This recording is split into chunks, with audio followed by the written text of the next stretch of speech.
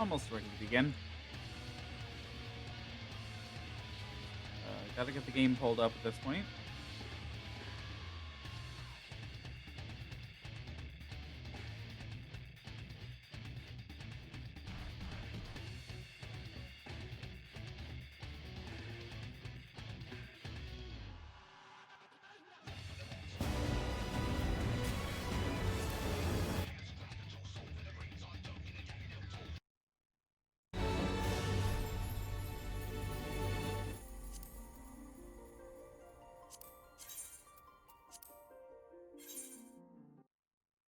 Okay.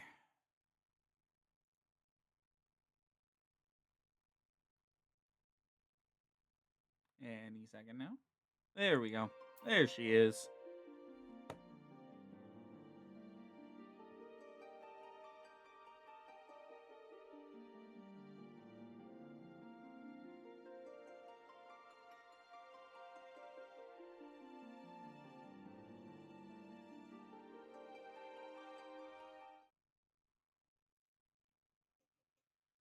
Okay, we've got a lot to do tonight.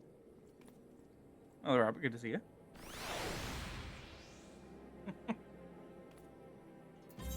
um, so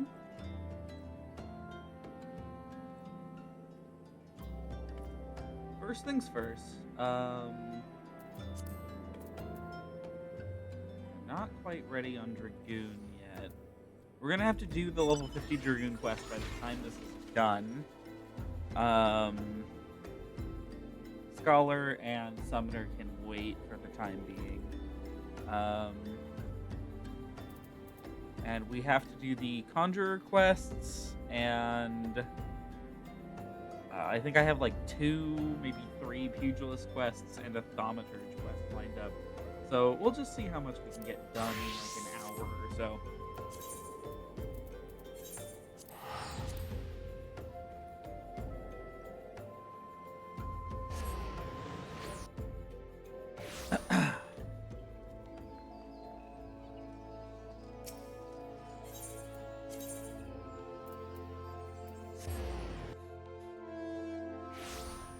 Okay.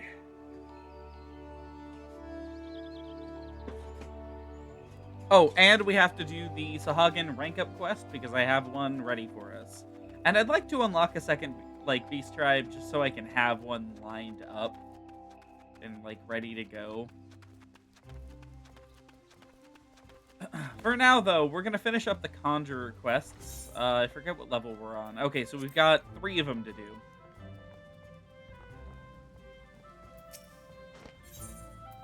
All right. Welcome, Miku. The tales of your deeds reach me even here in the cloistered heart of Stillglade Fane. Glad I am that you have come, for I would ask your assistance in a matter of some delicacy.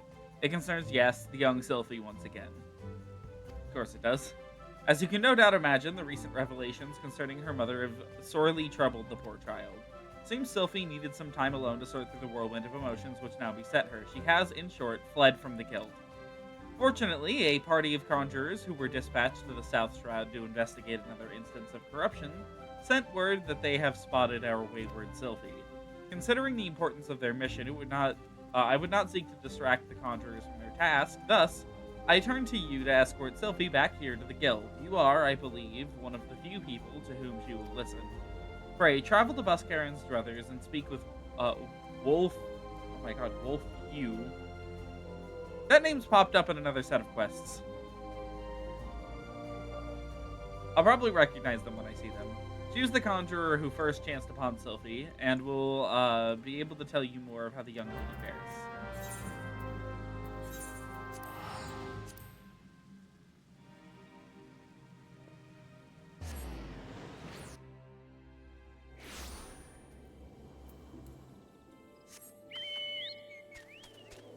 Okay.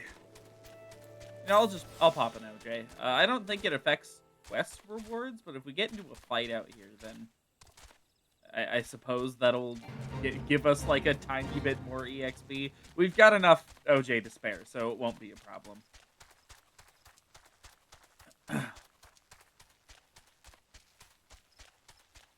I'm amazed that enemy didn't aggro on me. Wait, what level was it? 20. Okay.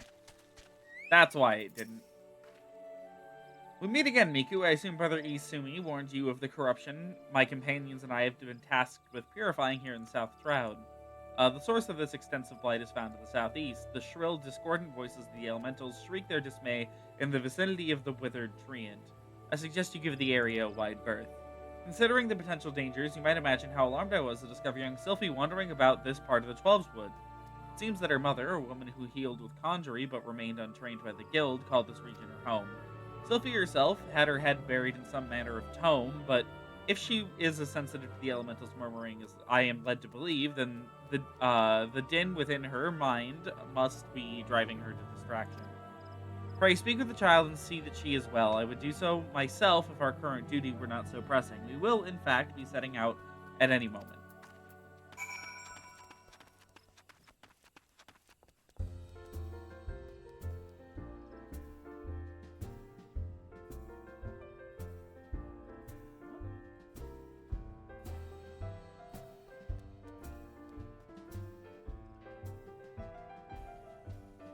Hold on, give me one moment.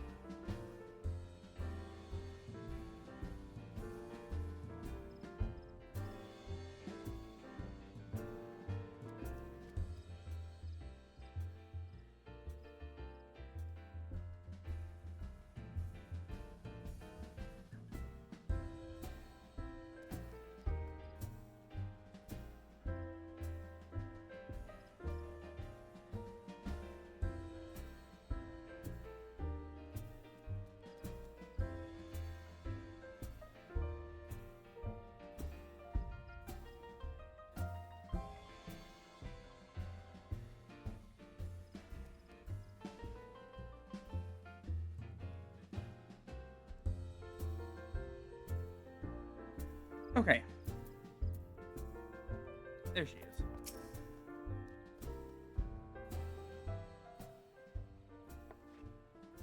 Migu? I should have known that Wolfie would tattle on me, and Brother Isumi sent you to take me back, didn't he? This is where my mother used to live, you know, right up until she passed on. Folk were grateful for the healing she offered. And this is the journal she used to keep. There's an entry that explains how nature becomes furious when conjurers use their art. How there are always more people wounded in battles when mortals abuse the power that is not theirs to take. My mother refused to draw on nature because she was scared of making it angry. She wouldn't lie about such things, and I want to do what she would have wanted. I'm going to stop using Conjurer altogether. Okay. Well. Ugh.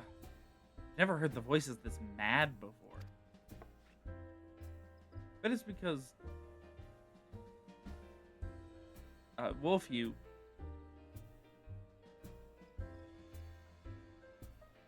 Sorry, I think my dog is running around in the hallway.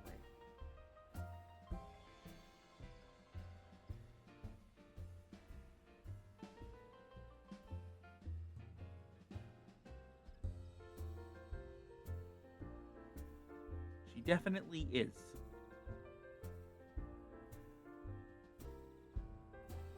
Anyways, Wolfie and the others overusing their art. We have to go and stop them. Oh, okay.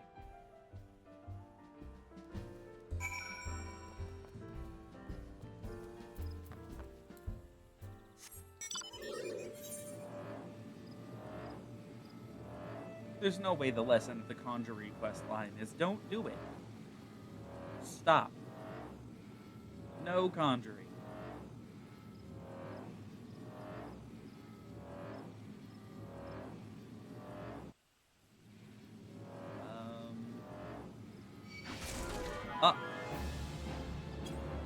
Okay, there's still a couple enemies that are able to aggro on me here.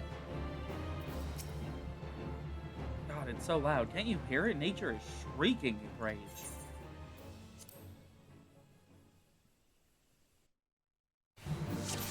Oh.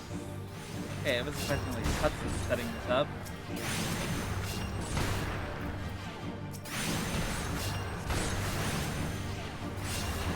Luckily, we're here to save the day with more content.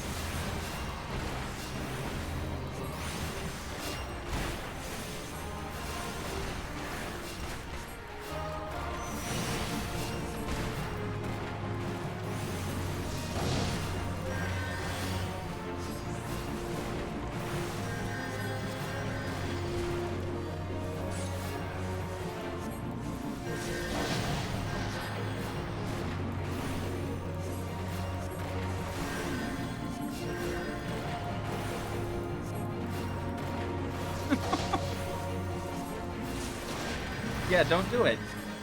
As even if it seems super fun, you shouldn't practice Conjurer. Anyways, if you want to see more of this quest line, make sure to do plenty of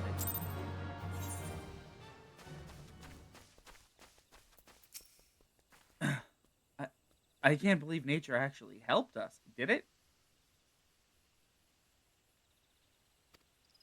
There's nothing scary about it at all.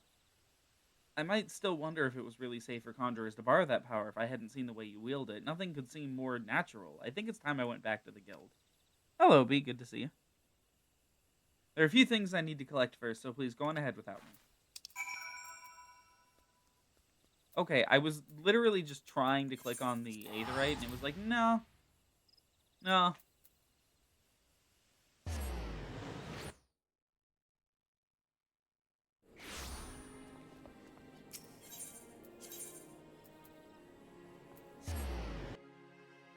One more quest, and then we're done with Conjurer for the time being.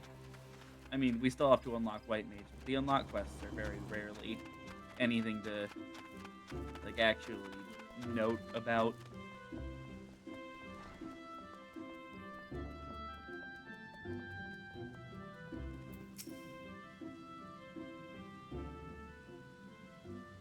Welcome back, Miku, and you also, Sylvie.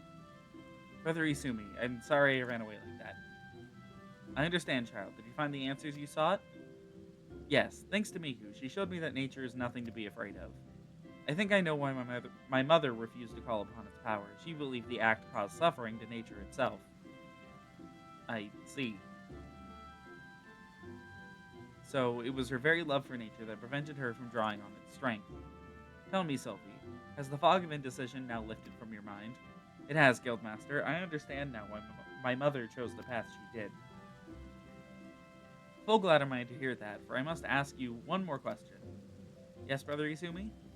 When you first witnessed Miku cleanse a corrupted element, you mentioned hearing voices. How exactly did they sound?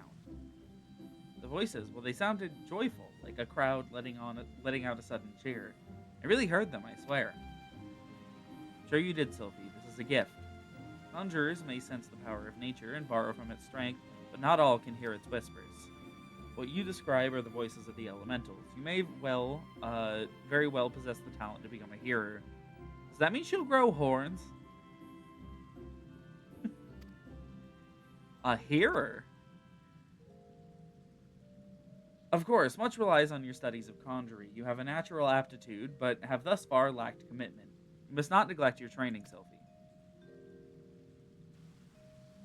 Putting aside such matters for a moment, I'm curious to hear about the disturbance you observed at South Shroud. Miku.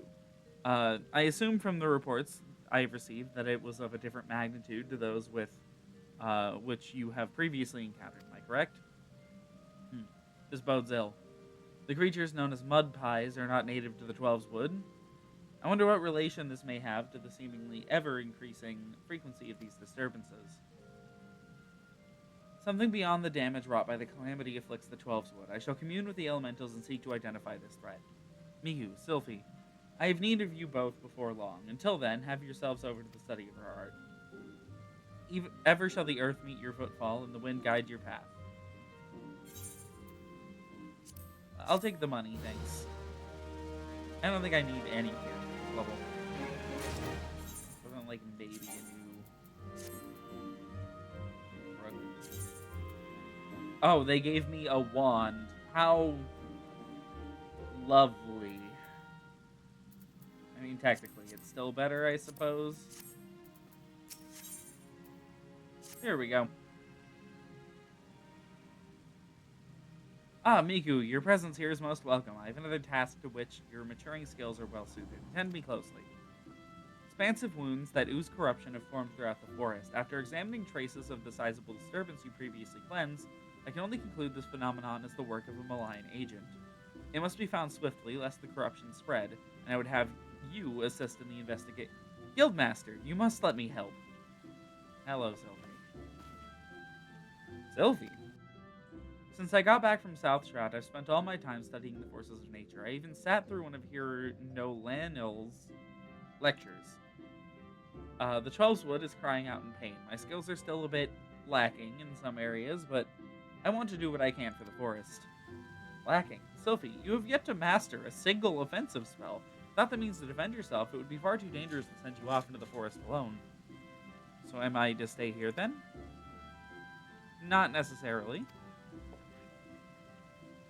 Miku, with your consent, I would have Sylphie accompany you here once more. I do not propose this arrangement solely with her safety in mind, given the nature of the investigation. It is like that Sylphie's innate talent for hearing will prove as useful to you as Conjurer will to her. There is much you might accomplish together. Sylphie, you are not to approach any sources of corruption without Miku at your side. Do I make myself clear? And should you chance to encounter the origin of these disturbances, do not initiate a confrontation. Too often, you allow your curiosity to overwhelm your good sense. Now go, and may the elementals watch over you.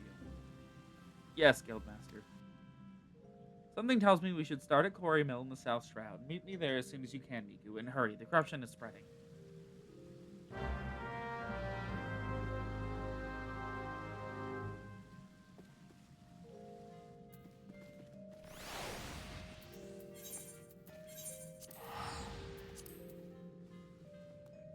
I don't really remember this quest, like, at all. So I know at some point in these quests we have to, like, there's like a solo duty in front of a giant tree or something.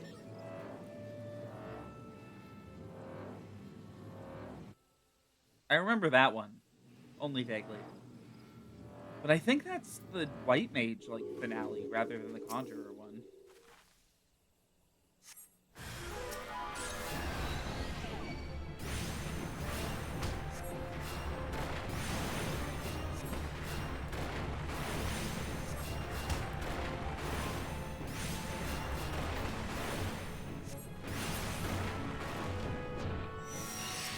There we go. That was brilliant, Miku, but it was only the start. The forest still groans in pain. I can still hear it. It's coming from the north. No, northeast. Let's go and have a look.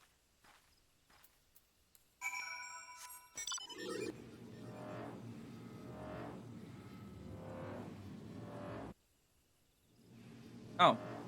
No, that's directly to the north.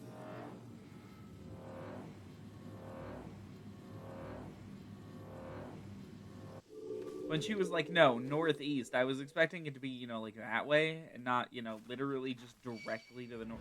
Fuck you.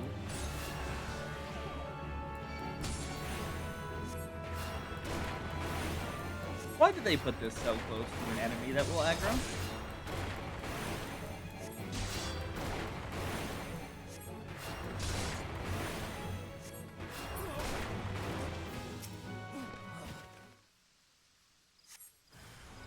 Alright.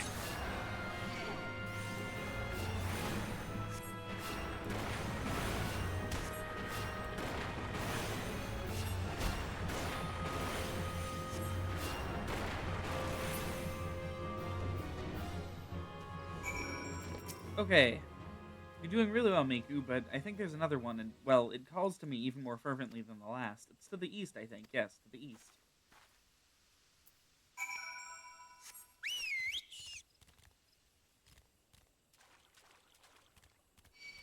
Okay, okay.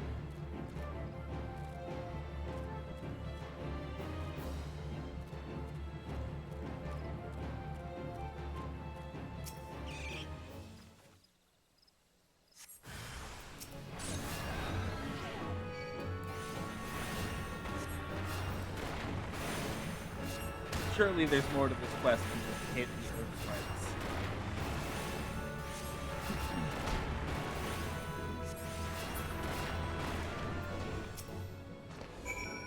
Nice work there. The earth feels healed, and yet there's another disturbance, and it's big. Really big. It's hard to describe, but it feels sort of wrong, or I think that might be what's causing all this. I know Brother Isumi said we weren't to confront it, but we can't just let let it corrupt the rest of the forest. Oh my god. And however powerful it is, it can't be any more powerful than you. You're amazing. What I mean to say is I'm willing to risk a scolding if you are. It's not far from here, somewhere to the southeast, I think. Shall we at least have a closer look?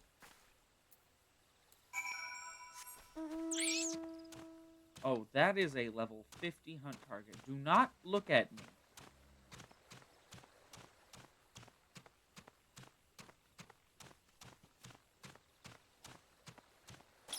Okay, yep, she's shimmering.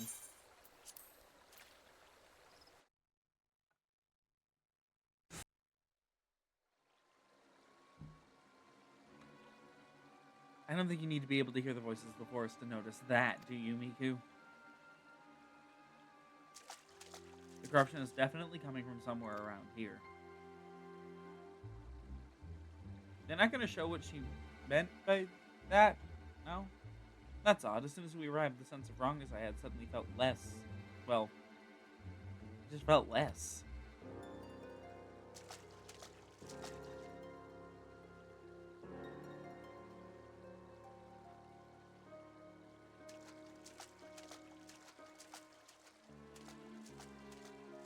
It's almost as if it's holding its breath or hiding.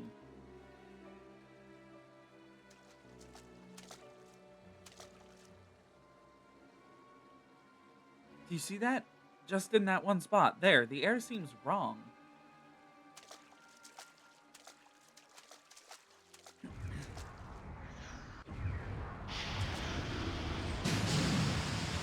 Yeah, okay, it's a void scent. That makes sense.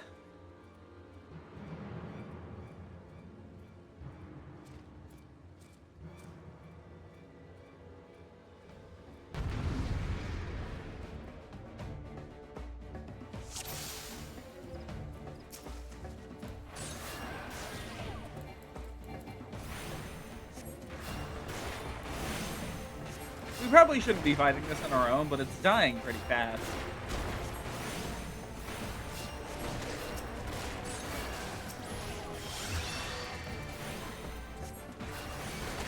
Oh, just gotta...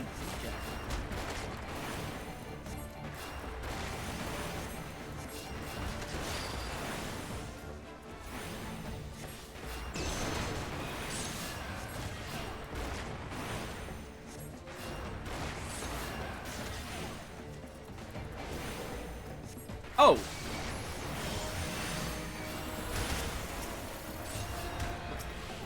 Uh-oh.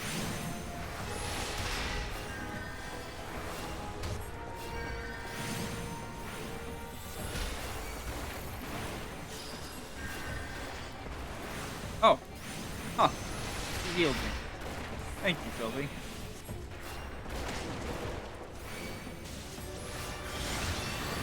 Okay, that's all we needed to do was kill that one.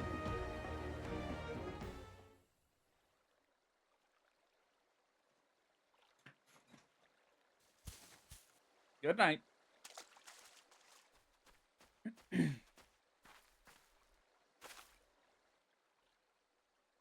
Oh. And she's lost it.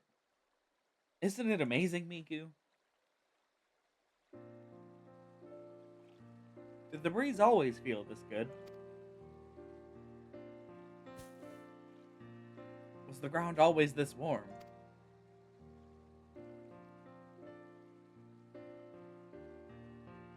So glad I finally understand. Just wish I could tell my mother how incredible nature feels.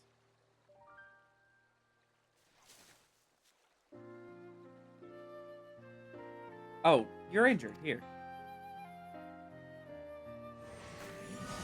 You shouldn't do that. Okay. Don't worry, healing doesn't drain me anymore. Not since I learned how to borrow from nature. And I have you to thank for that, Miku. Let's return to the guild. We have to explain everything to Brother Izumi.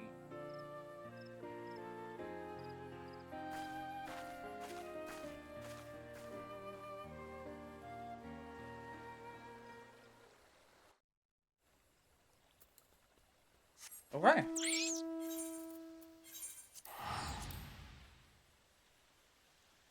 We just have to unlock White Mage now, and then we can work on the Sahagin stuff. And then we can start MSQ for the last time in A Realm Reborn. Well, I keep saying it's the end of A Realm Reborn. We're at the end of the base game. There's still more A Realm Reborn.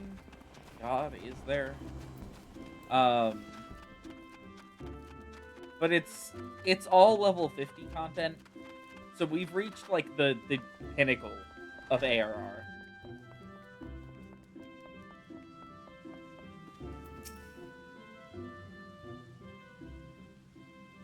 Welcome back, Miku and Sylphie. Our mission was a success, Guildmaster. Right, I take it the two of you conspired to defy my orders? Well, the forest was suffering. We couldn't just walk away. It's not Miku's fault, it's mine. It was all my idea. I take full responsibility. Calm yourself, child. You did nothing I did not foresee. I am of no mind to lecture you. Indeed, Gridania is indebted to you for your heroic deeds. The corruption born of Akuman had taken root in the calamity-weakened soil. There's no telling how much further it might have spread had you not defeated the creature. If I'm not mistaken, Sylvie, you succeeded in drawing upon the energies of nature during battle. How did you... Yes, I did. I'm not really sure how it happened. I just remember thinking how badly I wanted to help Miku, and then suddenly, I felt the power surging through me. That is as it should be. One does not simply choose to borrow from nature's strength. Mind may command only that which the heart permits. In your desperation to help your friend, you opened your heart to nature, and nature responded to your need. But we must not forget your part in this, Miku. It's clear to me that your journey with Sylphie has brought you still closer to the pinnacle of our art. I believe you are ready for the last of my teachings. Thus, it is with great pleasure that I pass along another of our guild's magic. A more potent form of the cure spell is now yours to command. I have no doubt that it will serve you well in your continuing endeavors. Wheresoever you go, nature will go with you, my friend. Ever shall the earth meet your footfall, and the wind guide your path. And there we go. I don't think we need any of this. We have a new cane, though.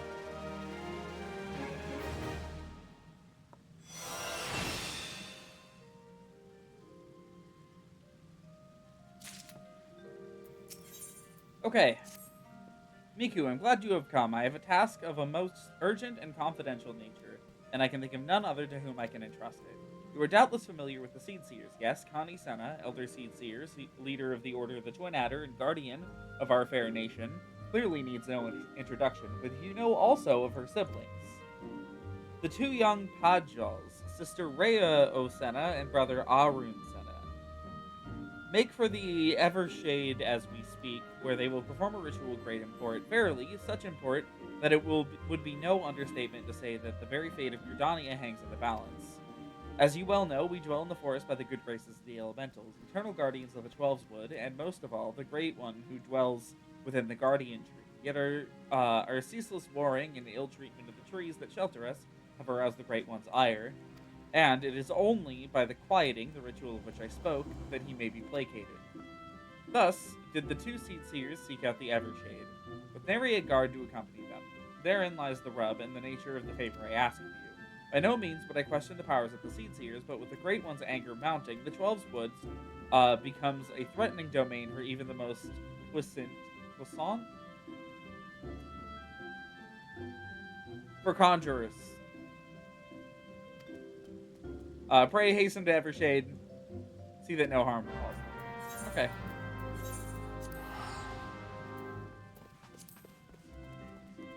Should probably, like, equip this. The new cane we've been given.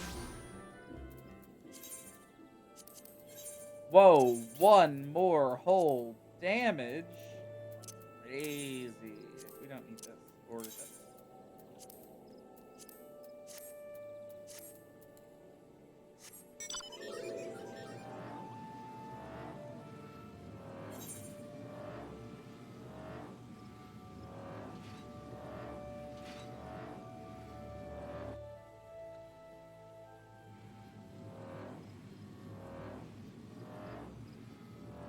They're sending us up into the trees. Of course they are. Or I guess up above this cliff.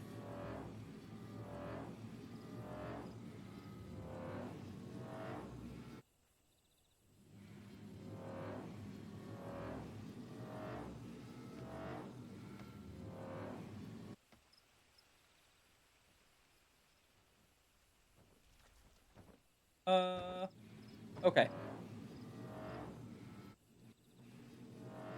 Where are they? There they are.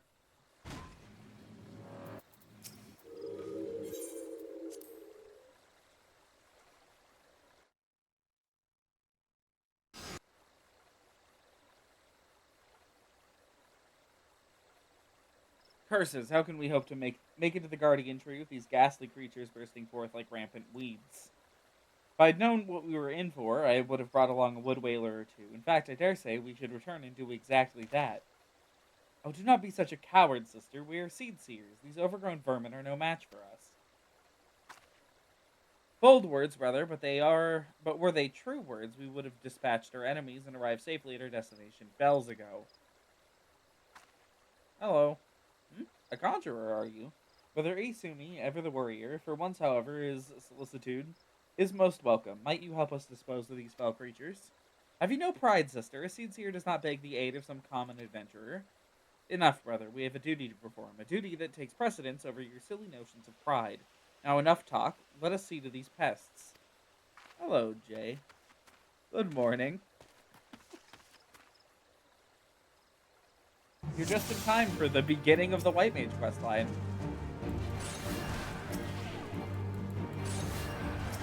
We've got the Sennas around.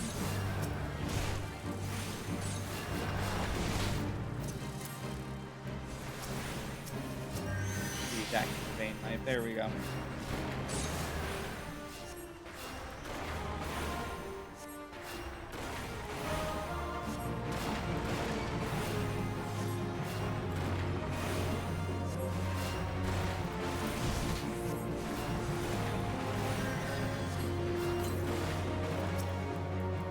I love this little slug creature that's walking over here at like 2 miles an hour and also silencing me, apparently.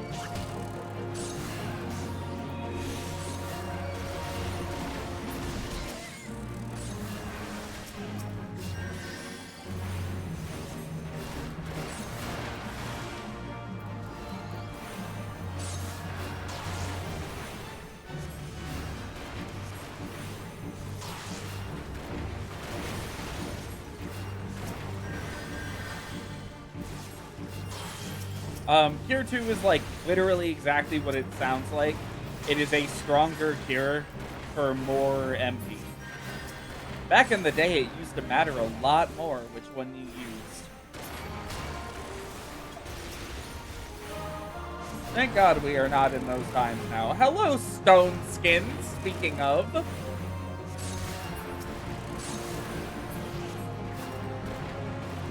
Bad times. Bad times that we had to worry about Stone Skin and Protect and all that garbage.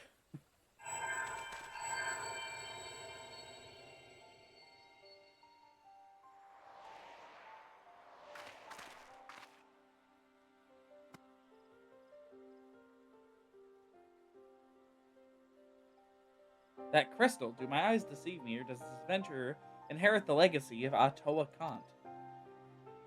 What did you just say to me? Let's see, hold on. Okay. Oh.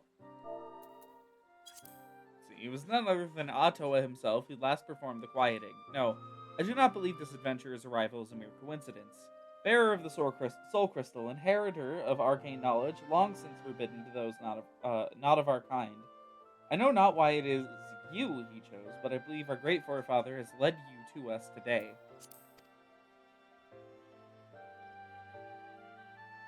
Ancient tradition dictates that the quieting be performed by 3 Podjals. But I misspeak. Rituals to be performed by 3 white mages.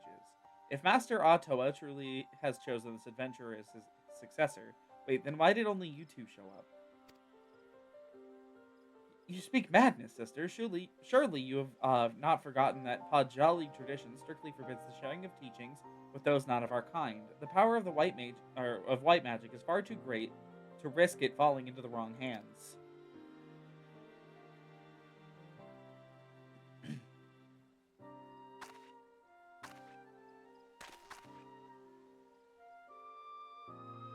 And so you would uphold tradition merely for tradition's sake, even at the risk of incurring the Great One's wrath and bringing disaster upon our forest home?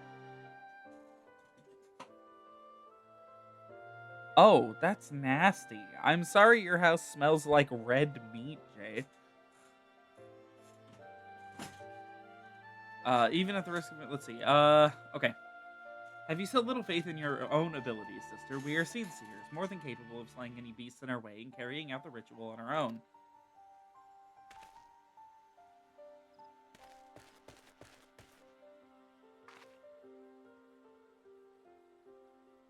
Ugh, this petty bickering is getting us nowhere. Adventurer, I'm sorry to trouble you with our silly sibling squabbles. If you've the time, I would speak to you or with you further, but not here. Come to Camp Tranquil and come quickly. Time is of the essence.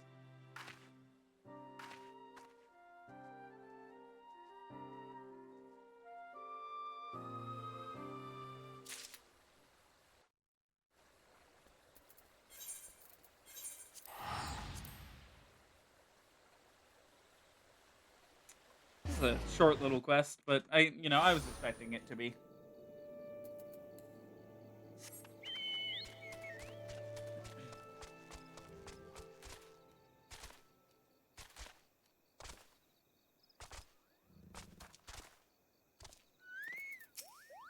Thank you for coming, adventurer. Forgive my brother's rudeness. He cannot help that he was born with a head of solid stone. Anyways, I do not believe we have been properly introduced. I am Rhea Osena, a Podjal, as you can see, and sister of the Elder Seedseer. You are Miku, yes? Brother Isumi has spoken of you, and most highly at that.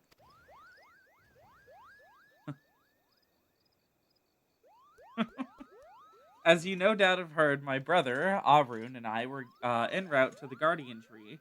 There, the Great One, by whose graces we dwell here, resides. The greatest of the Guardians when at peace, a destructive force that knows no bounds when angered. As the Great One goes, so goes our fate. The creatures you helped us dispatch, doubtless they, too, were roused to hostility by the Great One in his anger. You need only look around you to see the forest grows more and more threatening with each passing hour. So it is that we've traveled to quell the Great One's fury, to perform the quieting. In the days of old, the ritual was, without fail, performed by 3 white mages. With our elder sister occupied with her many duties, my brother and I thought to attempt it on our own. Arun was quite confident, but I had my doubts. It was then that you arrived, and shortly thereafter became one of the chosen few to be gifted with the White Mage's Soul Crystal. 'Tis no small honor. That gem marks you as an inheritor of the magic of our ancestors. My brother's pride may blind him, but the signs are clear as day to me. You are not Pajali, but Atoa Kant, meant for you to be here today, to perform the ritual with us. Atoa Kant is known as to all as the greatest mages in our history, but even more so, he was known for being something of an eccentric. In defiance of tradition, he bid farewell to his forest home, wandering the realm and healing the wounds of the land and its people wheresoever he went. A most admirable cause, yes, but alas, Atoa was never to return. He perished in a far-off land, having taken no apprentices. His legendary powers were lost to us for eternity, or so I believed until I met you. And yet, for all his stubbornness, there is some truth to my brother's words. Ancient laws forbid us from sharing the teachings of white magic outside of our own kind. There are reasons for this, which I would share with you when the time is right. There are many who would not approve of this arrangement. Still, I'm convinced that it is Atoa's will that we bring you into the fold, and so I welcome you, Miku of the White. I can feel the Great One's fury welling up even now. Time is short, and yet, while you may have been chosen by Atoa, I fear that your journey as a white mage has just begun. Return to me when you have further honed your skills, and we shall proceed with your training.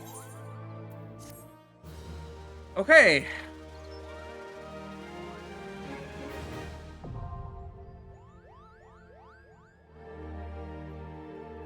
Yeah, we have to watch the cutscene where we throw the stone around. Yep.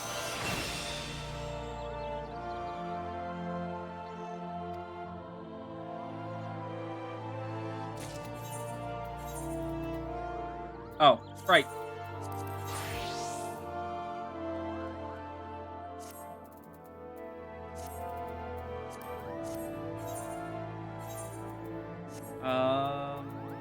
Presence of Mind can go, like, here. I don't really use it super often.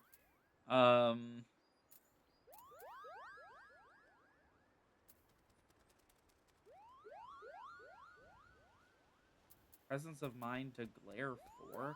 I don't play enough White Mage to know what that means. What is Glare 4? This one. Can only be executed while Sacred Sight is active. Okay. I don't play a lot of White Mage. I don't really know how this class works, so.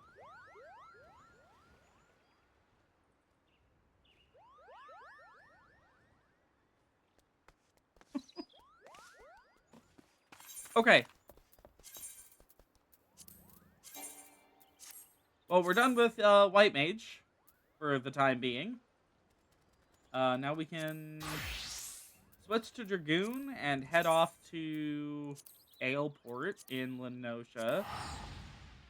So we can do the third Sahagin Quest? I think it's the third one.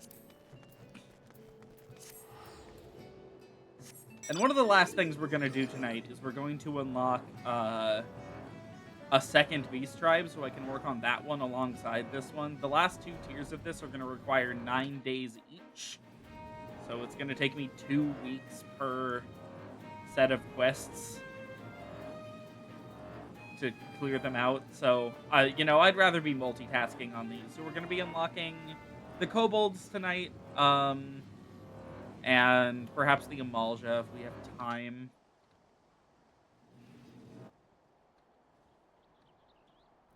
And the Sylphs eventually, probably a little bit later than the other two.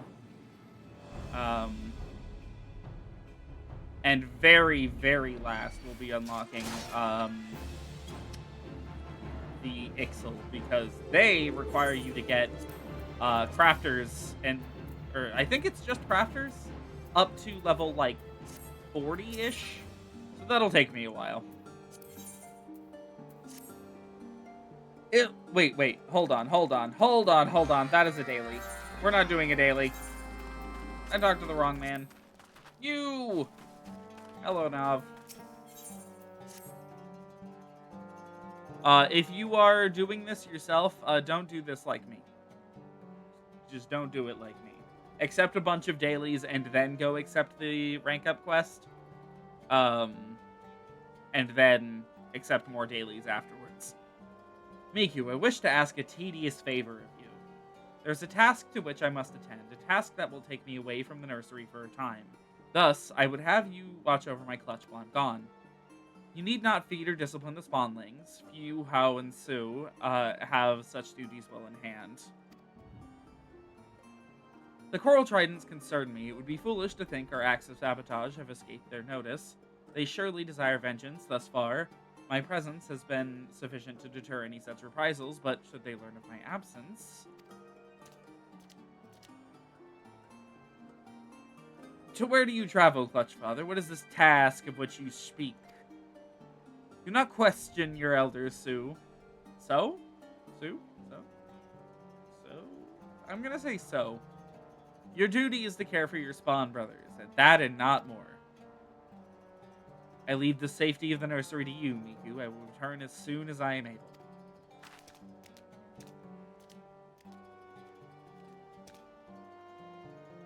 But Clutch Father... Okay. We're babysitting.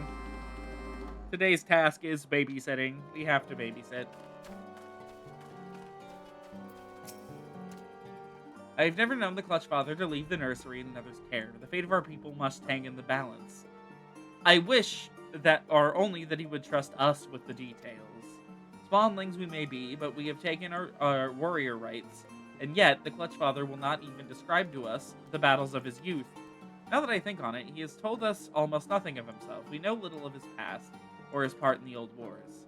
Will you do something for me, Miku? I want you to find out about this vital task. That took me a second to actually read. Holy shit.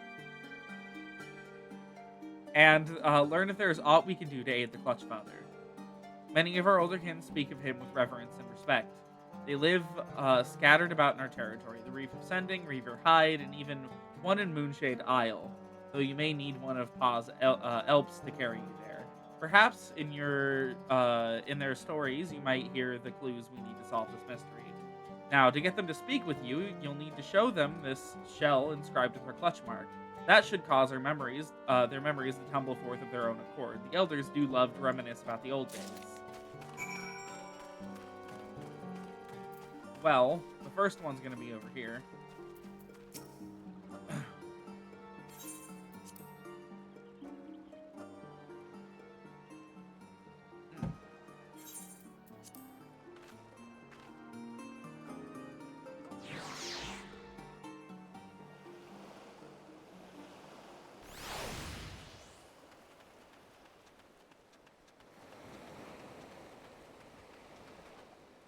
You.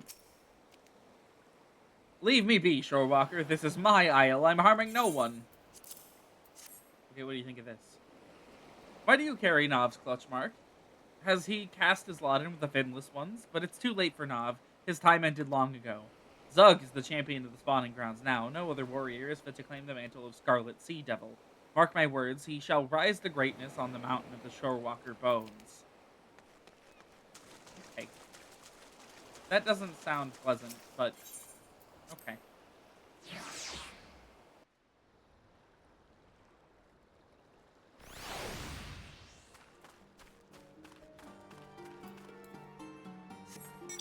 Let's see. Where are the other two? Oh, God. Okay. This would be much better if we could fly, but we don't unlock fly until the end of the night.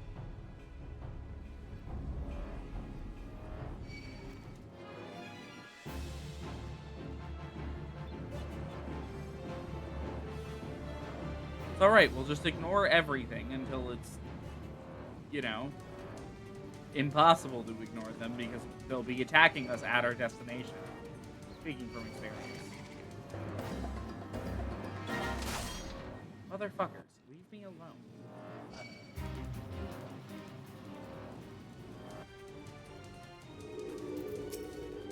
Okay, never mind.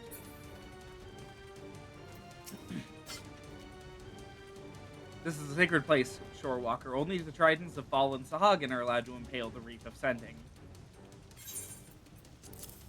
Okay, but what about that? Oh my god.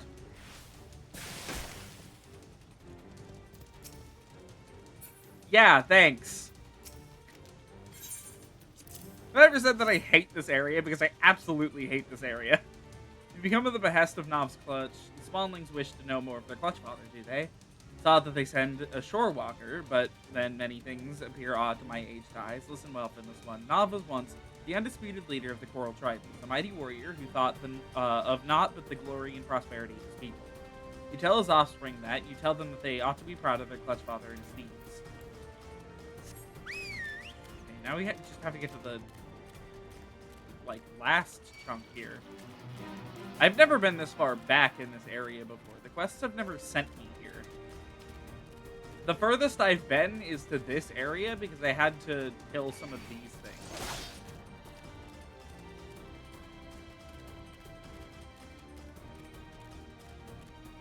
Oh, please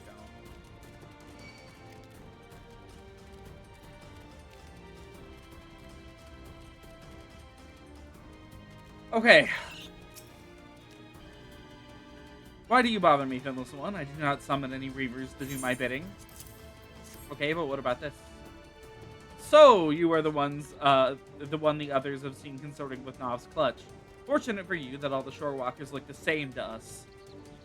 If you come seeking your Sahagin friend, I hear Nov has come to the parley with Zug and, in the Serpent's Tongue. I can only guess at the subject of their discussion. Here, take your shell back in this one. Alright, back to the nursery.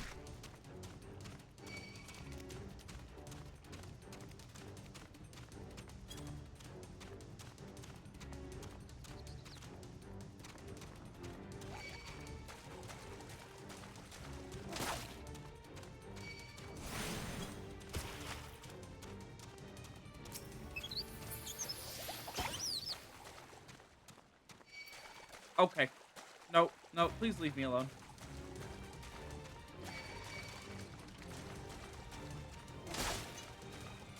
Yeah, this past week, I put in a lot of work on the VODs of this to make them far more watchable. Most episodes are now, like, partitioned out. You have chapters that you can select from.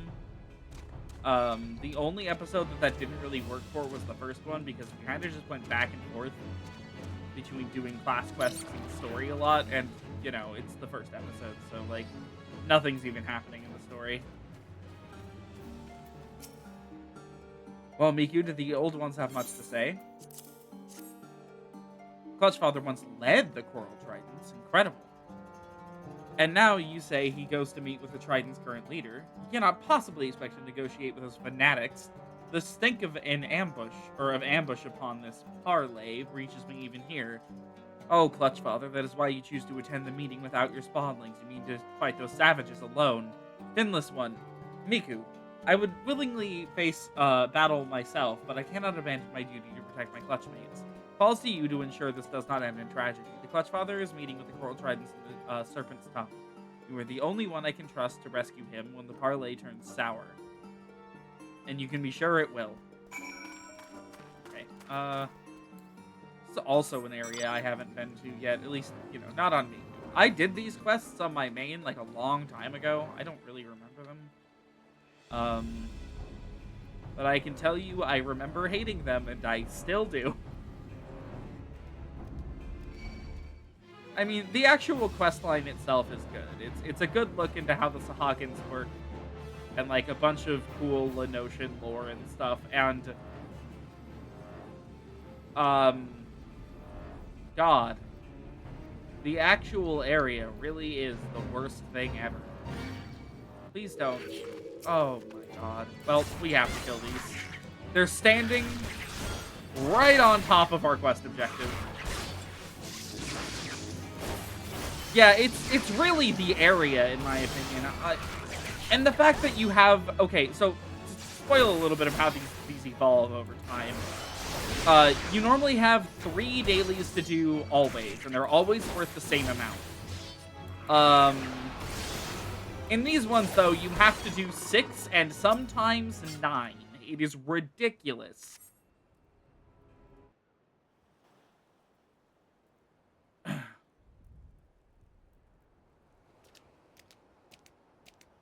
Hello, ass shot of Nav.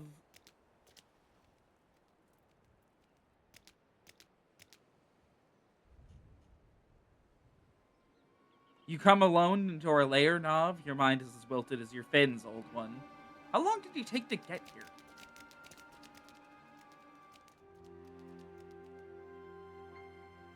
Fair greeting to you too, young Zug. You have no right to call me by that name. Just realized this guy shows up in the MSQ at some point. And I thought it was kind of dumb how like goofy his hat was, but I see now it's because they pulled it from a Realm Reborn class quest, or not class quest, tribe quest. I'm the Scarlet Sea Devil. Enemies of the Coral Tridents tremble at my coming. You do well to show some respect. Calm yourself, Zug. I did not come here to trade insults. I wish only to talk. Have you thought about our future, Zug? The future of the Sahagin? Have you seen how our people fade into darkness like the evening sun sinking below the ocean waves?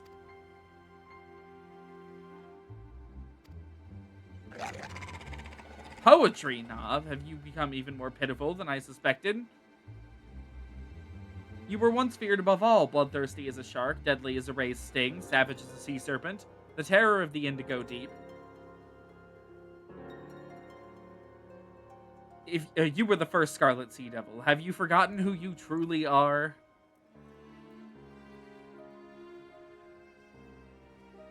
I consigned that title to the deep long ago, along with my heinous past. I really loved, like, the big reveal, like, oh, there's a guy named the Scarlet Sea Devil, and you're helping out a bright red Sahagin. Who could it be?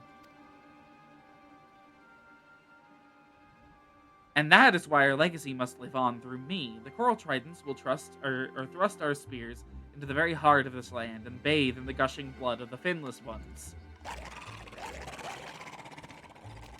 If we lack the territory in which to spawn, then we shall take it by force. Our offspring will thrive on sand that has drunk the life waters it's spilled from our enemies. I see my words are wasted on you. Is it so hard to understand, Zug? What is needed right now is diplomacy, not war. Your hubris will doom our spawnlings to lives of violence and misery, without the edge, or with the edge of a soldier's blade, the only sure case. The only one doomed here is you. Did you expect to leave here alive, Nav?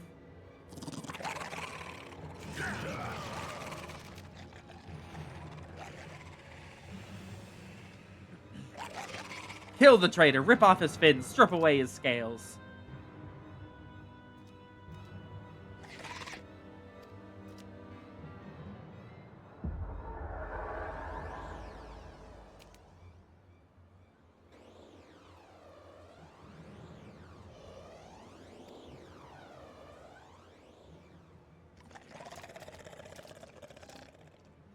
You said he was weak now, feeble.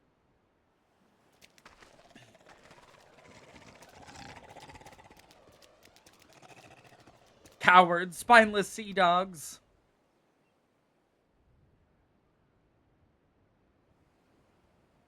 Return to the shallows, Zug. You were not ready for the ocean deep. This is far from over, old one. As the infirmities of age claim your vigor, I shall only grow stronger. We shall see which of us is remembered by history as the true Scarlet Sea Devil.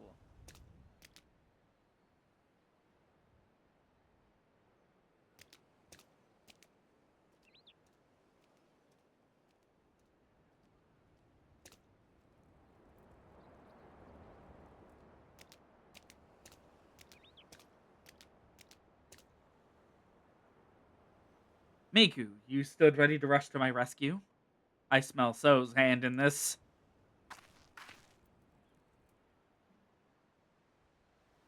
Yet I think of him as my little spawnling, but his instincts are those of a warrior grown. My strength is not dimmed so much that I need to cower behind the fins of my offspring. But you have my thanks all the same. Come, let us return to the nursery. It would not be wise for you to linger here.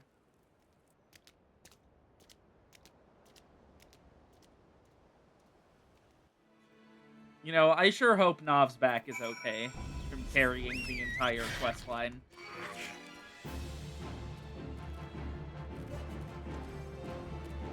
He's a fun character, and one that you never see after these quests, so...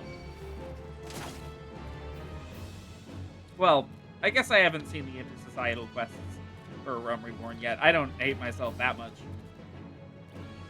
Or at least I didn't until I started planning these streams, and now, well, you know, here we are doing the Sahagin quests. Always a joy. An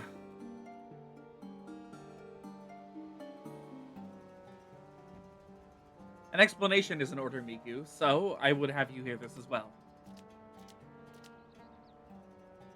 I am listening, Clutch Father. There's much I have kept from the Clutch, but the wreckage of my past cannot stay submerged forever. It is time I tell you my tale. 15 years ago, I led the Coral Tridents in countless acts of piracy.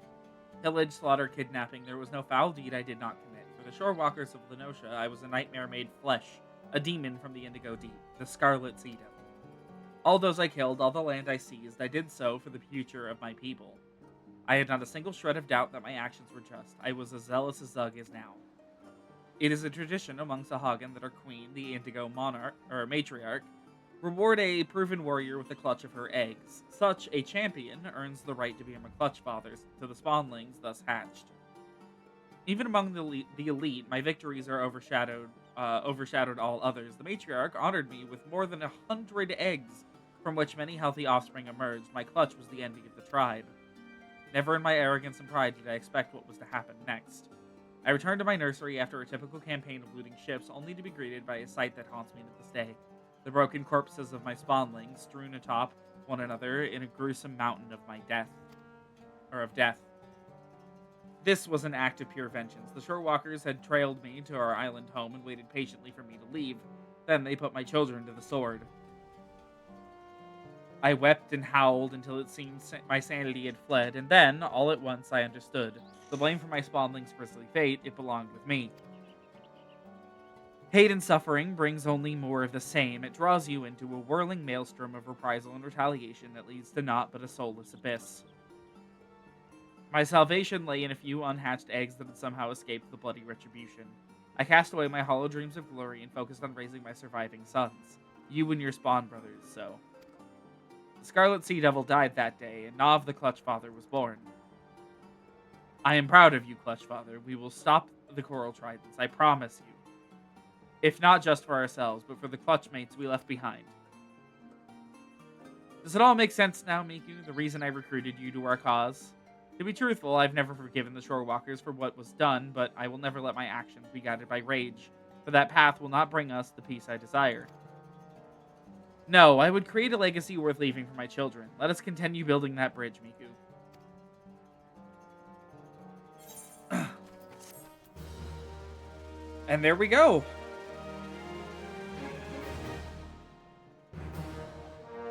Achieve the friendly reputation.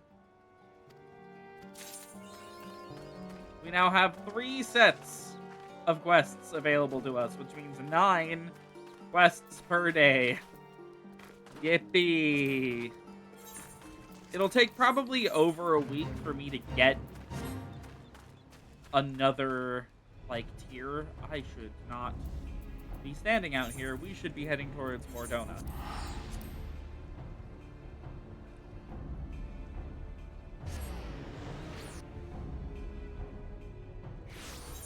We have 2 more quests to do for Nav, and then we're done. So, hold on. What level is this quest? 46?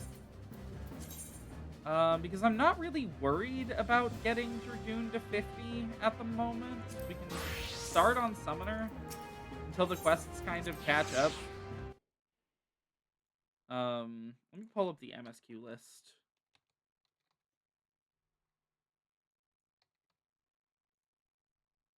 Just so I know where we are. Okay, there we go. So, we are on every little thing she does is Magitech. Oh, never mind. Okay, we need to prioritize. What the fuck happened to the end of the MSQ? There are 0 level 47 or 48 quests. Neither of those quest categories exist at all.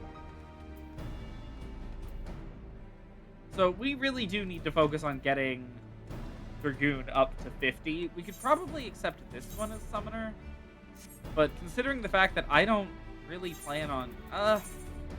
no, it's probably best if we do at least a couple of these as Summoner. The servo mechanism is now fully functional.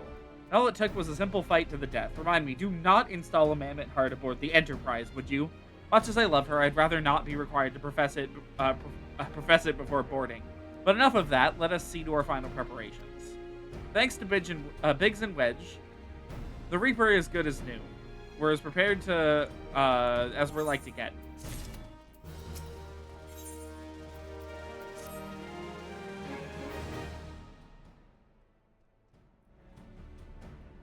How go your preparations, Miku? We leave as soon as you're ready. Glaumbund, you came. I thought I'd give you all a roaring send-off. 'Tis the least I can do for fine men and women what are about to make my lifelong wish come true.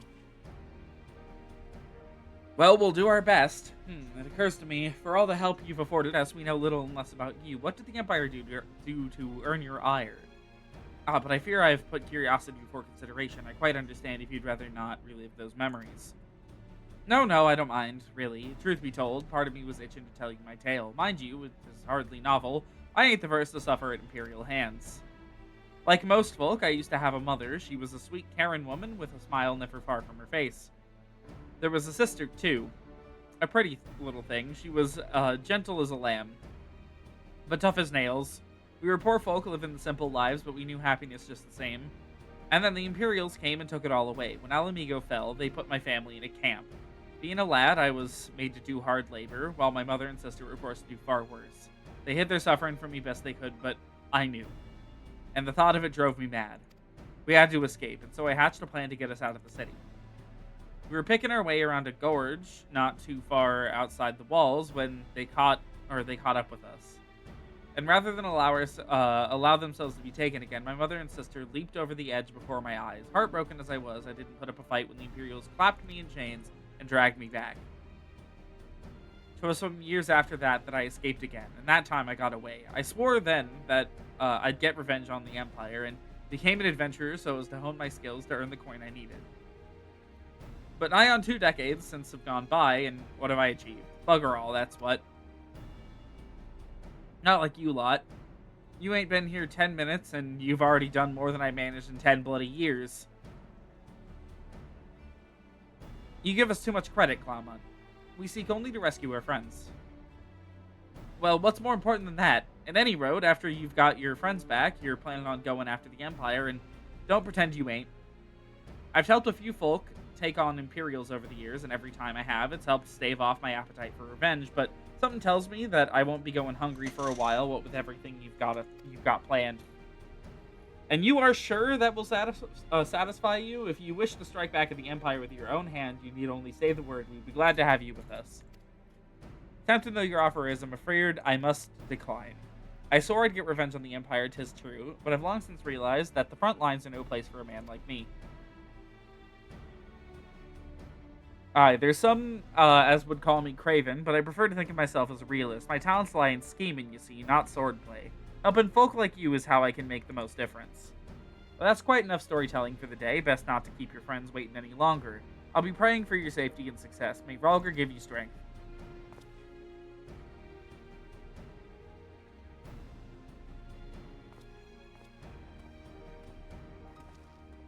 Wherever the Empire goes, misery invariably follows in its wake. For the sake of all who call Eorzea home, we must put an end to Gaius' ambitions. But first, we have friends to rescue. Biggs, Wedge, and I will lie in wait east of Castrum Sentry, just outside the Stronghold's patrol perimeter. Join us when you're ready. Oh, and don't forget to wear your disguise, or this will be the shortest rescue mission in history. Alright. It's getting a little warm in here. I should open my window. Ugh.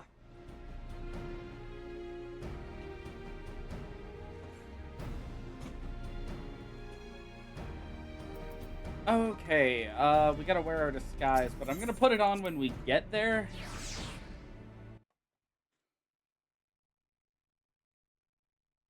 Yeah, we are 7 quests away from the end of A Realm Reborn. And I've only just remembered why those quests are gone.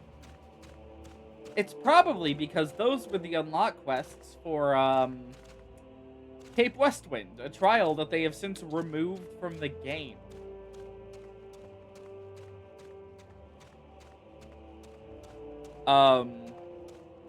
Cape Westwind was the hardest trial in the game. It was the first 8-man trial the players unlocked, and he melted in 40 seconds flat, and had no mechanics worth paying attention to. I don't know why he's like that. Okay, if this fucking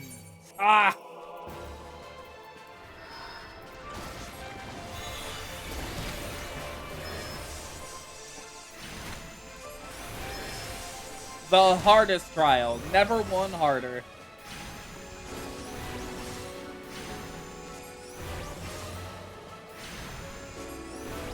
Yeah, it had nothing in it. It was a nothing trial.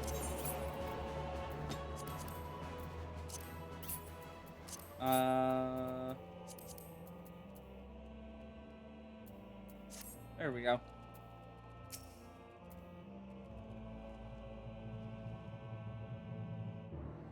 Yeah, they really underestimated the item level shift from 48 to 50 is what happened. So any player that had been level 50 for longer than 5 minutes melted the poor thing. Yeah, there was a really big cleanup for a while there.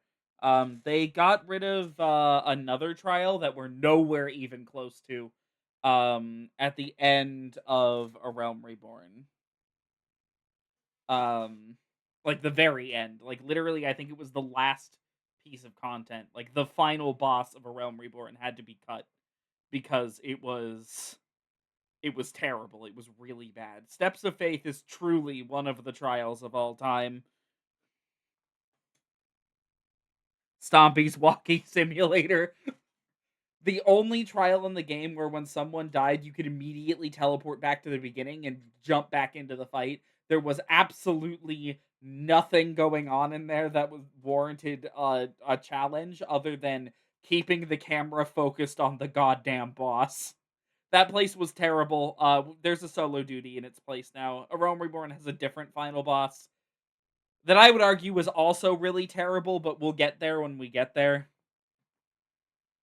Forgive me for saying so, but you look rather fine in black and crimson. Definitely your colors. But now is not the time for jests.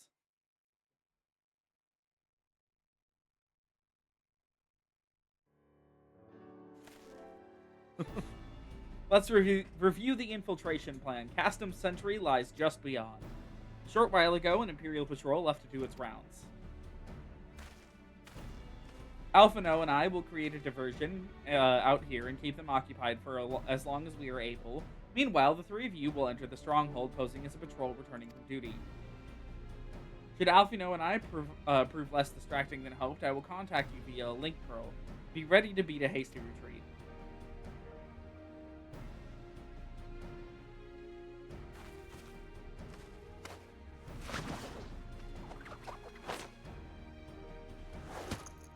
I love these two. They're great. Wedge will lead the way in the Reaper. Stay close to him. And I hardly need to tell you this, but don't do anything suspicious. Oh, and lest you wonder, Ida and Ishtola left shortly before you arrived. We had planned that they should linger in the vicinity to cover our retreat in the event that Alphino and I attracted too much attention, but the approach of an Imperial vehicle forced us to improvise.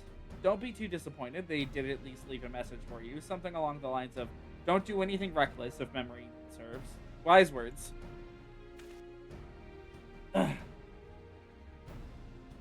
Alright, the Imperial Patrol should be returning any moment now, you'd best be off.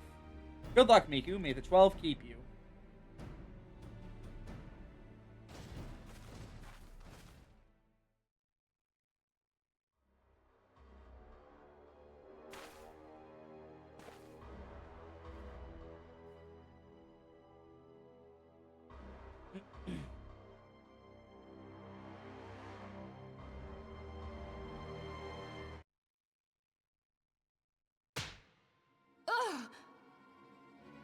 You have spirit. Hello, Olivia. That I will allow.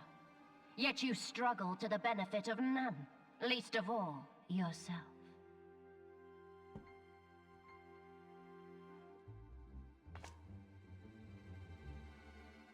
This echo of yours intrigues us. We desire only to understand it, and for that we need your help. You wish to be rid of the icons, do you not? You would have saved yourself a great deal of torment had you accepted our aid from the beginning. From the beginning. Livia definitely suffers from only ever having been voiced in A Realm Reborn syndrome. Tell me everything, and I shall end it quickly. Refuse, and though you beg for death, you shall not have it. Which will it be? As you wish, my dear Minfilia. Unpleasant though it will be for all concerned, you leave us no choice but to employ more rigorous methods of study. Be so kind as to deliver the prisoners to Castrum Meridianum. Yes, milady.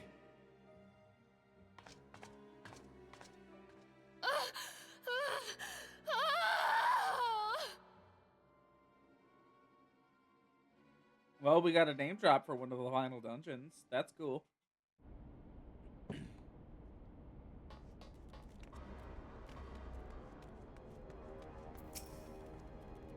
I best get back to my duties. The supplies aren't going to move themselves, and neither of the prisoners come to that. Oh, I have to... Oh, my apologies. I didn't notice you there. So engrossed as was I in my task. You being engrossed too, had the tribunus commanded you to arrange for the prisoners to be transported. What prisoners do I speak of? I mean, you haven't heard? Only the infamous scions of the Seventh Dawn, captured by the tribunus herself. If you don't believe me, have a look at the storage tower when next you pass that way. Well, thank you for telling me where they are.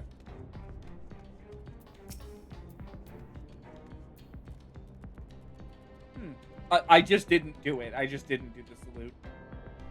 That's a fine salute. Part of the maintenance crew from the Occidents, are you? Welcome to Castrum Sentry, Engineer. What, prisoners? Ah, you've heard the rumors then. Yes, they're being held in the storage tower, but I strongly suggest you pay them no mind. You were summoned here to work, not to gawp at Eorzea's defeated heroes. Now, show a bit of enthusiasm or I'll have you reported. Okay. Ugh.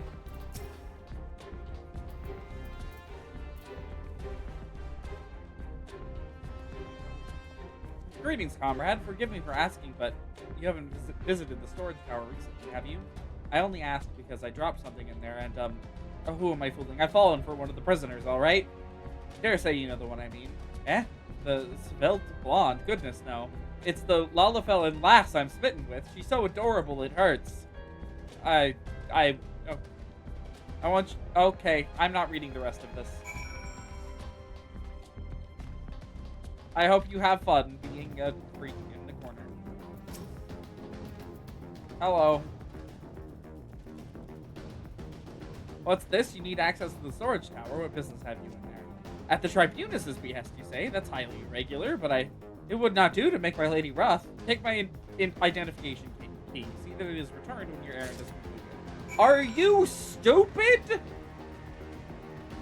Are you a moron? Why would you give me this? Security's tight, just as we suspected. We're going to need a special key if we want to get past this bulkhead. Yeah, I've got it.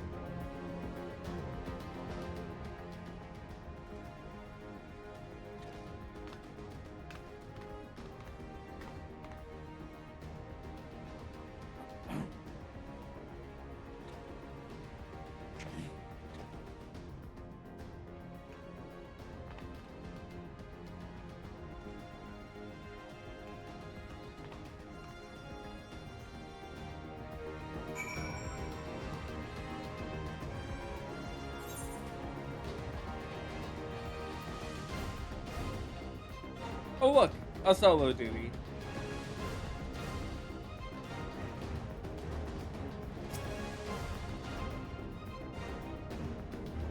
I don't remember this one at all.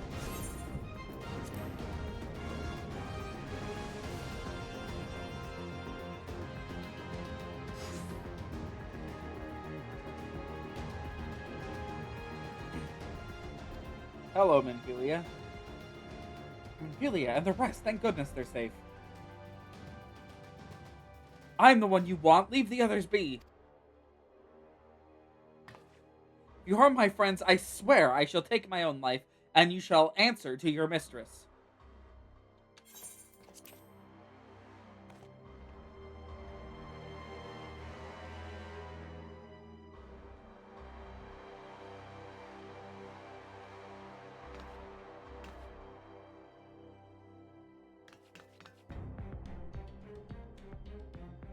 Tataru, we must do something. We risk letting the entire Castrum know we're here. Miku was calculating that risk. Ah, you're right. We may not get a better chance. Do you guys think you're hiding? This is the 3rd Squadron. What is it? A Reaper? Ceased when? And this cave built light only now? The culprits will have left a trail. Take as many men as you need and scour the area. I want that Reaper found. Now's our chance.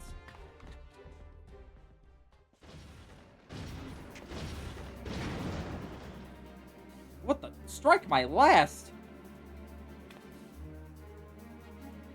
Eliminate the intruders. Okay. I don't think that's going to be happening.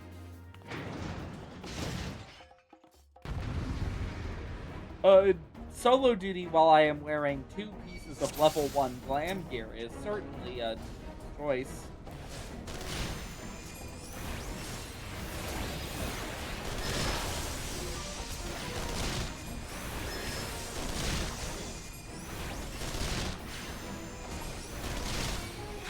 Oh. Excuse you?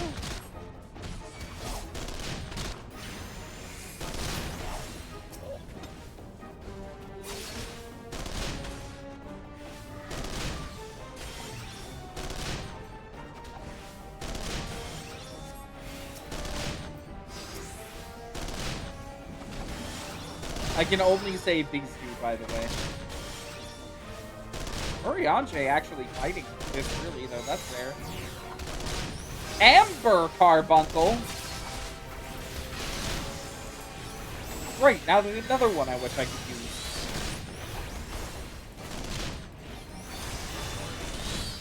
use. Later on, we're going to see 2 species of Carbuncle we can't summon. And it's driven me crazy for years.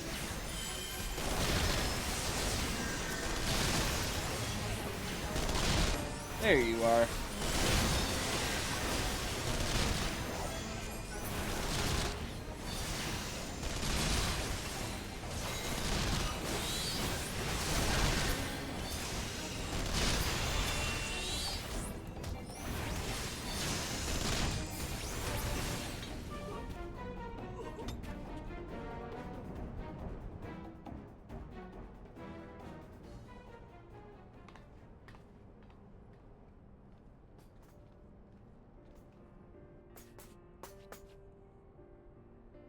Miku, I was so scared. It was foolish of you to come here. You might have been killed. But, thank you. I shudder to think what might have happened had you not arrived when you did.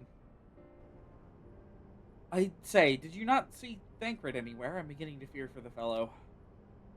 Oh. To linger here shall yield us no answer. Let us away, ere the window to our liberty close shut.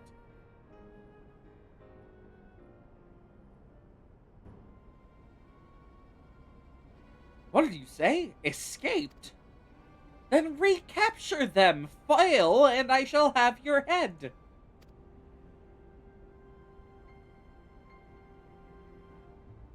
And what have we here? Well, hello, Ishtola.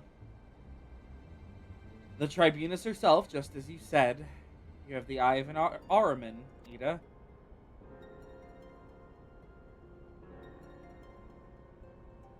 Well, she's kind of hard to miss in that showy armor of hers. Cursed scions. How did you slip our defenses? With unexpected ease, if truth be told. There chanced to be a commotion outside the Castrum's walls, which allowed us to avail ourselves of the comforts of your vehicle. Ishtola's just being polite. That was one of the most uncomfortable things I've ever stowed away in.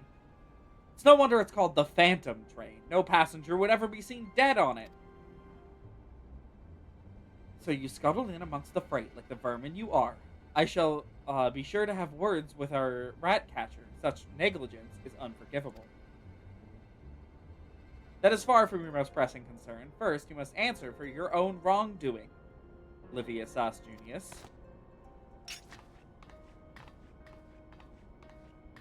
'Twas you who led the raid on the Waking Sands, you who butchered unarmed men and women for the crime of being unworthy of capture. You killed our friends, we'll never forgive you. Thank you, Ida. Nor shall we suffer you to plague Eorzea a day longer. We take you to your guard.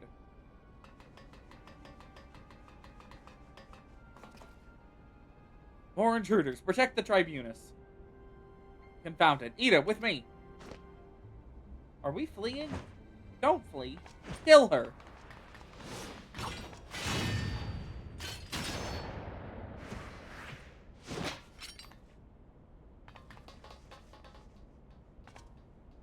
Was there a reason they came in here? Where is His Excellency? In the hangar, my lady, in discussion with our guest. Alert him at once. Yes, my lady.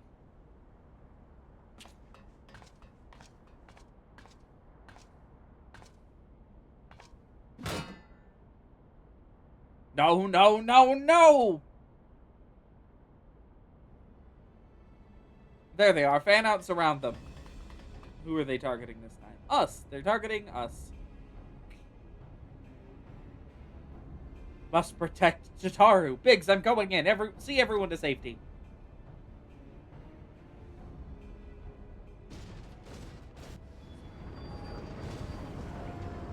No, Wedge, don't do it! Goodbye, Wedge.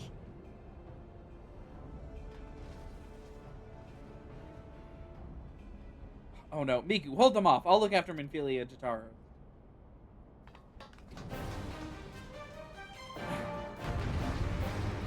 Oh wow, we're still in a solo duty. That's insane.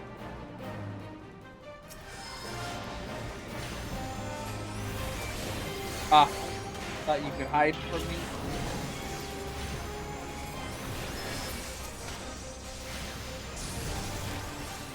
Oh, that thing is invulnerable. Why?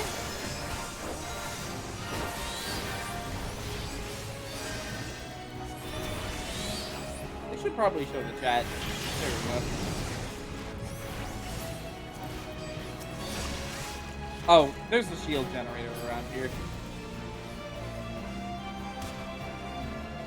There it is.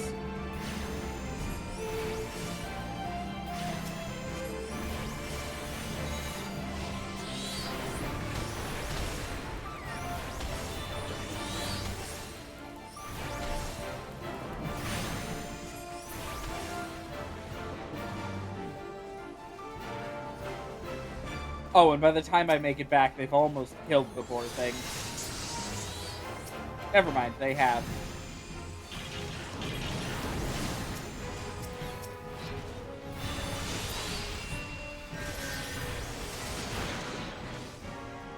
Oh, there's another one. Awesome.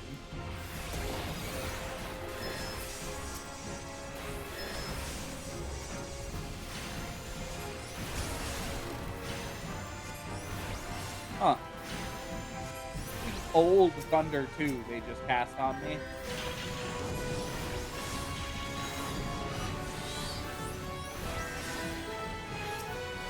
What? There's a third? Back here, maybe? Yes. So predictable.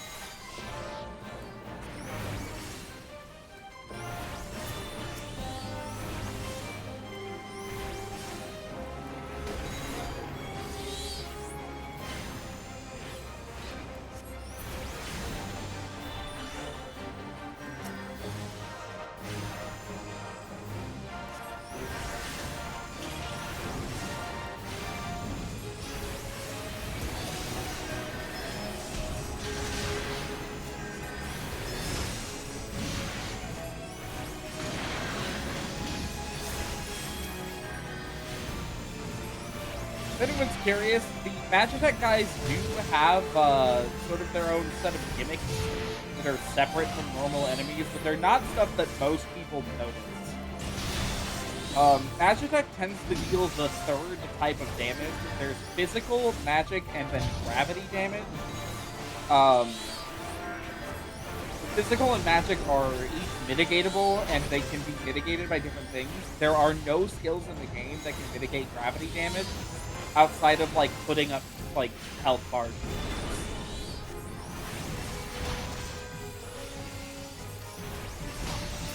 Oh, it's dead.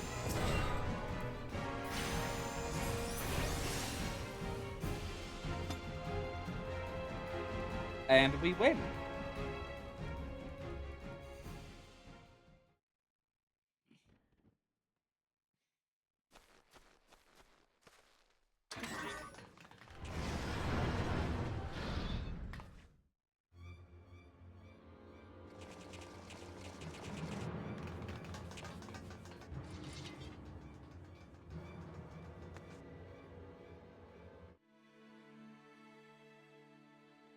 Why did we run towards a cliff?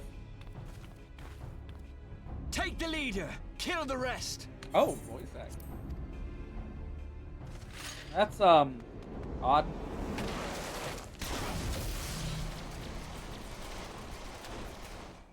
What the? The Astola! Pray, forgive us our delay. I think maybe that needed a second take. Thank you, Peter. Papolino, Minfilia. Ida! What took you so long? Well, it's nice to see you too.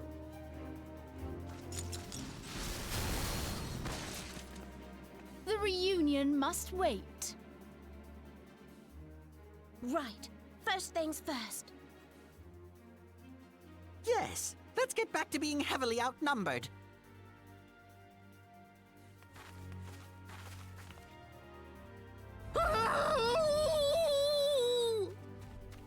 Oh, goodbye, Magitech armor. You ditched your Magitech armor. Fool of a Lalafell! Well, Yeah, the excuse voices are me. really She's all different than yours they if you are. think you can do any better.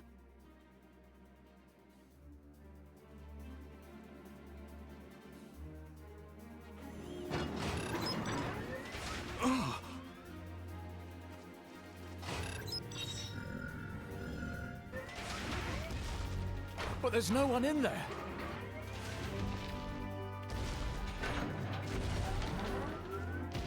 This thing's going berserk. Can you hear me? I need you to count to 5, then jump. Understood?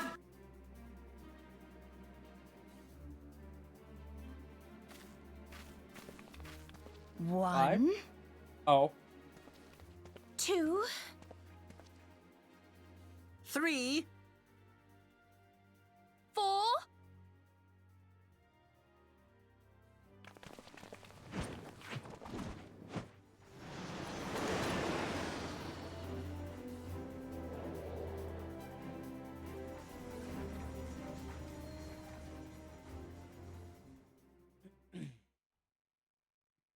I know not which is more pitiful, the charlatans who rule Eorzea, or the masses that clamor for their implausible panaceas. I see that which they cannot. This realm founders for want of a ruler with true power. The power to cast down icons. We're banned from If you saying 5, that's continue true. to deny this truth, it is the people who will suffer.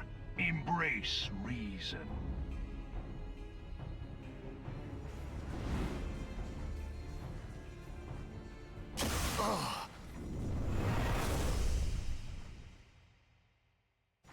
What in the 7 hells?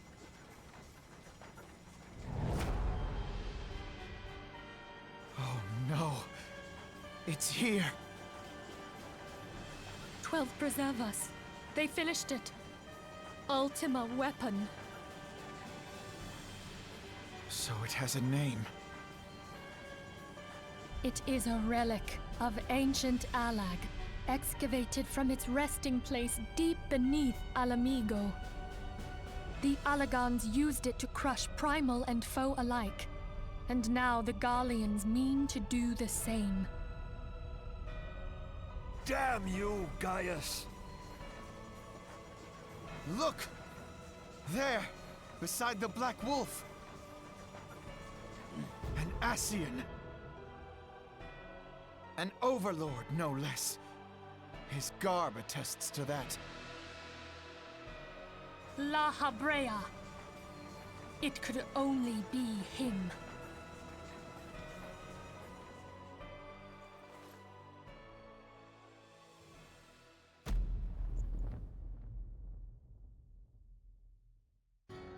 Thancred!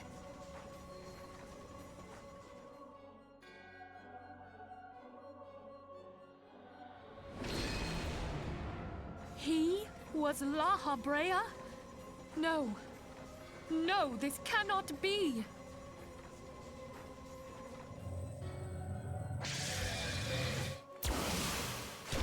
Feels like it's supposed to be a We bigger have to go reveal than it now. actually ends up Hang being. on! Thancred! No! I don't know if I would have used that take.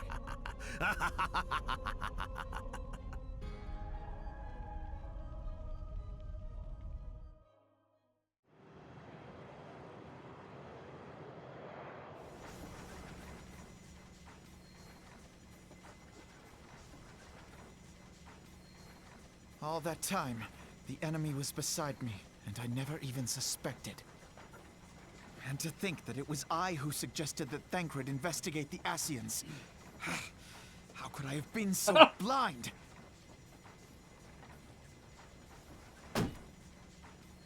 Small wonder the enemy knew our every move, and where to find us. Confound it all! No. No, this is not the time for self-doubt. The Alliance leaders staked their hopes on the Scions, but now they believe us all dead or missing.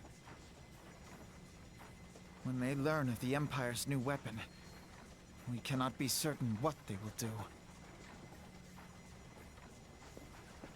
We must go and offer them what assurances we can that defeat is not inevitable. Kryl, this is Minfilia. The situation I may am have in taken some an haste, ill so turn. forgive me if I seem brusque. The But the item battle I is far requested. from over, Is it ready? and so long as we stand together, Wonderful. there shall I'm ever sorry be to hope press, of but we victory. need it urgently. I was not expecting a Kryl name People drop of here. Eorzea falter for want of such hope. I am in your Let debt, us my provide friend. it. Let us bear to them the tidings that the Scions of the Seventh Dawn are returned.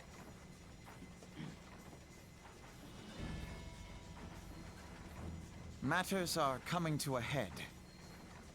I hope we can count on you. My regards to grandfather.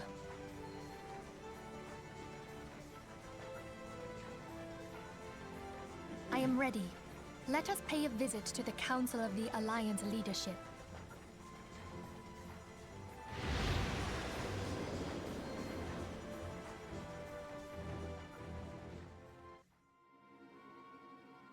God, so many cutscenes here. Hells take the Black Wolf and his new toy.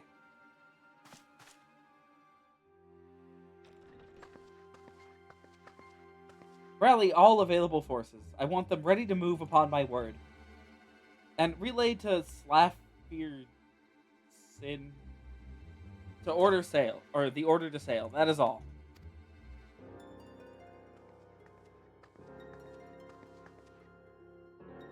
The Maelstrom stands ready. What of the flames? Ready as we're like to be. I need only give the word to Royale.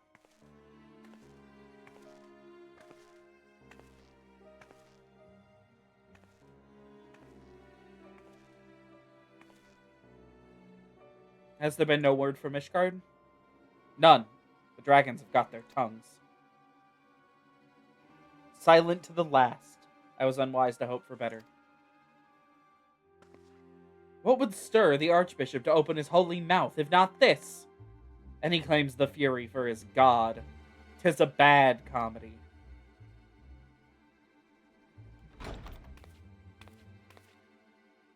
The Holy See has made its choice. We will proceed without its cooperation.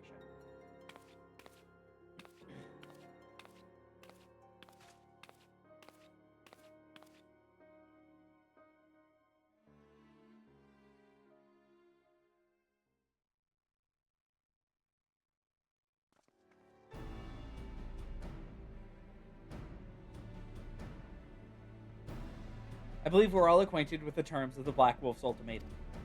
We must agree upon a course of action. Not less than the fate of Eorzea hangs upon the decision of this council.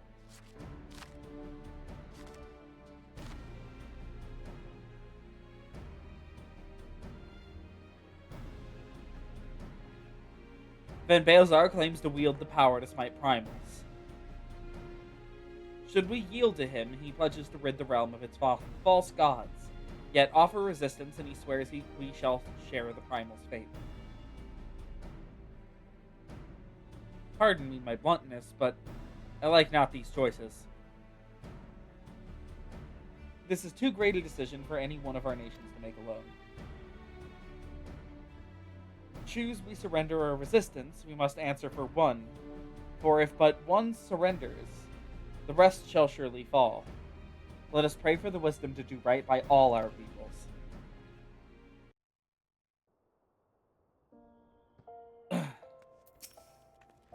Thancred's plight troubles us all, yet we cannot allow anything to come between us and our goal. So long as the ultimate weapon exists, Eorzea will never know peace. Let us go to the Alliance leaders, Miku, and help them make the right decision. Level is this quest. Still 46. Hold on. We're on the Black Wolf's ultimatum.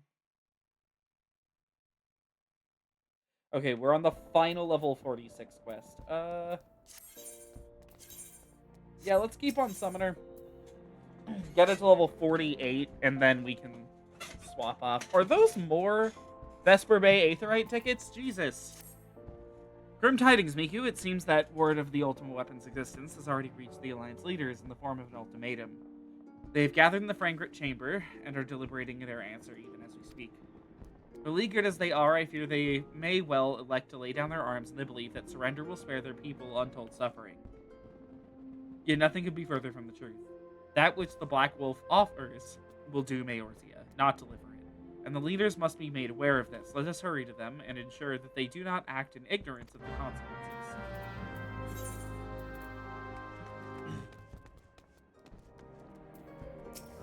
Okay, let me in.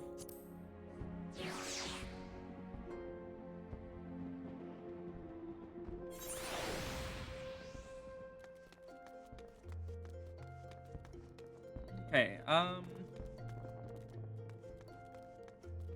where is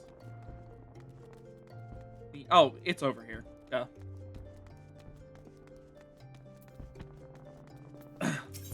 Alright, get me to the... What is that, the Houston strip? Yeah.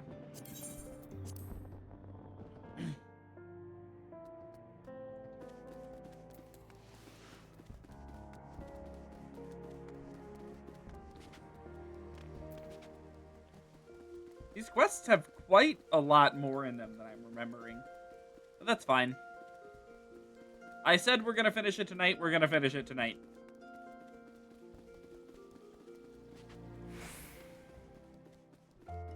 I hope to be at the dungeons by 11, but I don't know if we'll make it there. The Council of the Alliance Leaders is presently in progress in the Fragrant Chamber. I must ask that you step away from the doors, madam. I'm sorry, you're here on behalf of the Scions of the Seventh Dawn. 1,000 pardons, my lady. Of course you may enter.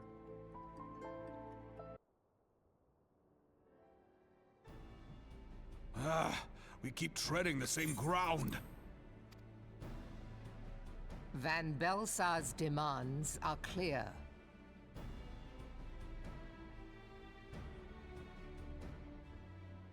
Alas, our minds are not. I've never been one to shy from a fight, but if this weapon of theirs can do all they claim... It has been 5 years since the calamity, and our people have scarce begun to rebuild their lives. Can we now, in good conscience, call upon them to risk what little they have left? I would spare them the pain of further conflict. Conflict, I say, though that would imply forces set in opposition. If the combined might of 3 primals could not stay Garlemald's new terror, what meaningful resistance can we offer? We who struggle to quell the foes who rise up within our own borders. Long have we fought the primals, but to what end? We strike them down at no small cost, only for them to rise again and again. Are we to play this profitless game for the rest of days? I, for one, grow tired of it. Mistake me not. I do not propose to trade one tyranny for another. I love liberty. But conciliation need not mean oppression. By the 12, though neither of you cried surrender, your every word betokened it.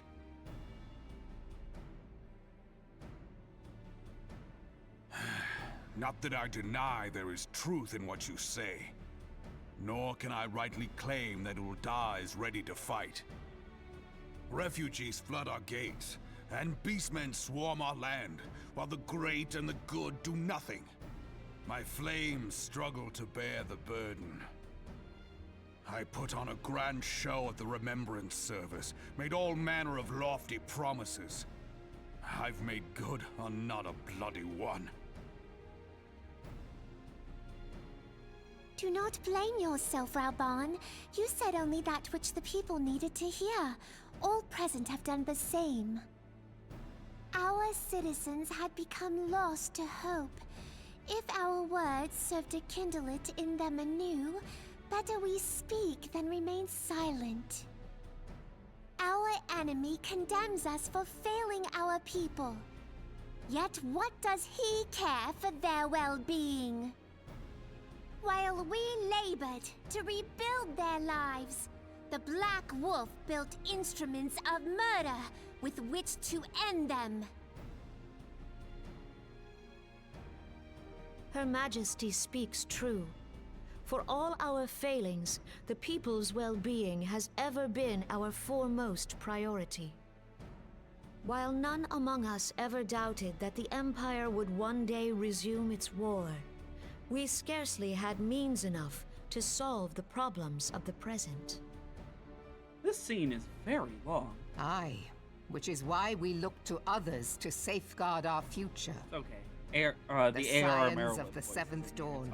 Alas, they are gone, and the Black Wolf is at our door. She's the best voice actress in the entirety of A Realm Reborn. It's astonishing. Admiral! I fear you are mistaken.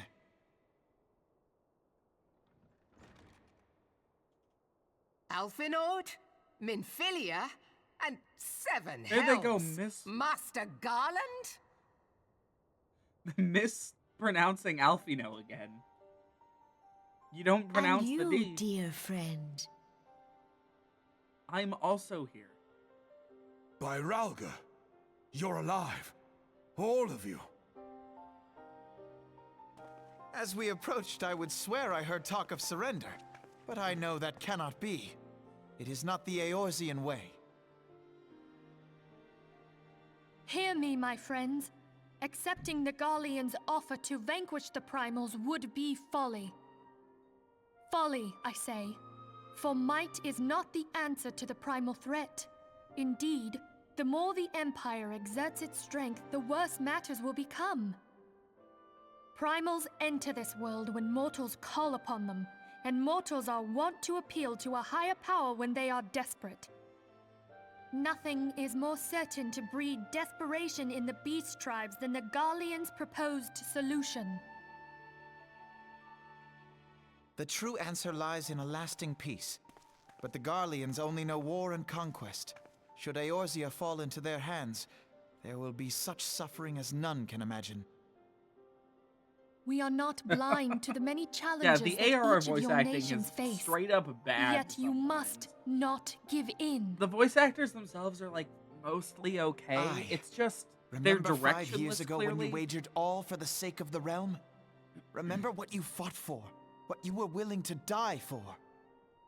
Let the memories rekindle the fire in your heart, for Eorzea has need of it again. You can tell this was done cheaply and quickly. Come what may, we Scions will never give up the fight. And so I bid you stand with us, and together we shall safeguard the future of the realm.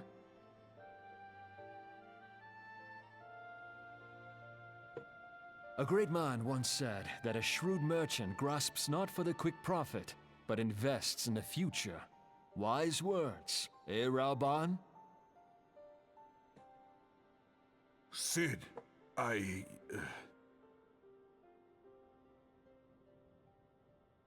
Your words stir, and shame me in equal measure. How could I contemplate surrender? I know full well that all we have, we owe to the sacrifices of those who went before us. Yet the seeming hopelessness of our plight robbed me of my insight.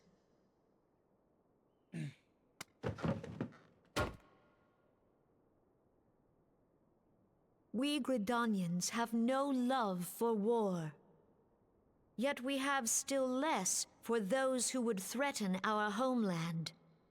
Ever have we fought to protect those things we hold dear, and this shall never change.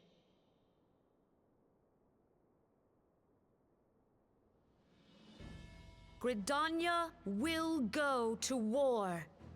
We will fight the Empire for the sake of the realm and all who abide here.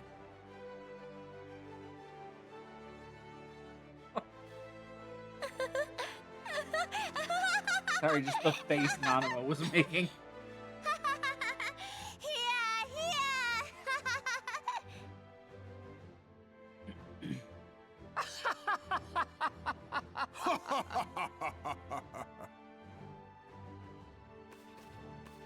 At long last, I hear words worthy of a founder of the Alliance. Reborn, are we to be outdone? I lost one homeland. The thought of losing another had blunted my resolve.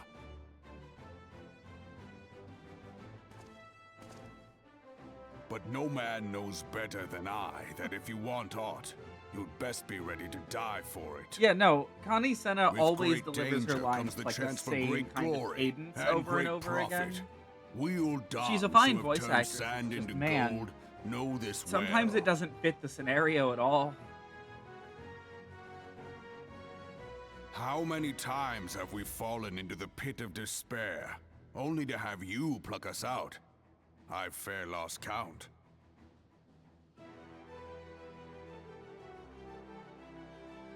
Reckless, the lot of you, like bloody pirates. Well, I won't waste my breath trying to talk you round. On account of being a pirate myself. And the pirate who shrinks from a challenge is no pirate at all. Mara Webb, best voice actress in the game. Those who would pick a quarrel with us must choose. Back down, or go down with all hands. Let the Garleans come. The united strength of Limsa Lominsa will be waiting for them.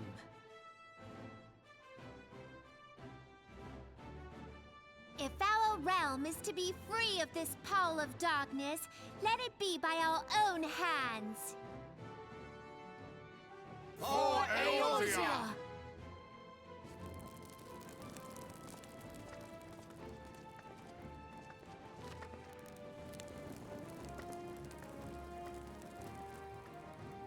We must needs consider how the weapon may be brought to bear against us. The Maelstrom will secure strategic points along the coastline. In the meantime, the flames will deploy at... Be at ease, my friends. You have banished our doubts. I just Pray realized, am I the still wearing the military Garlean matters to gear? us, and retire to the waking sands. We will send word anon. We are. We walked in here dressed as a Garlean. Let's fix that.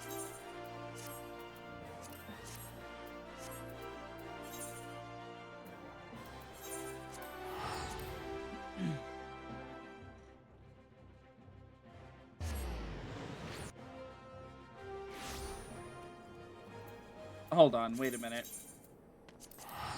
I should have just done this. Why did I pay for a teleport?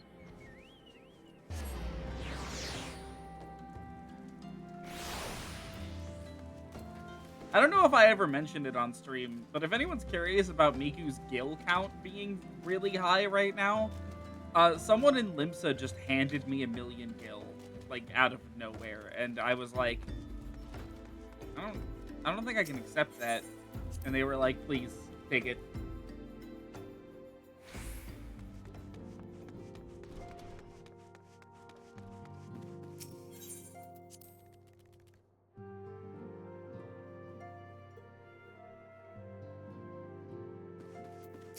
Hello, Manphilia. I cannot well express my relief More to voice think acting. that the Alliance came so close to surrender.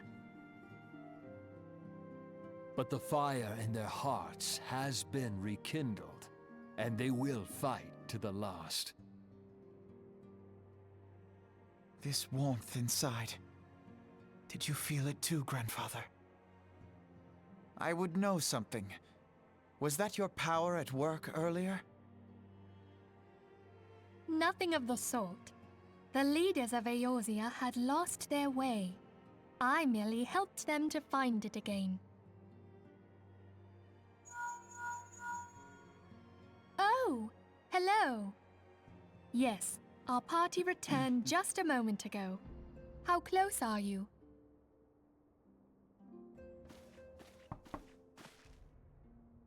It's all right, Sid. We must needs plan our next move. Pray continue liaising with your respective nations. Sid, would you be our man in Ul'dah? I'll be whatever and wherever you need me to be. We haven't a moment to waste. All right, let's do this! Thancred's fate weighs heavy on my mind. I cannot bear to think of him in thrall to an Ascian. Mayhap you know this already, but the Ascians are immortal beings without physical form. Since time immemorial, they have fanned the flames of chaos from the shadows. That they might work unseen, the Ascians entrap and possess mortal men by means of malign artifacts known as crystals of darkness. One such crystal may yet be the key to saving Thancred.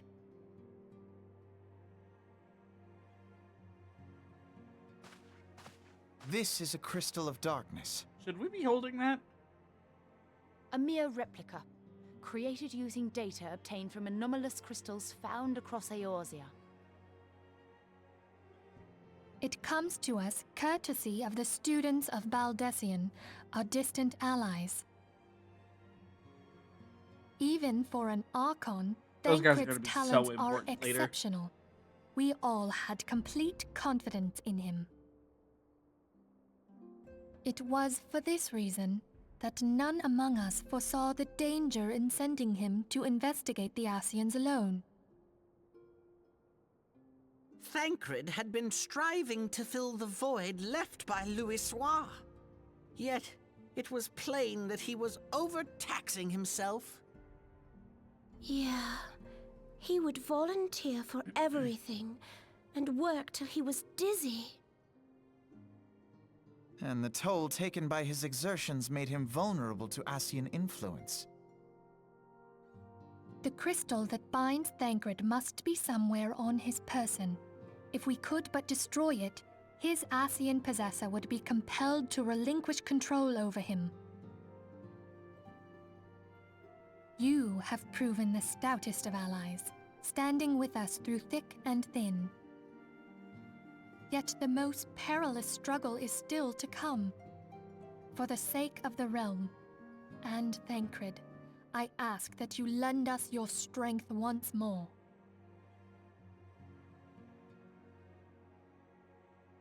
Thank you, from the bottom of my heart.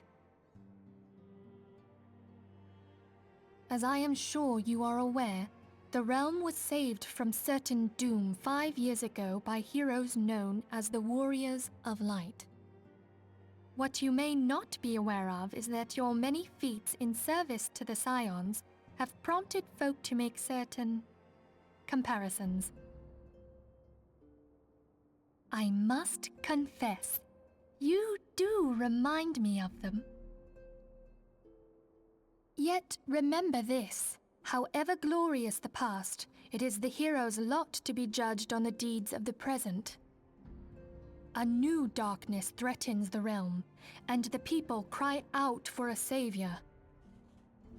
I believe that you are she, a warrior of light, here in the present, guided by the crystal's will.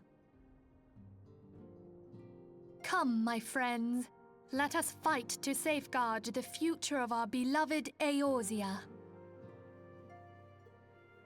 You know, that'd be something interesting to talk about in a moment when we get a chance. Is this level 49? Yes. Means we've officially been booted off of Summoner and on to Dragoon. We'll deal with the Summoner and Scholar ending quests next time, probably. I have to actually level them a couple of times first, though.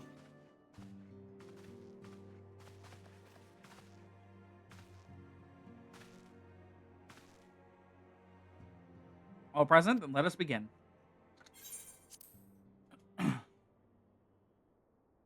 We've received the details of the impending operation. In what promises to be the largest single counteroffensive in the realm's troubled history, the Alliance will strike at every Imperial stronghold standing upon Eorzea's soil. As might be expected, the operation will be complex, but you need not commit its intricacies to memory. It is enough that each man understands his part and plays it to the best of his ability.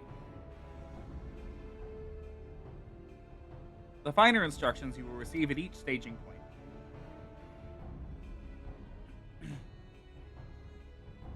To begin, let us review the distribution of our forces. From west to east, the Maelstrom of Limsa Lumensa, the Mortal Flames of Ul'dah, and the Order of the Twin Adder of Gridania. Next, let us examine the locations of the Imperial strongholds.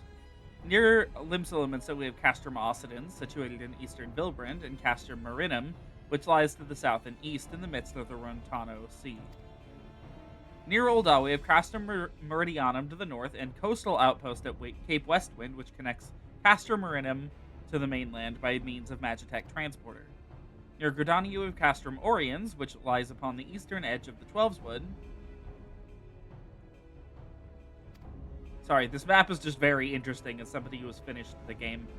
And finally, Mordona stands Castrum Sentry, a thorn in the heart of Eorzea. Alamigo's like out here somewhere, though I'm not entirely sure where. The forthcoming operation will see Allied forces assault each of the aforementioned locations, with the ultimate objective of destroying the Empire's new weapon housed within Castrum Meridianum. As one might expect of the Black Wolf seat of power, Castrum Meridianum boasts all but impenetrable defenses. If we are to breach it, we must needs isolate it from its sister strongholds. To do so otherwise would be to risk being caught twixt hammer and anvil. The operation will comprise of 4 distinct phases all told. The first shall see us eliminate one of Black Wolf's most trusted lieutenants, Riditin Sas Arvina. According to our intelligence, the Prefectus is due to visit the Imperial outpost at Cape Westwind for an inspection. When he arrives, we shall dispatch an elite adventurer unit to eliminate him. Miku, we would have you lead this assault. Okay, it was at some point an elite adventurer unit, now it is one of us. Riditin is a peerless field tactician. Shorn of his leadership, the garrison at Castrum Meridianum will be as a snake without its head. Phase 2 will see us sever Castrum Meridianum's primary lines of supply. Soon as Riditin's presence is confirmed at the coastal outpost, the Maelstrom will lay siege to Castrum Meridianum.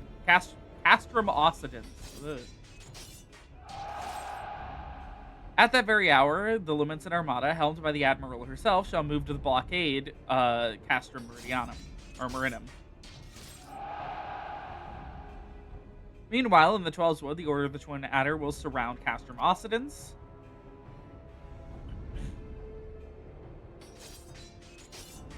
And they'll have the Sylphs to help them. Phrixio's been waiting for a chance to avenge these ones. Phase 3 shall see us neutralize Castrum Meridianum's defenses. Forming our main thrust, the Immortal Flames will march against the stronghold with all their strength. While the enemy's eyes are thus drawn outwards, another elite adventurer unit shall infiltrate the Castrum. Its mission to disable the Magitech field generator which protects the Praetorium, a fortress within a fortress wherein the ultimate weapon is believed to be housed. Miku, we should have you take command once more. Meanwhile, the Order of the Twin Adder will blockade the railway which connects Century and Meridianum, preventing a timely arrival of reinforcements from Mordona. A wise precaution, the monstrous locomotive, which runs back and forth between the two castra, is capacious enough to transport a small army, by all accounts. It is well the Garleans did not think to give it wings. Once Meridianum's defenses have been compromised, the operation will enter its fourth and final phase. This will see the Immortal Flames enter the stronghold and suppress the remnants of the enemy garrison, allowing Miku's unit to pass unopposed into Praetorium, where they will locate and destroy the Ultima weapon.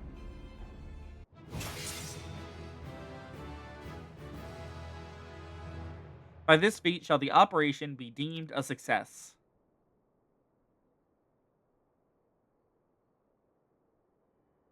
In addition to the Grand Companies, we can count upon the support of a variety of other parties, from the Pirates of Limsa to the Monetarists of Ul'dah. In all, the operation will involve no fewer than 12 major factions. Legend holds that the Archons were 12 in 1 and 1 in 12. It is for this reason that a grand endeavor dubbed Operation Archon. Countless free companies have also pledged their swords, and more join us by the day. At long last, all of Eorzea is rising as one. As before, we Scions shall work in concert with the Grand Companies. Ida, Papalymo, and Y'shtola pray accompany your respective organizations on their missions. Urianger, I would have you represent us in Ul'dah. Reassure the financiers that they have made a sound investment. When that is done, pray return here and aid in the coordination of our forces. Tataru, please assist Urianger in any way you are able, and ensure that everyone is kept abreast of the latest developments. Ophelia, Sid, and I shall accompany the main host in advisory capacity. It will be our task to analyze intelligence as it comes into our possession, and make the necessary recommendations to command. As Alpino mentioned, you are to lead the elite unit of adventurers, whose task it will be to see each of Operation Archon's main objectives fulfilled. Yours is the most important role of all, and like to be the most dangerous. Pray choose your party well and stint not in your preparation. The battle for the future of the realm is about to begin. Together, let us show the Black Wolf the power of united Eorzea.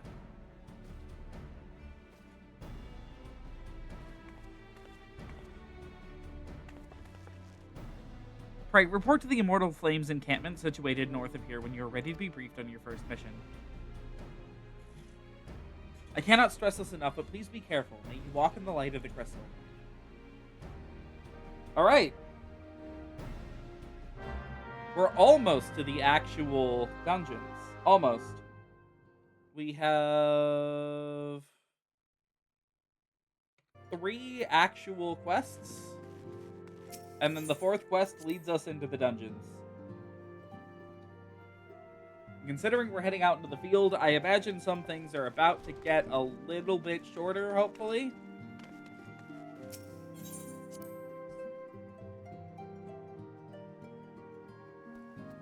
They've clearly cut a lot of chaff from this quest line and combined a lot of quests into single quests. Clearly.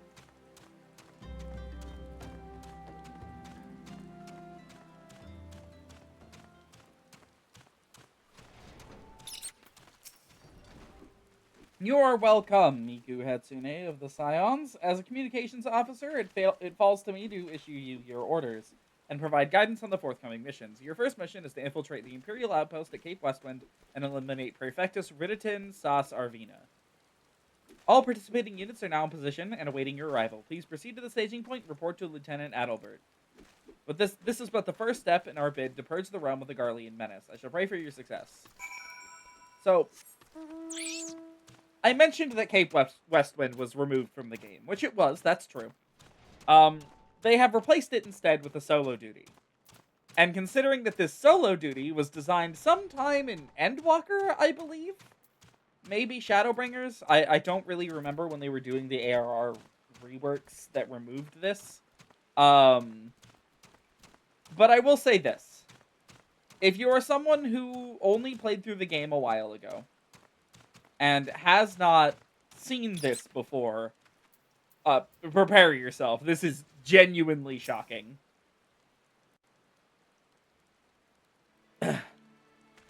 So you're Miku, the fearless leader of the elite adventurer unit. We've been expecting you. Our Maelstrom friends report that Ridderton Sas Arvina departed from Castrum Meridianum a bell ago. And sure enough, a convoy of Imperial airships landed here just now. The likelihood is high that our target was aboard one of the vessels. I've dispatched scouts to verify his presence before we strike.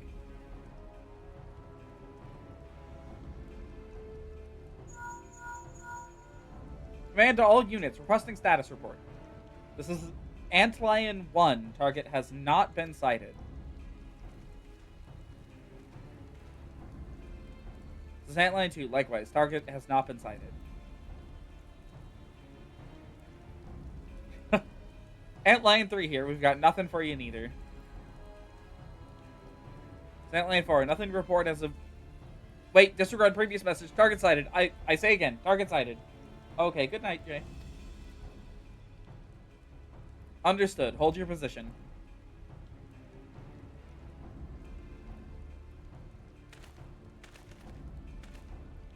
Attention all units. This is Lieutenant Adalbert Cotter.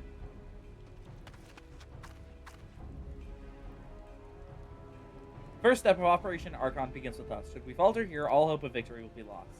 'Tis no small burden, but know that I believe in all of you, so believe in yourselves, and together we will blaze a path for our brothers and sisters of the Alliance to follow. We will create multiple diversions and disperse the enemy garrison. That should give you a chance to breach their defenses. Go now, Miku, and bring us Ridderton's head. May Rhalgr grant you strength.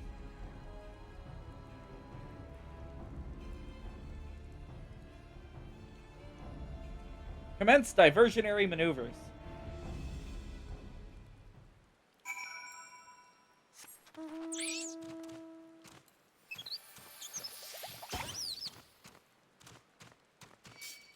No, don't touch me.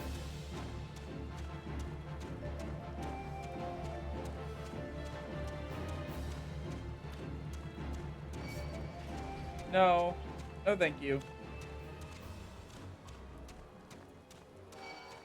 Ah.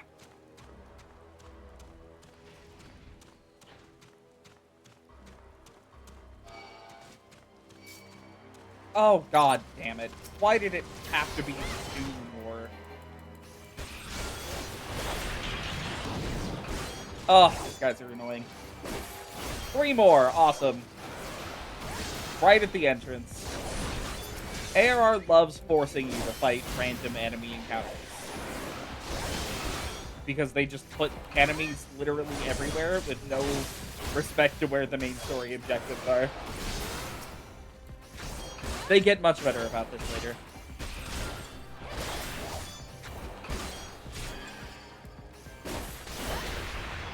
You die? There we go.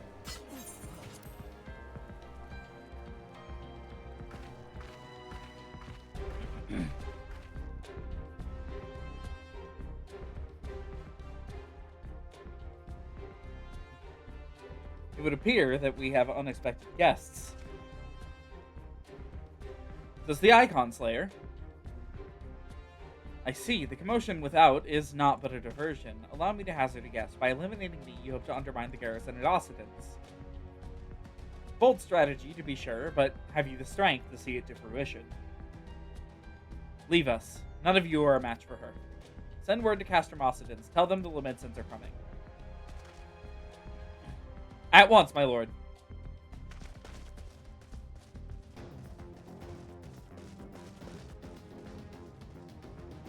"15 years have come and gone since Lord Van Baelzar first set foot in Eorzea. Yet his ambition for the realm burns as strong as it ever did. Know you what fuels that adventure? The desire to deliver the people from their suffering.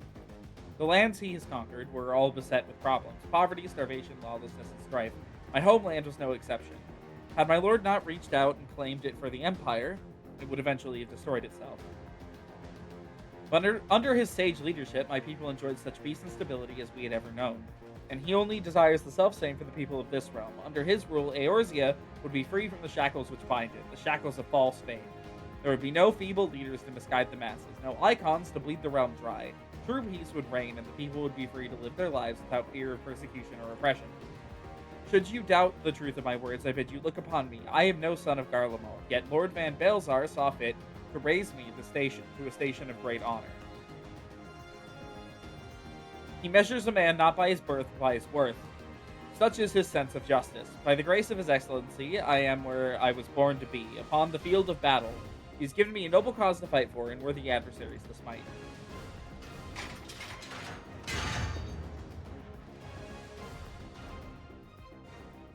I am not wont to bear my steel needlessly, but if you are deaf to reason...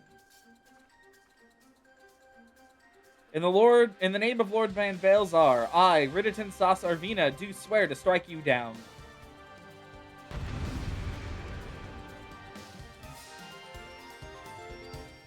Fun fact about the Garleans, that middle section of their name tells you what their rank is. The closer it is to Z, the higher rank they are.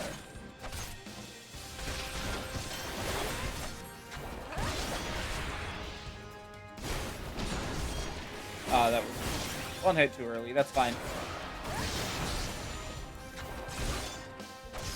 So already he has done more mechanics than he does in the 8-man version of the fight.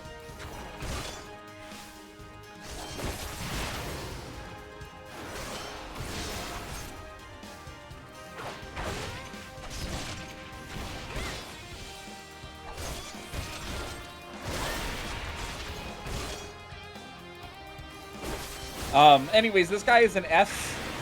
Means he's, I don't know, probably, like, you know, decently high. The guy we're going after right now is Gaius Van Valzar. So a V.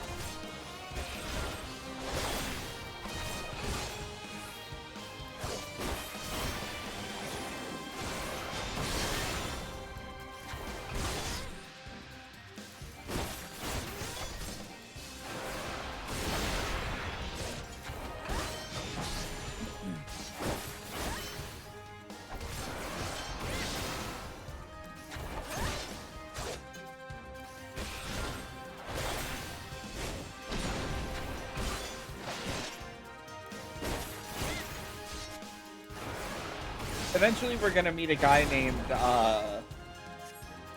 Xenos Gay Galvis. So, very high. Just a neat little world-building detail. Okay, goodbye. Goodbye, Riditon.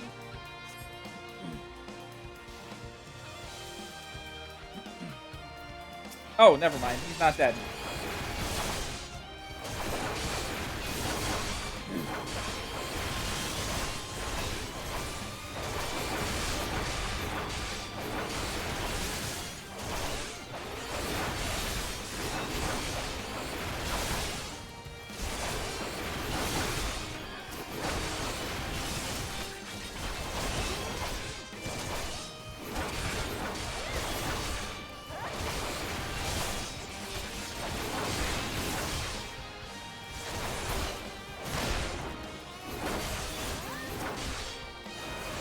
Yeah, these guys attempt to join the fight, or attempted to in the 8-man version, but by the time they were spawning, he was like at 10% health, so he was already dead.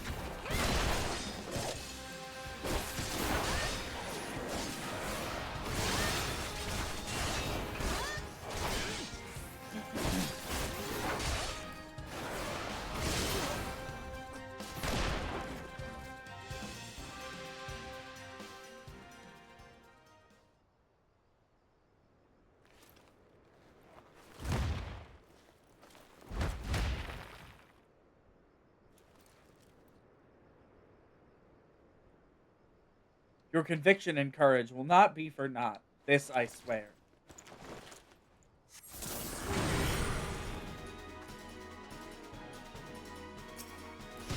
For victory and vengeance, I will strike you down. So yeah, they've given him a second phase here. Normally he hits 0 and then that's it. He dies.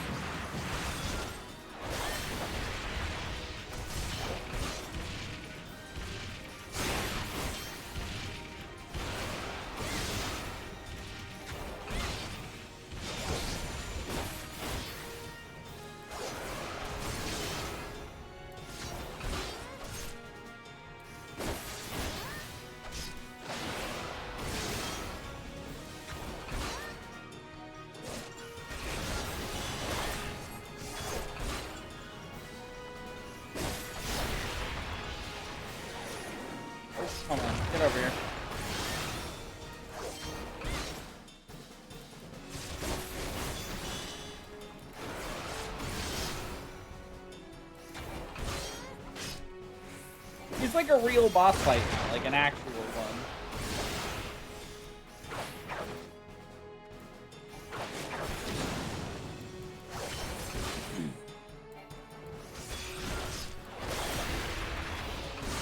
One that we have almost beaten.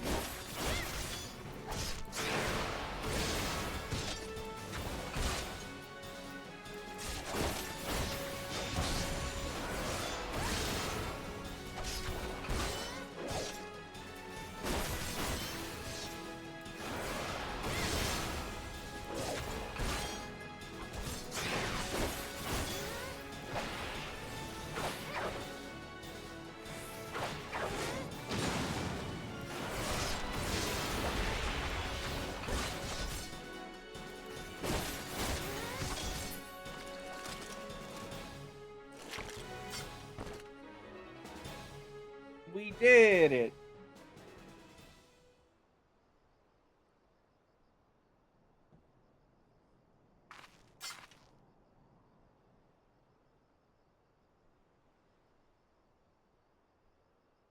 God, I'm hoping we get there soon. It's gonna take about an hour to do the last dungeon. Or the last dungeons. There's multiple. You are stronger than I had expected.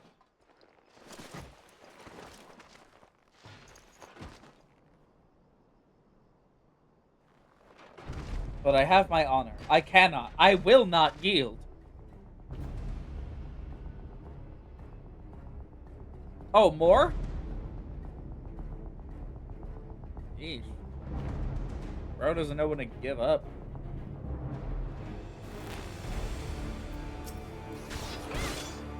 Alright, and now we can't leave.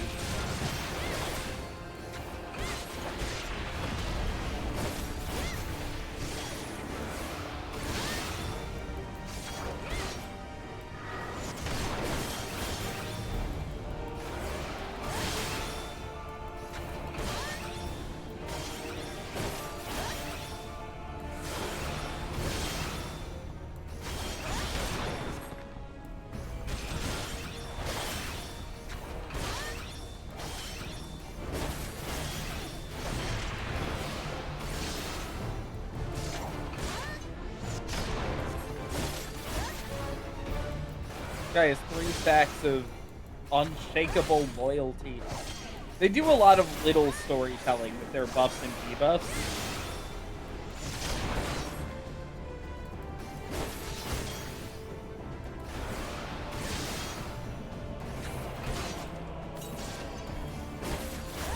I didn't need to use a potion there. I could have just done this.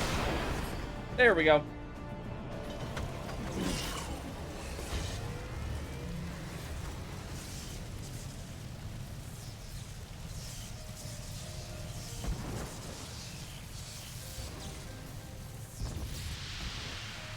Forgive me. I have failed. Lord Van Balezar!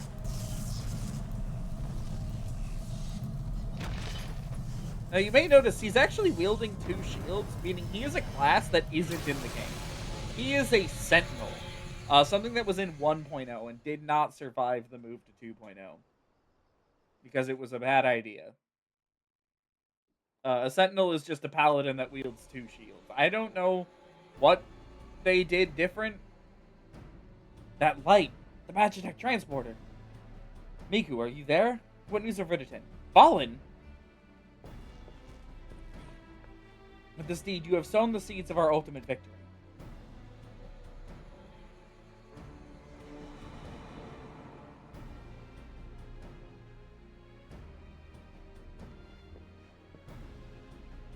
The fading of that light presages an end to the Empire's tyranny.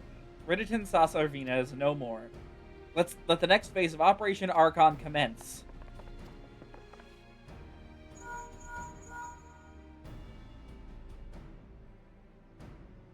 "'Tis I. Seem we've truly done it again, Miku. I'd raise a tankard to you, but I'm afraid we have no time to savor the victory. There's still a small matter of infiltrating Castrum Meridianum and destroying the ultimate weapon. I know. No rest for the premature or preternaturally gifted.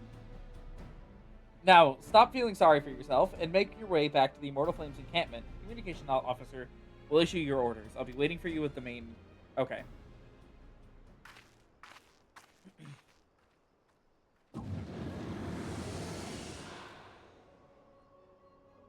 Look, Hydaelyn, your minion comes, bringing the light. Alas, the gate to the void already stands open. Soon darkness shall consume all, and you shall bow down before the one true God.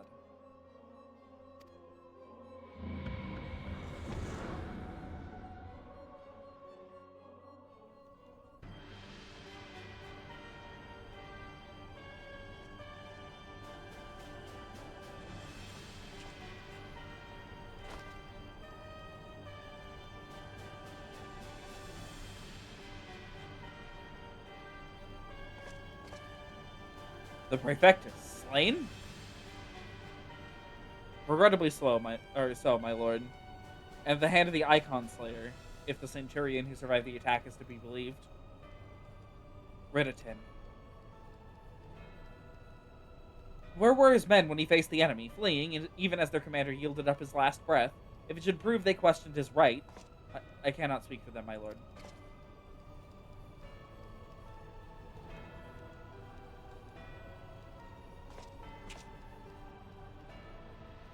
Beg pardons, my lord, but there is more. The Maelstrom has laid siege to Castrum Meridianum.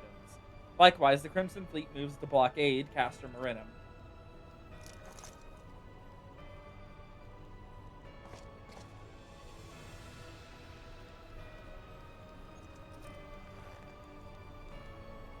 So this is their answer.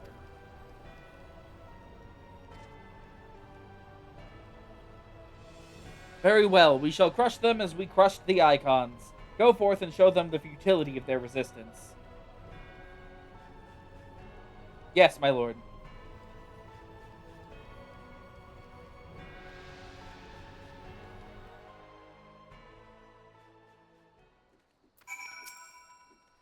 Scion Miku, your deeds this day are an inspiration to us all. With the death of the Praefectus, Operation Archon has entered its second phase. Even as we speak, the Maelstrom moves to blockade Castrum Meridianum and Castrum Meridianum. At the far east, the Black Shroud, the Order of the Twin Adder, advances upon Castrum Oriens. Already you have done much to advance our cause, performing such feats as are worthy of song, but if our plan is to succeed, more is required of you. Let me know when the preparations are in order, and I shall relay you to the particulars of your next mission. Yeah, I don't think I want any of that. Phase 2 of the operation is presently in motion. Our brothers and sisters of the Maelstrom are holding their own against Garlean forces upon Filbrand and the Rotano Sea. Ere long, the third phase will begin, and you must take to the field once more.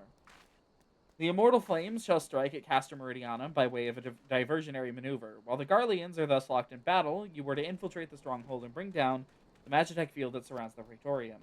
The staging point for the mission lies in the shadow of Castrum Meridianum in northern Vanaland, and that is where you must go. On your way there, however, I would ask that you make a brief stop at Camp Blue Fog, one of our key outposts in the area. The garrison, I'm told, is low in spirits, and it would do our troops well to see the hero of Cape Westwind appear before them. For the good of our cause, please stoke the fire in their hearts. Oh, damn, that one was quick. Okay. Yeah, we have one more quest after this, and then we're into the dungeons. So this shit's going quick. Hopefully we'll level up by then. If not, we're going to need a second. Sergeant Miku, yours is the most welcome presence here at Camp Blue Fog. Logistically speaking, we are ready to march on Castrum Meridianum at a moment's notice. Alas, while our troops are here in body, their minds are anywhere but. The garrison's mood is dark, so daunting is the prospect of joining what may prove to be the bloodiest battle in history, but with a hero such as you walking among them, we may yet rekindle the dwindling embers within their souls.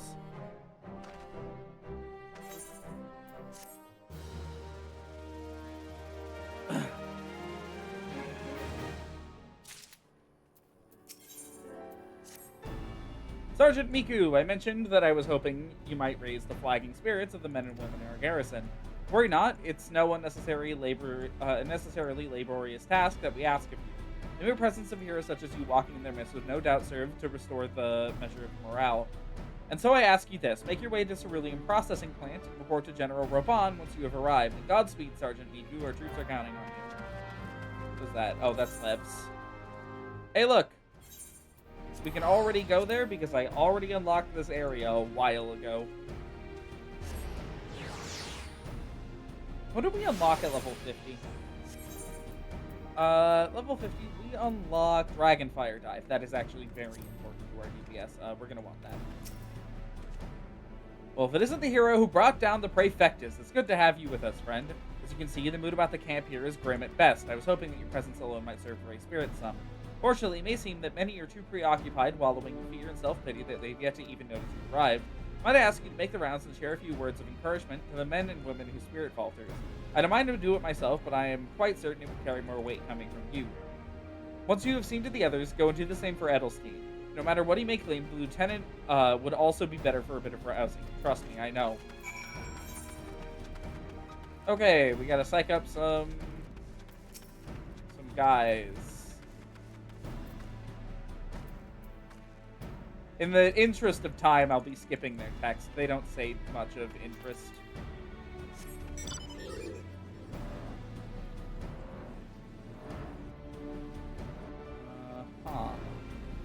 One's there, and the other is right there.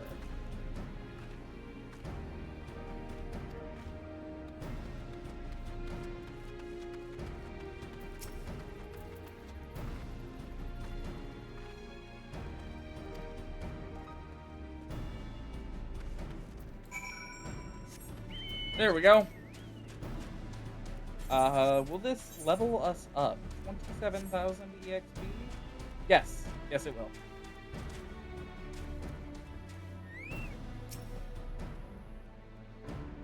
Hold on. There we go.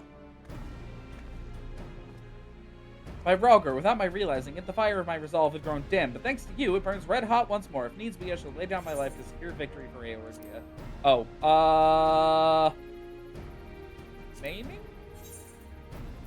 Oh, wait, hold on. Those are earrings. We don't need those. We will never need earrings. Prior to launching our final offensive, we will be conducting a series of special training exercises centered on common combat maneuvers and their telltale markers. They might fancy a spot of warming up before we face off against the Garleans, so I've taken the liberty of applying clearance on your behalf. Okay, so that gives us the brand new set of tutorials that they added to the game like a few months ago. I already know everything, so we won't need it.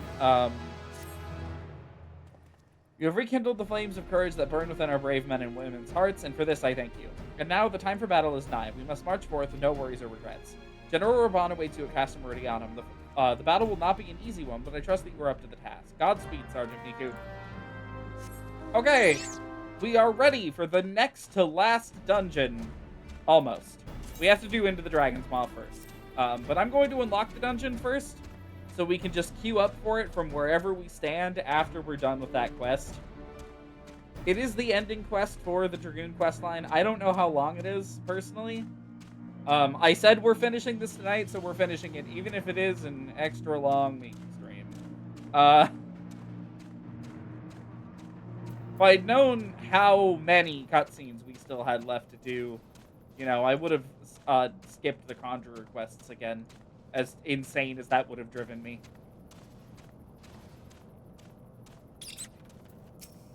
Okay, our hero returns. I trust that your visit has done much to lift the spirits of our garrison on the eve of our greatest battle yet. Time is of the essence. Let us commence the briefing at once.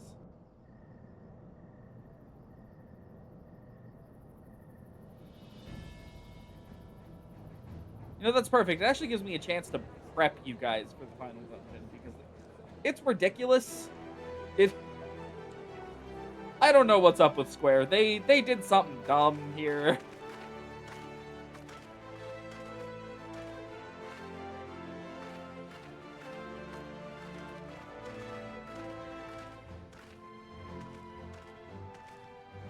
Brothers and sisters of the Alliance, I would share our glad tidings. Doubtless spurred on by the news of the siege of Castrum Meridianum, the Maelstrom has struck a double blow. Castrum Meridianum and Castrum Meridianum are now under blockade.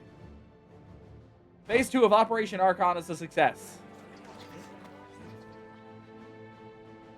Reports tell us that the Garleans offered fierce resistance, but that the Admiral yielded them not one ilm. With Oscidins, Meridianum, and Oriens thus suppressed, the third phase may begin in earnest. Even as we speak, the Order of the Twin Adder moves to block the railway, leaving hither from Castrum Sentry. That can mean but one thing. The hour has come to strike at the heart of the Garlean invasion fort, Castrum Meridianum, the den of the Black Wolf.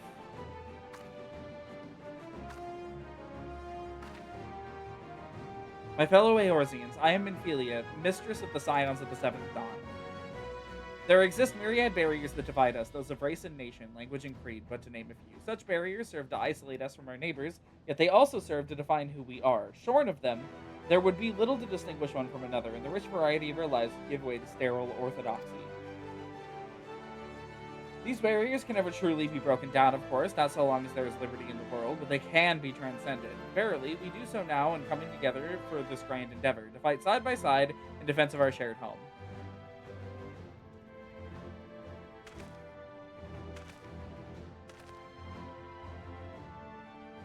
Before me stands the adventurer Hatsune Miku. You all know her as the woman who will lead the unit tasked with destroying the Ultima weapon. We Scions know a different Miku, however. We know her as a dear friend who has endured untold hardship on our behalf, a true hero who has ever blazed a path for us to follow. And why do I tell you this? I tell you, friends, because it's time for us to blaze a path for her. Our objective is to wreak such havoc outside the walls of Meridianum as to afford Miku and her comrades the time they need to disable the Magitech field generator within. With the path thus cleared, we may finally turn our minds to the true goal of the operation, the destruction of the Ultima weapon. All troops, prepare for battle.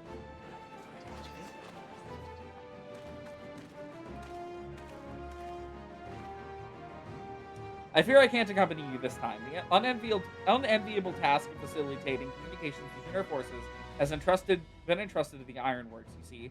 Know, though, that I will be praying for your safe return. He just lies to our face. Wow. Thanks, Sid. See that you come back to us, my friend. May the crystal bless you and keep you.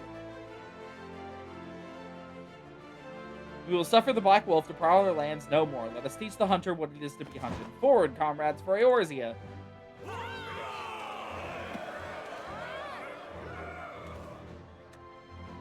Go now, Miku, and bring us one step closer to the dawn.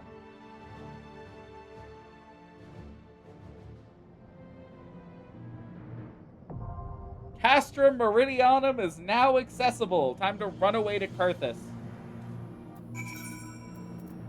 It's tempting to just queue in there immediately, but we need Dragonfire Dive. I hate to admit it. We need that skill.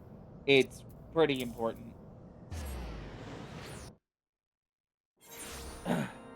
We have received 2, like, normal new abilities. This one is True North. So, for a little bit, it'll nullify the requirement for, like, to hit an enemy from a specific direction. Because some skills on melee DPS require correct positioning to get the most out of it. So, off of Chaos Thrust, if you hit your positional, it'll deal 40 extra potency of damage. It's not a ton. These get much more important as you level. Obviously, this one is still important. Okay, let's speed run this Dragoon quest, shall we? First sign of prattling, and I'm just gonna start skimming.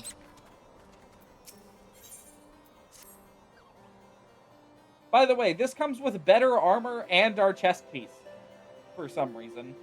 Ah, Miku, an urgent message arrived from Estinian in your absence. He bids you come at once to the Steel Vigil. It would seem Nidhogg is on the move rather sooner than we expected. It appears you have not yet fully become master of the dragon within you, and yet we are racing against time. I fear that we have no choice but to do battle to the best of your current abilities, and without the Draken mail I promised. Now, let us away. Estinian must know the truth of Ferndale, lest he fall for the Great Worm's seduction.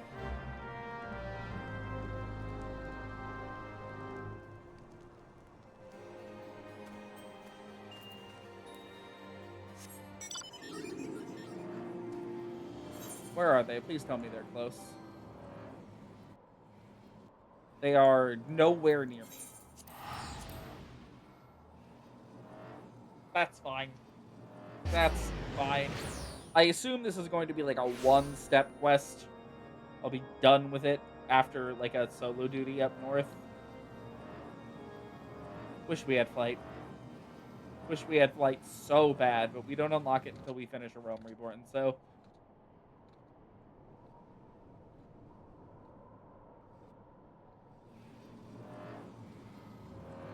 Almost there. Almost there. Yes, it is shimmering up here, I believe. Yes. Okay. Hell yeah. A fast class quest. Thank God. I assume, anyways.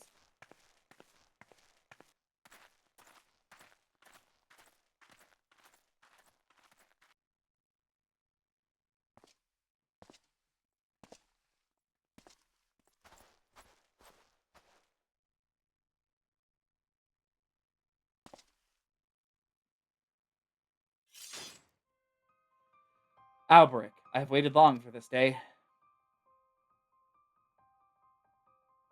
You, who fancy yourself an Azure Dragoon, the man whose cause you have taken for your own, is a coward. He relinquished the power of the dragon for his own volition and watched his Ferndale burned. Do you not think it ironic that I was chosen, Azure Dragoon, I, an orphan who has not a value to protect in Ishgard?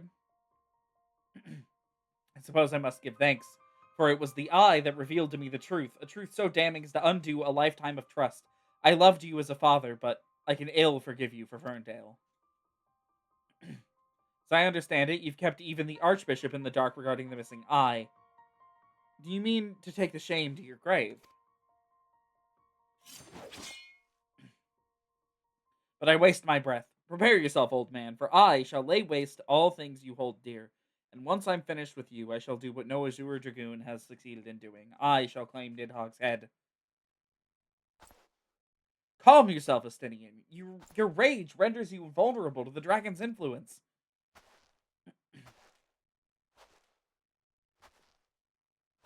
Miku. In you, I thought I had found kindred. Someone beside whom I could fight the Great Worm. It is with a heavy heart that I relinquished that dream. Your affection for this coward has rendered you deaf to your own destiny. Very well, that we would one day cross lances was inevitable from the moment of our first meeting. As we shall now find out who's the eye's true chosen. There can be only one. The final boss of the Dragoon questline, Estinian Wormblood.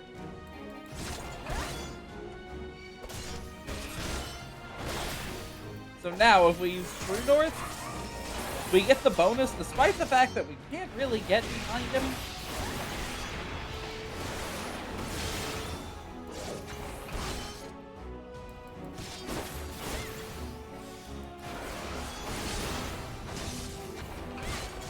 At least not without him turning right around.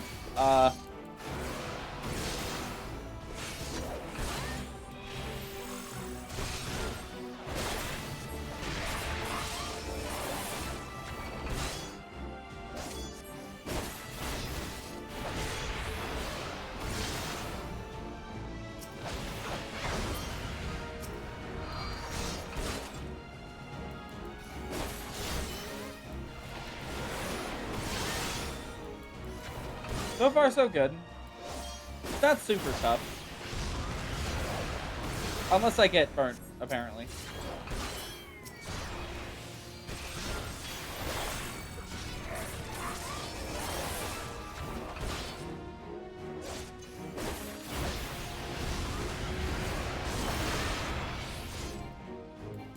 Probably be done in a couple of swings.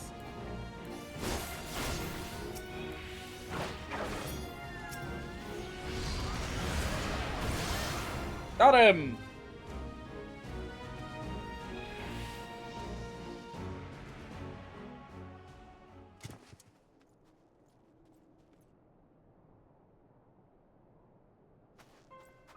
Feeble creature, dost thou desire power?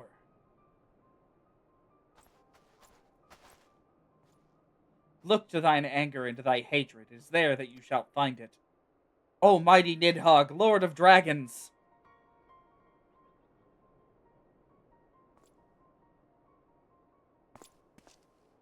Grant unto me thy blood, that I might be granted claws and fangs, wherewith to rend thine enemies.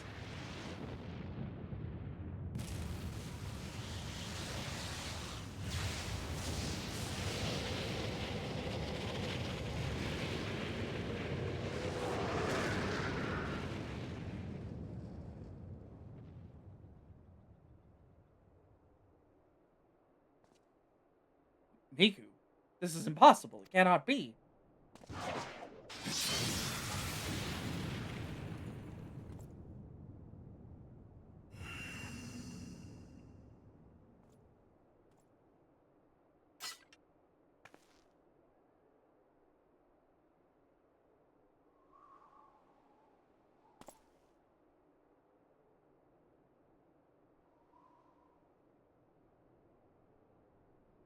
Forgive me, Estinian. I failed you once again.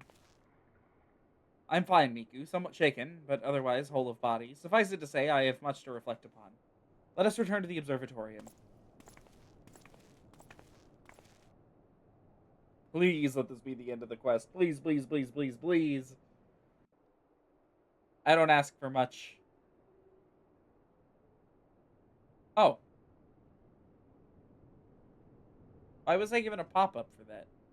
Huh? Oh, good. Okay, so we can teleport halfway. Yes, this is the end of the quest.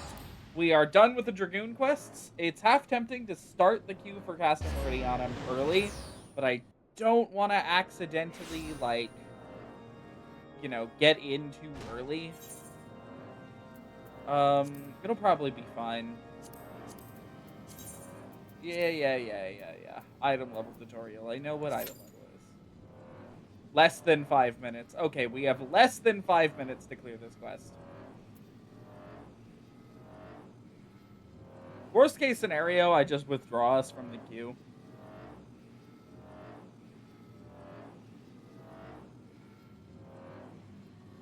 So these final dungeons, have a lot of story content in them, and by extension, have a lot of cutscenes in them.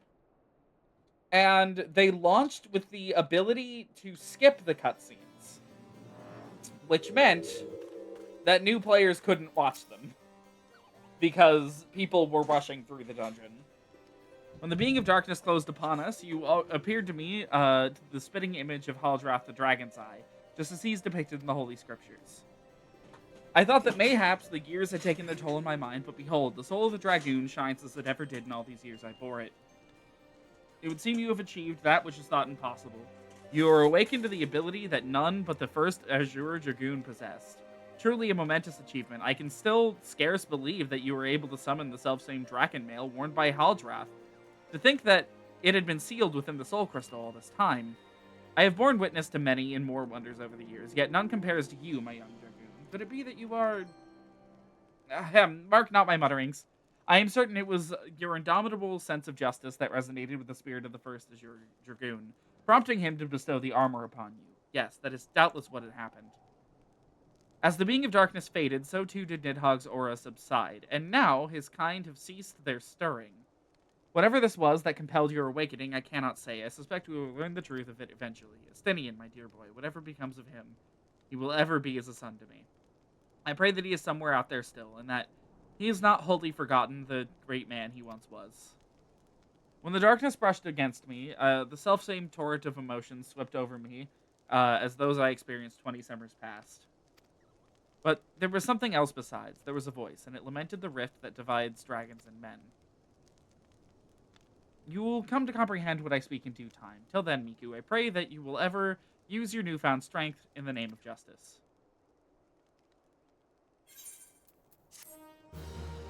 And with that, we are done with the Dragoon quests.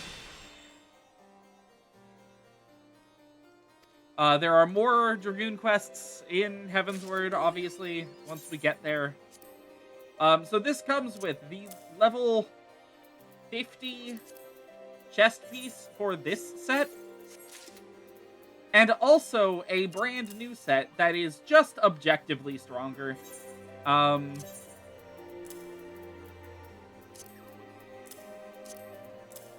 Move these all out here so I can...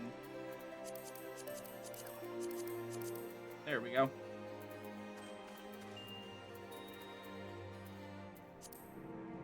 There's our worm mail. We'll be keeping the helmet off. Show off Miku's hair.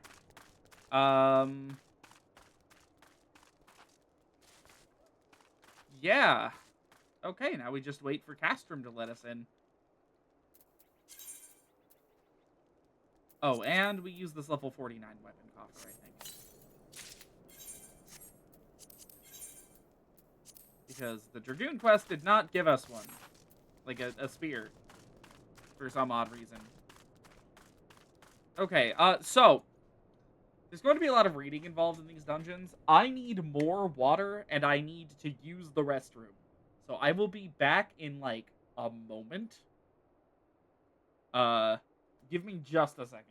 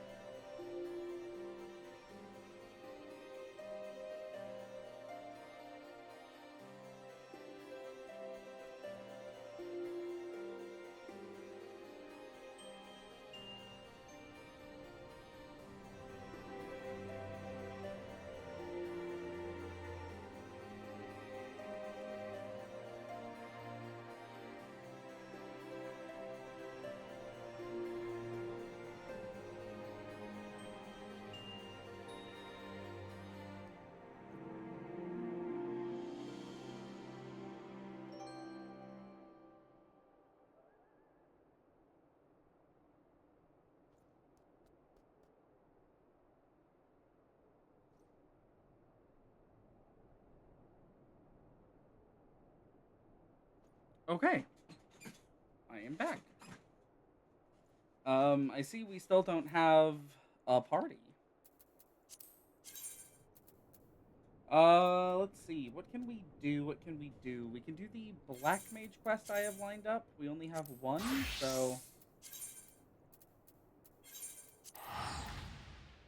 And if I skip a cutscene out of this, I'm honestly fine with it.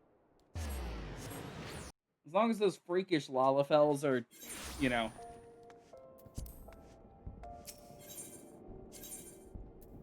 not talking.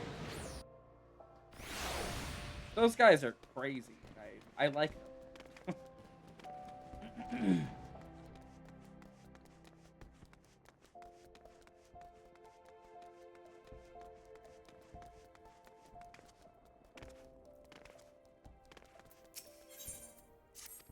Oh. This Sunday shall be taught by Coco Bonnie. Go to him and hear from the title, or the chapter titled The Threat of Paucity.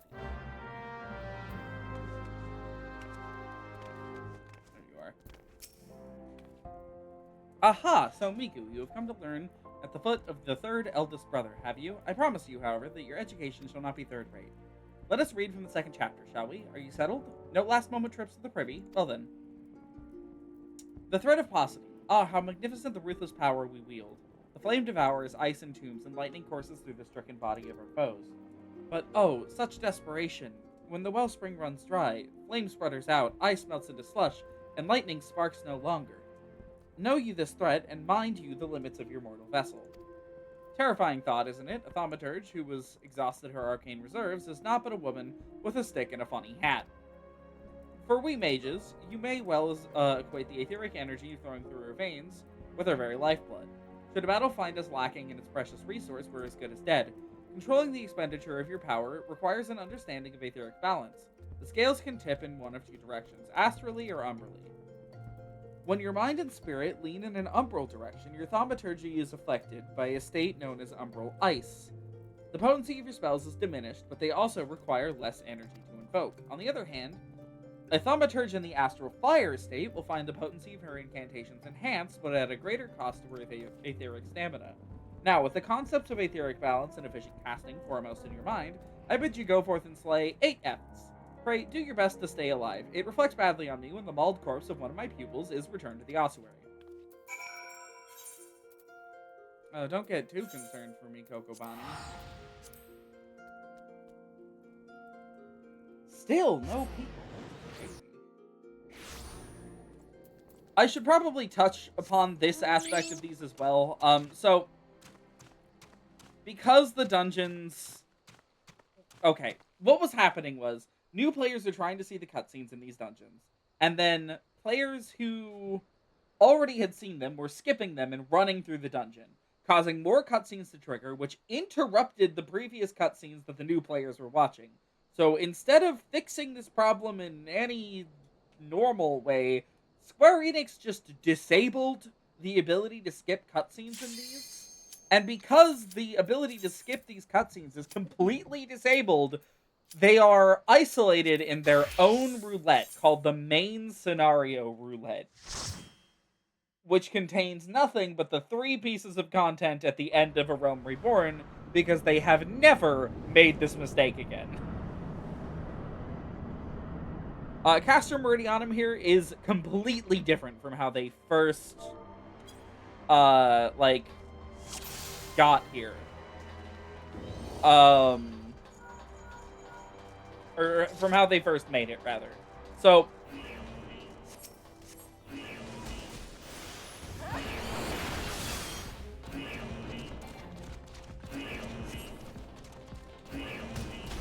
alright. So, Castrum here, how do I explain what Castrum was like, succinctly? Every 2 steps, you would get interrupted for, like, a completely pointless cutscene that, like, just showed you part of the environment for no reason.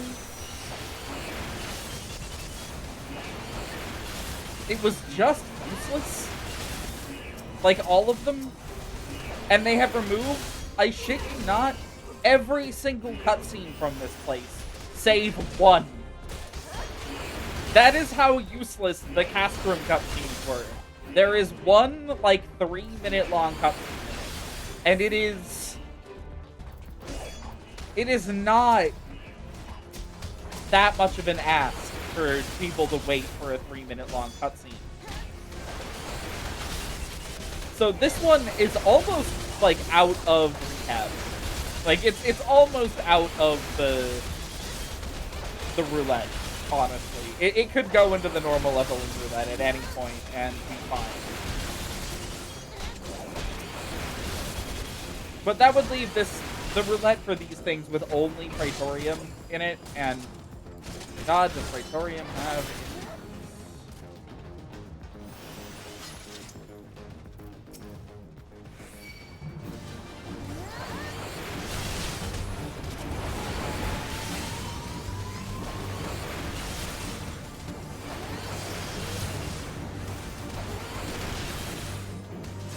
Still, Praetorium's a fucked up disaster.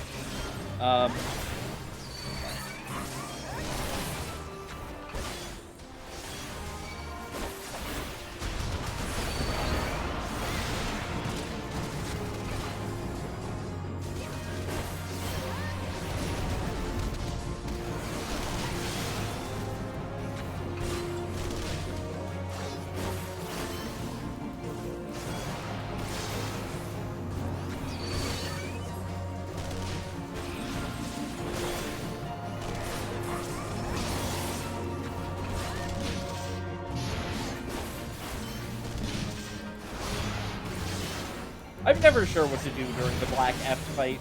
This guy just summons a bunch of ads. That's it. That's the fight. He has line AoEs sometimes.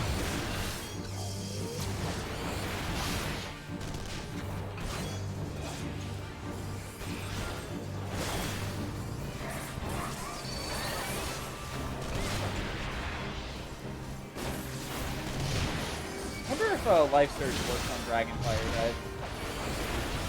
Why are they mad at me? Why did I get that?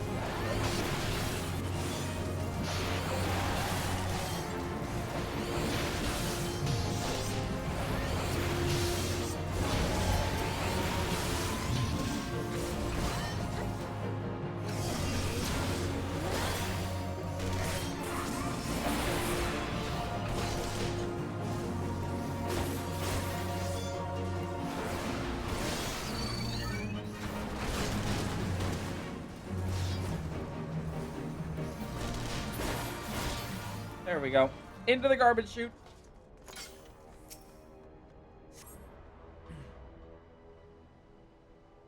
Now, forgive me if I start reading very quickly towards the end of this. The cutscenes proceed at a set pace to make sure everybody gets to the end of them at around the same time. So I don't actually have the ability to decide when the cutscene ends. And I have to read it out loud. So bear with me.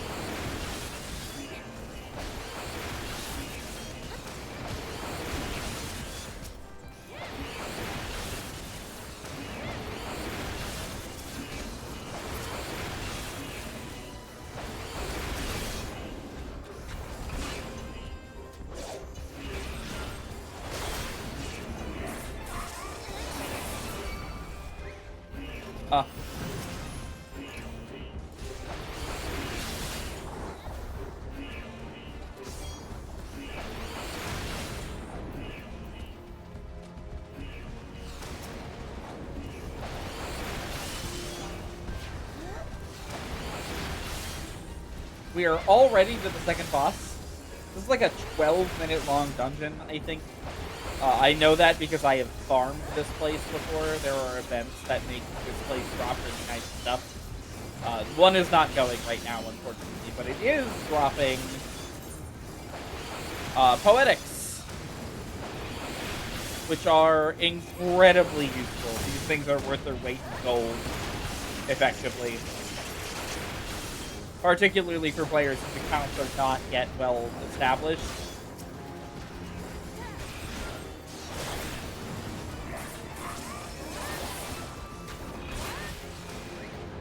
Okay, second boss.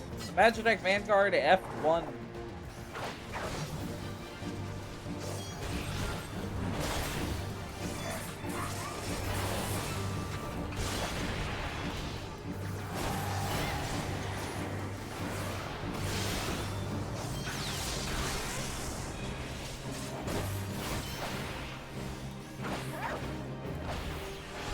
Oh, okay.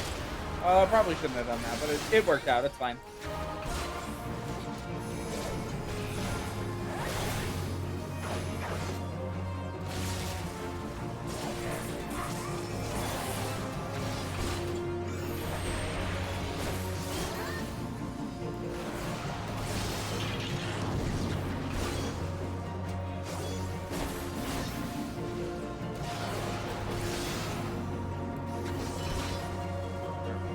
Strike again.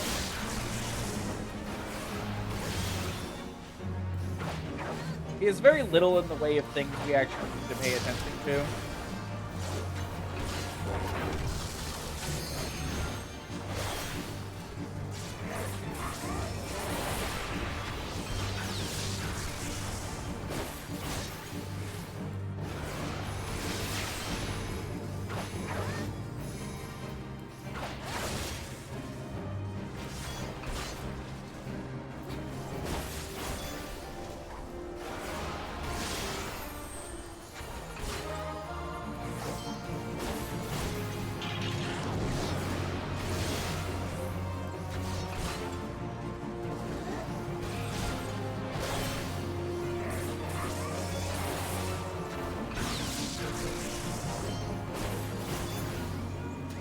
All right.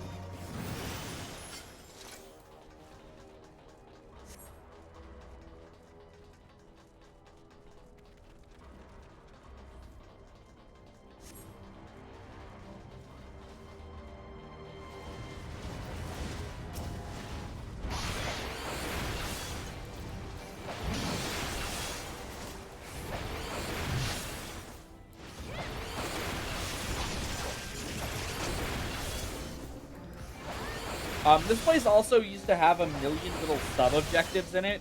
Right now, it's literally just kind of a walk through. You, like, kind of loop around. We're back at the entrance here, the F boss arena. And when you loop back here, you get to break in through, like, another door.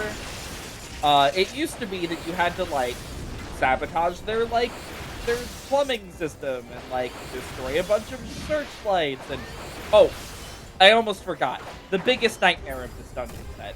These were 8-man dungeons, the only of their kind in the entire game, and they are awful, or they were awful, I suppose. They were chaotic and confusing. New players got left behind and lost in these all the fucking time. I know multiple people who had that experience. I had a free company that I was in who offered to take these, like, normally. Oh, we're fine being distracted by our dive here, I just realized. We're gonna have a 2-minute long cutscene at the end of this, so...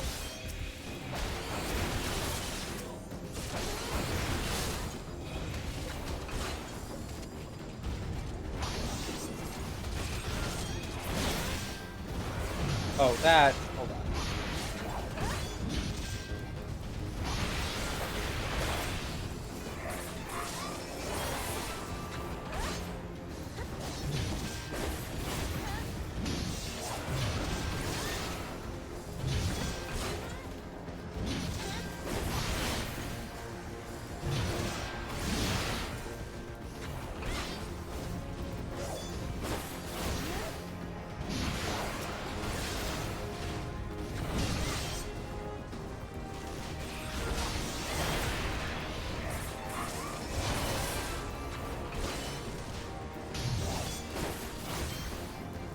Oh yeah, Sid's over there attacking a field generator.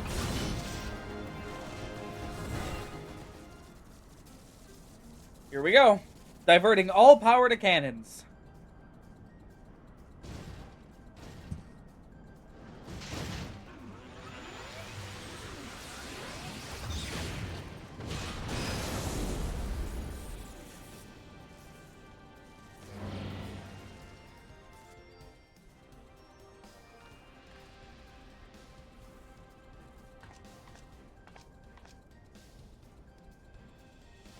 My lord was quite taken with you and the power you possess, the Echo.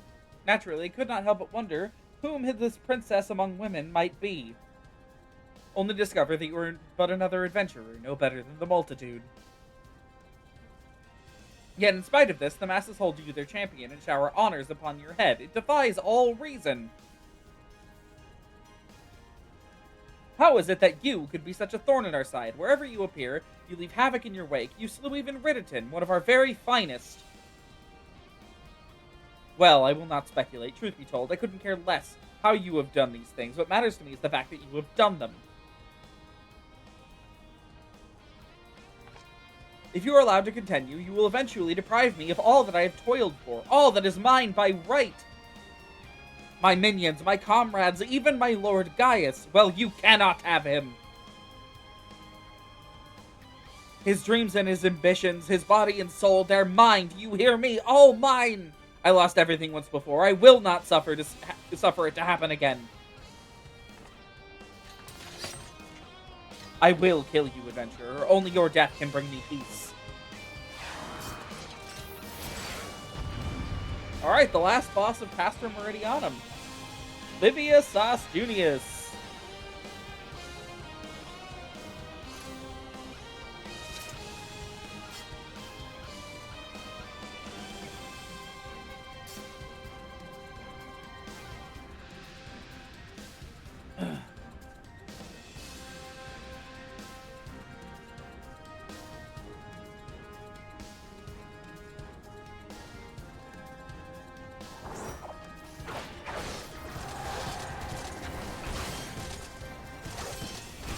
So, she received the biggest rework out of all the bosses in here.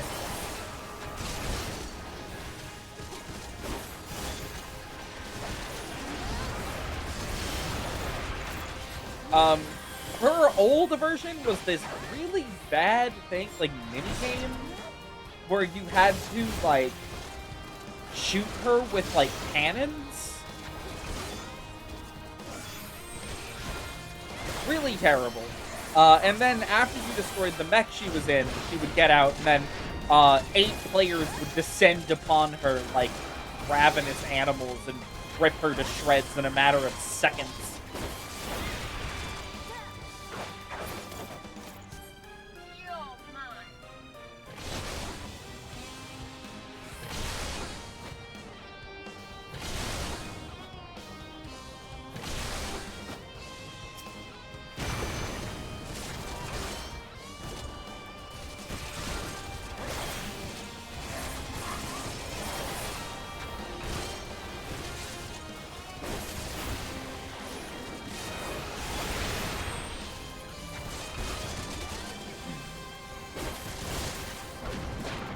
from experience, not much of her arsenal actually deals that much damage.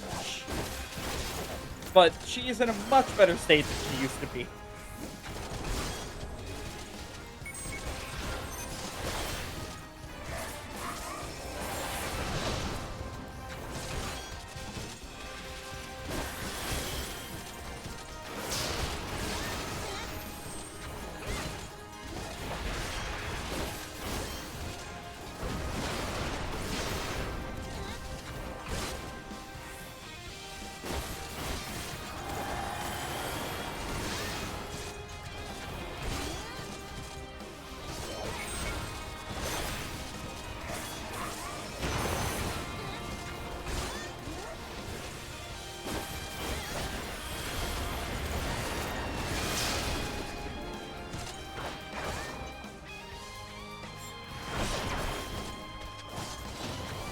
Okay.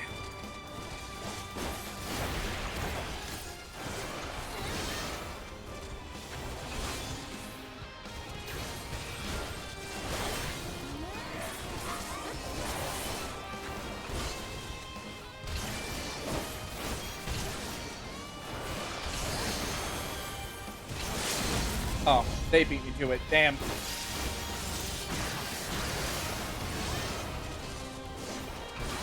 And done.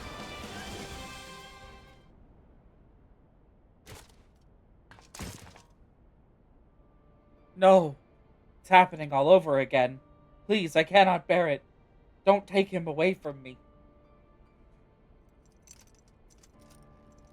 My Lord Gaius. Yeah, rest in peace, Lydia. I've held in a lot of opinions about this woman, but I do not like her even one bit. Another poor fool who craved Gaius' affection over all else. May her soul know rest. Actually, no. I don't want her soul to know rest. 'Tis a miracle no harm has come to you, my friend, one for which I will happily give thanks. And thanks to your fine diversionary work, we've succeeded in bringing down a generator tower. And with it, the Magitech field. The way to the Praetorium now lies open. The only problem is we can't reach it on foot. Nay, we'll need to take the Enterprise. I left her at the Cerulean processing plant. Let's regroup there. This is it, Miku. The final confrontation awaits.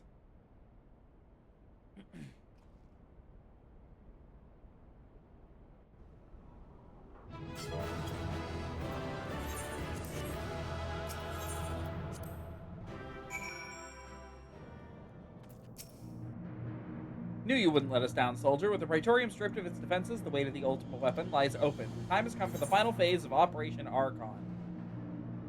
I don't think I need any of that. The final phase of the operation, my flames will storm Castrum Meridianum and suppress what is left of the Imperial garrison. If all goes well, this will allow you to reach the Praetorium unopposed, fit and ready for your encounter with the ultimate weapon. Yours is the most dangerous mission of all, but the best must bear the heaviest burden, and you're the best we have. There is not another soul in this realm that can see this deed done. Merowib and Con-E are of the same mind as me. Though all hangs on your success, you must not let our plight make you desperate. Victory belongs to the bold, not the reckless. Bards are wont to sing of heroes who valued their life, not next to honor, love, and liberty. But I'll tell you now, that which men value at naught, they'll sell it cheap, risk or no more than you must. You hear me? Sure. Now, best we were off. We have work to do, the both of us. See that our preparations are in order, then report to Sid. He awaits you, the Enterprise of the Cerulean processing plant. May Rhalgr grant you strength.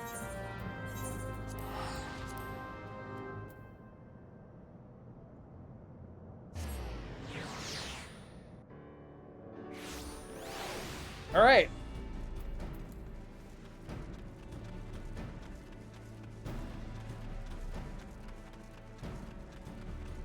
How many skills do I have? Not enough to rank up. Awesome. The Enterprise is at your disposal. When you're ready to head to the Praetorium, you need only say the word. If we succeed in destroying the ultimate weapon, it might deal a crippling blow to the Empire's hopes of conquest. After that, the 14th Legion will not dare to move against us. Barring the discovery of further Allagan doomsday devices, that is. Let us be on our way, Miku. Gaius and his plaything await.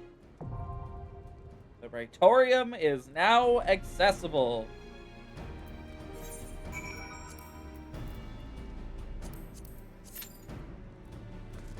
Alright. Another quote-unquote 5-minute wait time. Let's try to do the Black Mage quest again.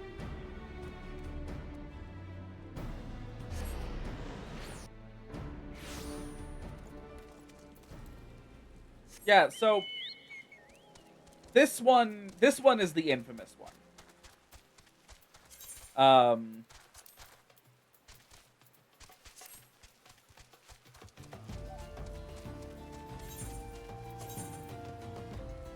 We're gonna need to go to Thaumaturge.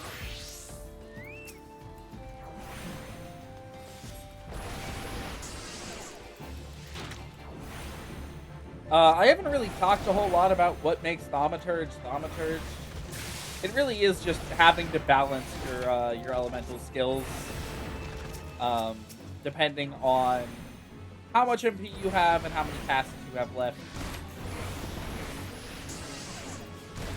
Switching to ice restores MP with every cast, so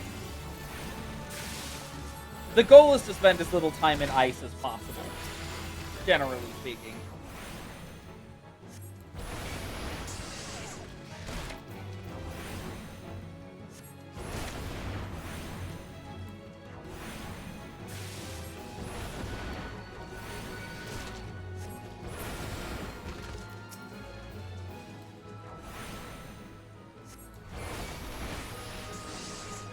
I think I actually just switched one cast too early, but that's fun.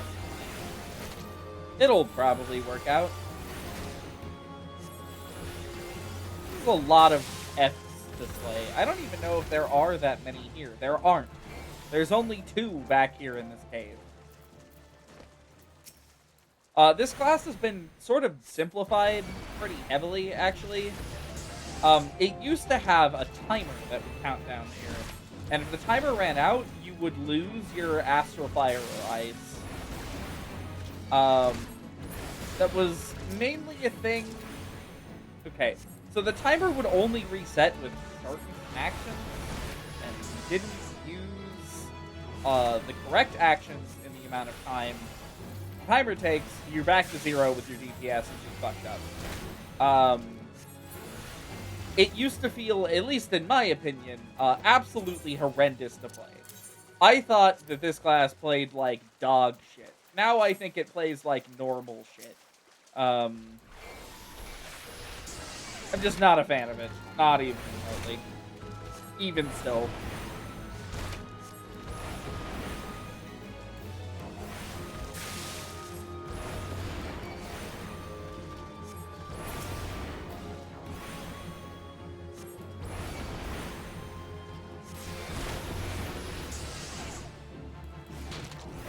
Do I have to kill? Oh, and it's on the last one.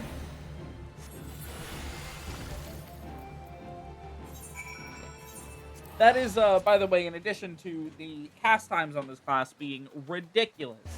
Some of them get up to like 4 seconds if you're not trying to mitigate it at all. It's too much. Do not like it. Black Mage has to be holding perfectly still to do any of its proper DPSing, and it's... I don't like it at all. I prefer how mobile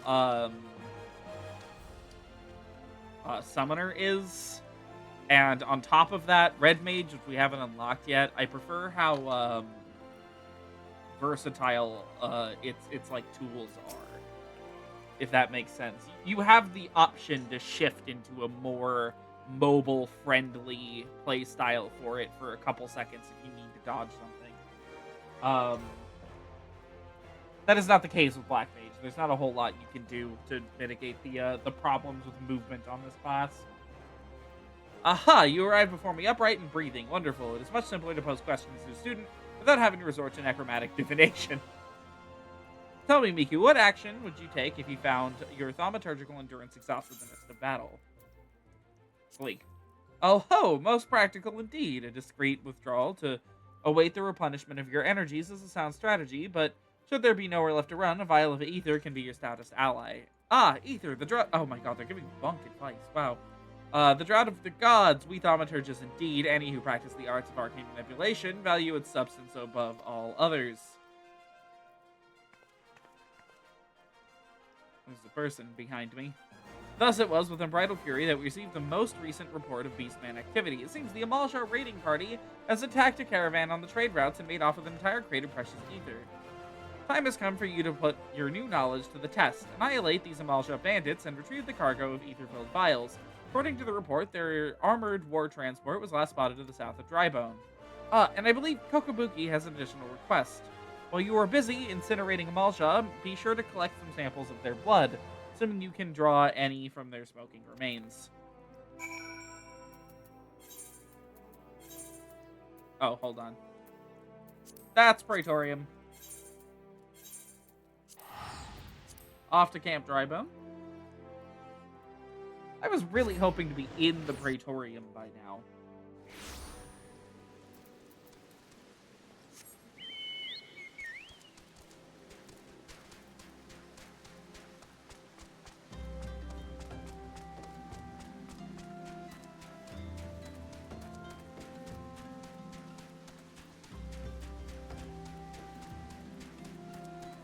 It's alright.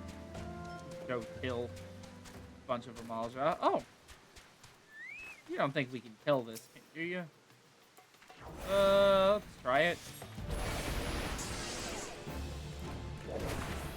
Oh, no.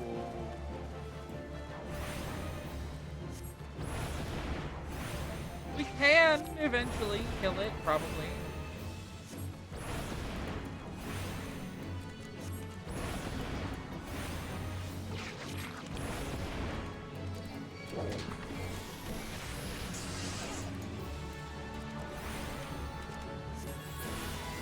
Okay, we killed one.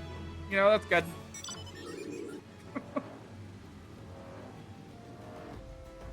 One of 3. Oh my god.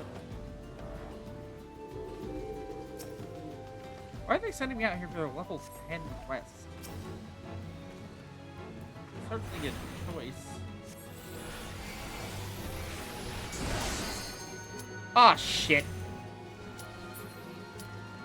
Okay, we gotta run away. There's no way we can kill these guys in time. There we go. We'll be back. We'll be back.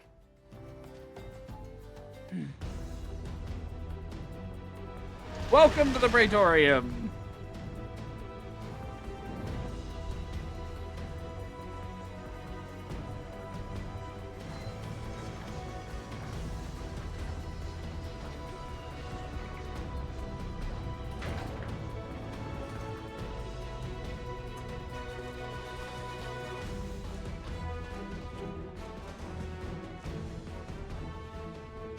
So here we are. The ultimate weapon will almost certainly be housed in the depths of the complex.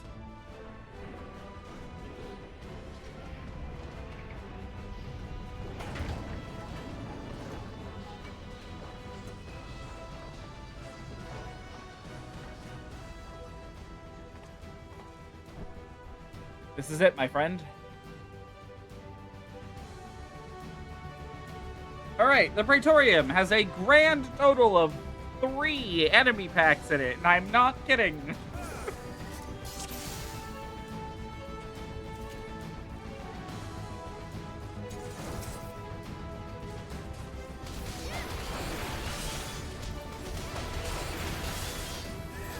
This is the first. 4 guys in a room. So, Praetorium, rather infamously, used to not gate players depending on whether or not the enemies were killed. So, this room, which had, I want to say, like, 10 enemies in it or some shit, would let you just run through and interact with the Magitech terminal, something new players could not do because they did not know how. So, I don't know how this place shipped the way that it did. You would just get lapped by other players in here while, like, trying to find where everybody went after you got mauled by, like, 50 enemies and half of your cutscenes got skipped by people. Like, I don't understand how this place happened. And it was 8 people, too, so the queue times were absurd.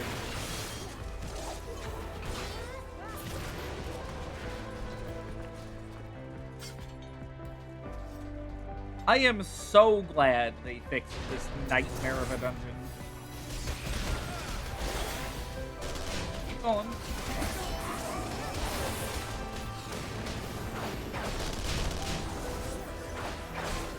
This is the 3rd enemy pack and the last one in the dungeon. I am not joking. This is it. Everything from here on out is bosses and gimmicks.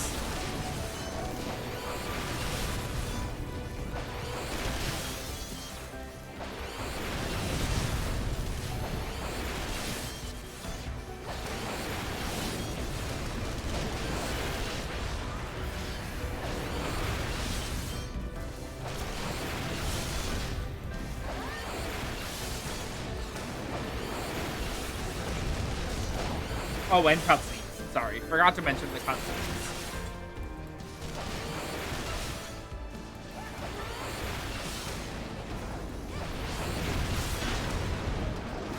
Including one that is unintentionally absolutely hilarious.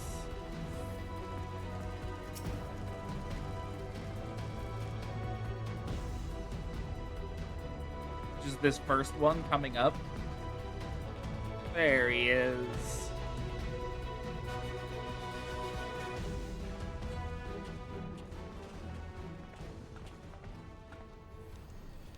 Gaius! Ah, Sid, my boy, you were late. There's something I always meant to tell you, yet the time never seemed right. It concerns your father. What of him? In the winter of his years, Midas came to abhor his part in Meteor. He told me that he wanted nothing more than to wash his hands of the whole sordid business. But he did not wash his hands of it. He helmed the project until the day it killed him. Come now, Sid. You must know that he did not have the luxury of choice. By the time he realized his error, it was too late. Meteor had him completely in his thrall. Shortly before his transformation, mayhap sensing that something was amiss, your father confided to me all the regrets of his life. Most of them concerned you. Early on in your career, he realized that while you had a talent for devising armaments, it would never fulfill you.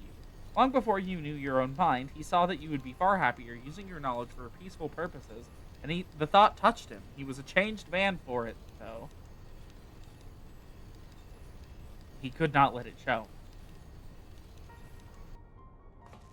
You ripped open walls in this place just so you could say this to me? What is it you want, Gaius? I want you at my side, Sid. Take up your father's mantle and become the Empire's lead engineer. It is your destiny. My father had a change of heart. You said so yourself. Besides, I have long known my destiny, and I assure you, it lies not with the Empire. A pity. And what of you, adventurer? Will you not consider making common cause with me?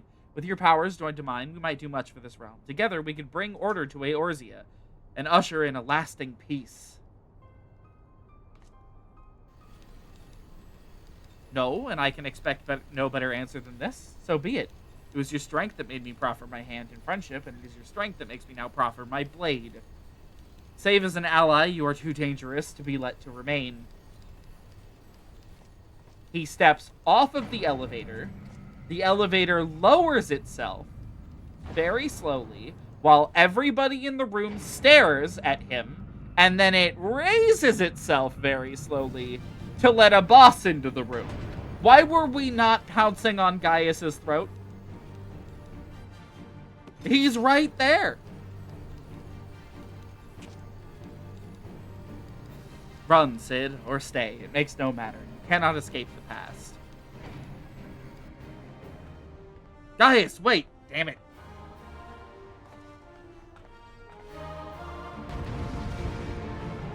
Okay.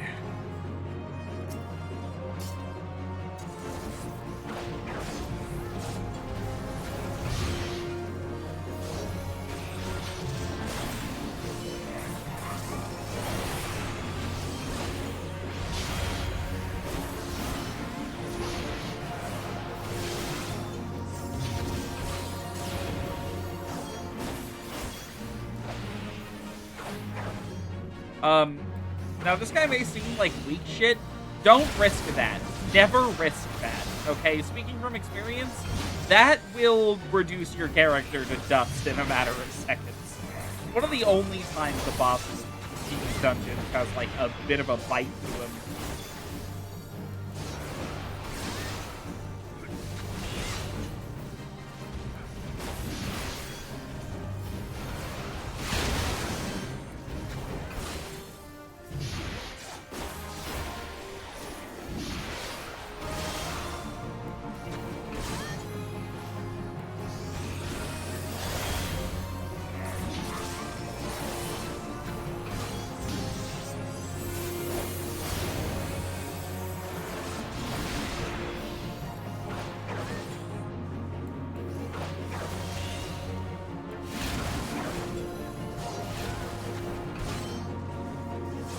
Not surprised I'm behind some market damage, honestly. There we go. Okay.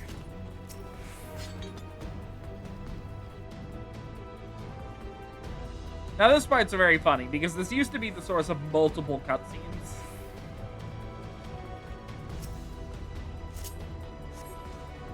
We have the Magitech armor from before. Now, they've just stored it in the Castrum for some reason. From here on out, it doesn't matter who's in the lead, so it's a race.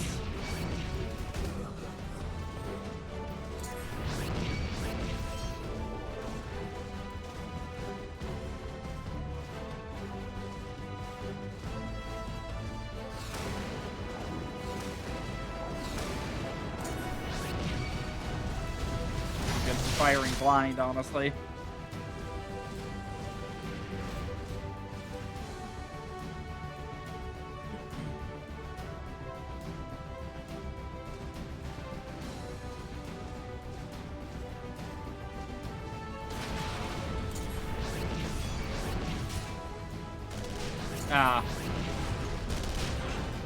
So you can't walk past the army units, and if the game thinks you're trying to, it'll just knock you backwards.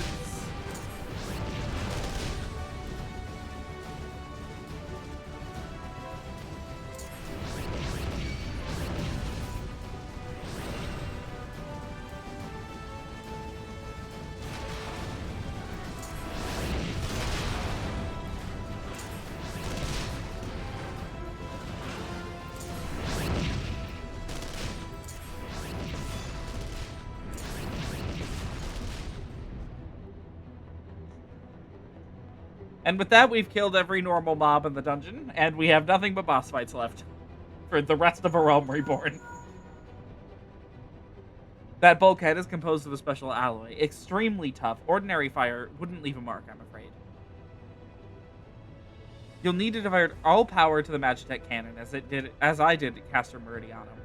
The armor's cores like to expire from the strain, but there's no help for it if we want to press on. Now listen well. Press the control, engage ancillary, then fire away. Don't mind the warning lights.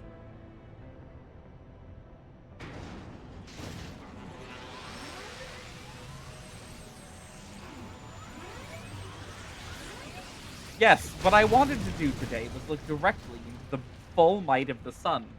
That's what I'm playing Final Fantasy XIV to do.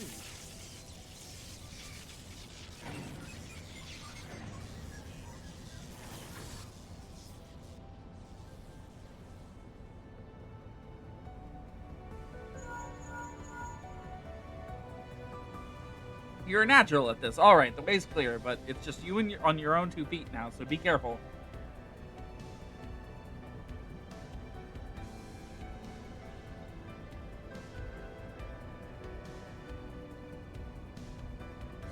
Goodbye, Magitech armor.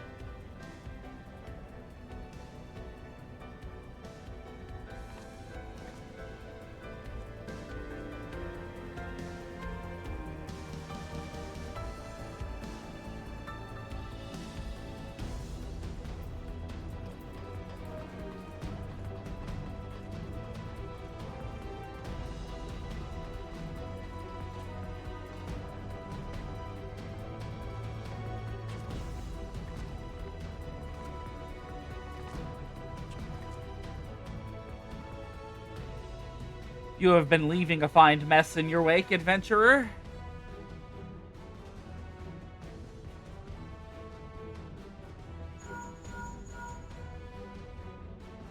Is someone there?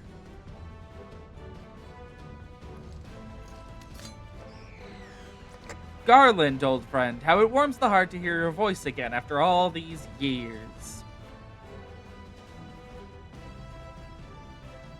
Nero, is that you? You sound well. It would seem this savage land agrees with you. The highest-ranking tribunus of the 14th. It was you all this time? Tell me, Garland, how long do you intend to keep all the glory for yourself? What? You've lost me. Don't play the fool with me. Ever since the Academy, I've been condemned to live in your shadow.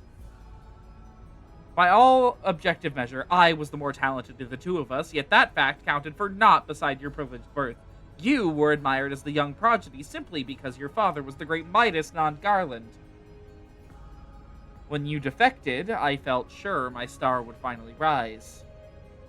But by disappearing, you acquired the status of a legend, your reputed genius gaining credence merely by dint of your absence. Instead of cursing you for a traitor, the people actually came to think of you more fondly. To this day, you are still the young progeny of Magitech.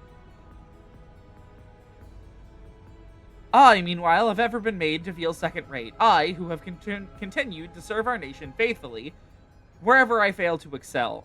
Why, it's only to be expected. Yet, when I exceed all reasonable expectations, people proclaim I walk in the footsteps of the great Sid Non-Bloody Garland. Nero, I don't know what to say. It matters not a whit what I achieve. Your existence has rendered me worthless. Even Lord Van Balezar sought to offer you a place at his side, and this in spite of your betrayal. Did he extend any such offer to me, the man who has remained loyal to him all these years? Why, no, he did not. Long have I endured this injustice, but no more.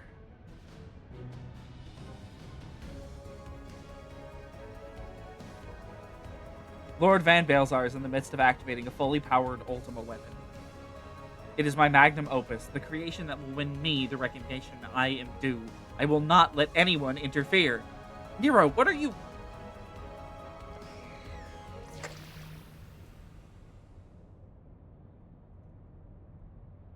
Ever since I first set foot in this benighted land, I have watched you. Every move you have made, every step you have taken.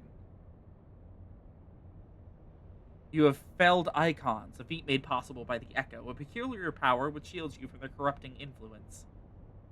It is a little wonder that my lord has taken an interest in you. As have I. If truth be told, it is my desire to harness your power for use in the Ultima weapon.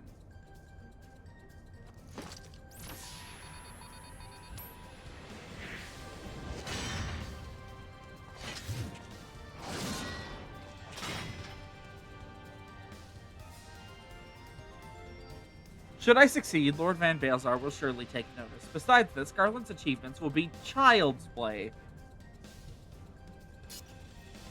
Come, adventurer, and yield to me the secrets of your power. Alright, the second boss of the Praetorium, Nero Toll Scava, is pathetic. I mean, like literally just look at this.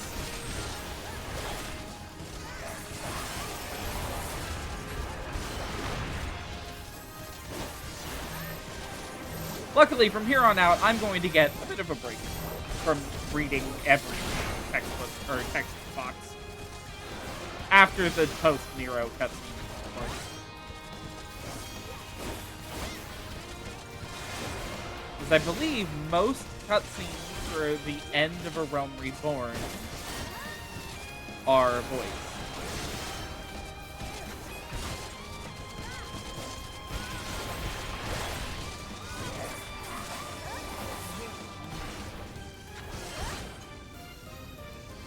So, most of his mechanics can be completely ignored, like entirely. It's just dodge AoEs and do a stack marker or two. That's it. Super pathetic.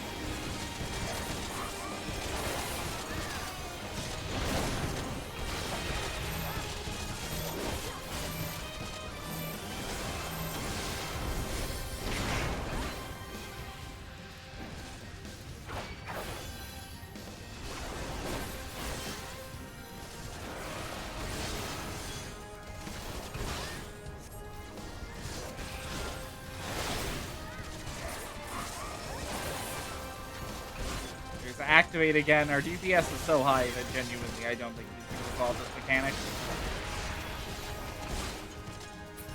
There we go. Easy.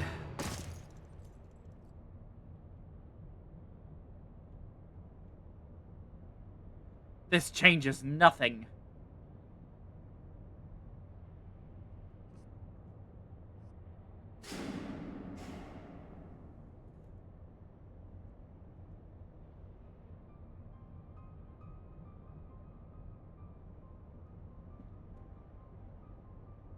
The ultimate weapon is activated, and it brims with the power of icons. Nothing can withstand its might.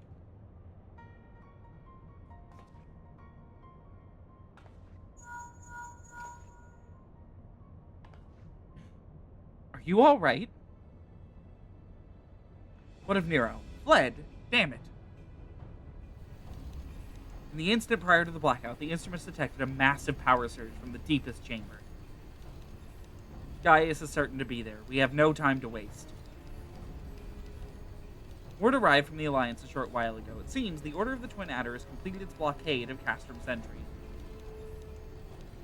What hands they can spare are hastening this way even as we speak, and likewise for the Maelstrom, all that's left is to destroy the ultimate weapon.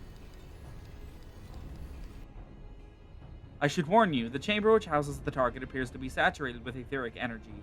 There's bound to be heavy interference. But even if we lose contact, you must go on. Just don't do anything I wouldn't do, alright?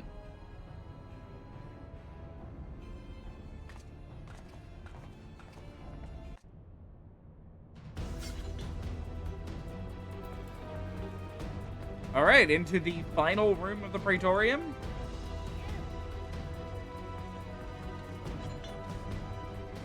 This dungeon is so piss easy. It is just so easy.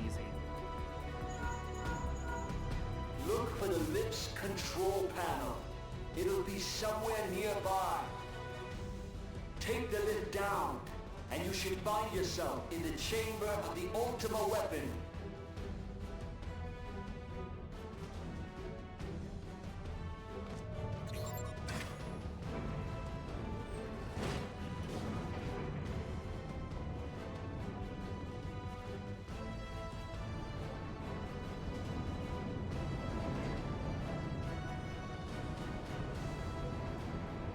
Keep your eyes peeled. Gaius could be waiting for you down there. Oh, and don't even think about dying. You're too bloody useful. The interference is getting worse. I don't think the connection will last much. Goodbye, Save.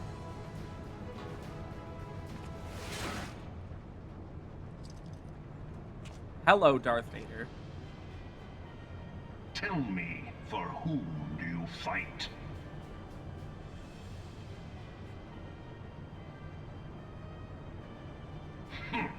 Do you believe in Eorzea?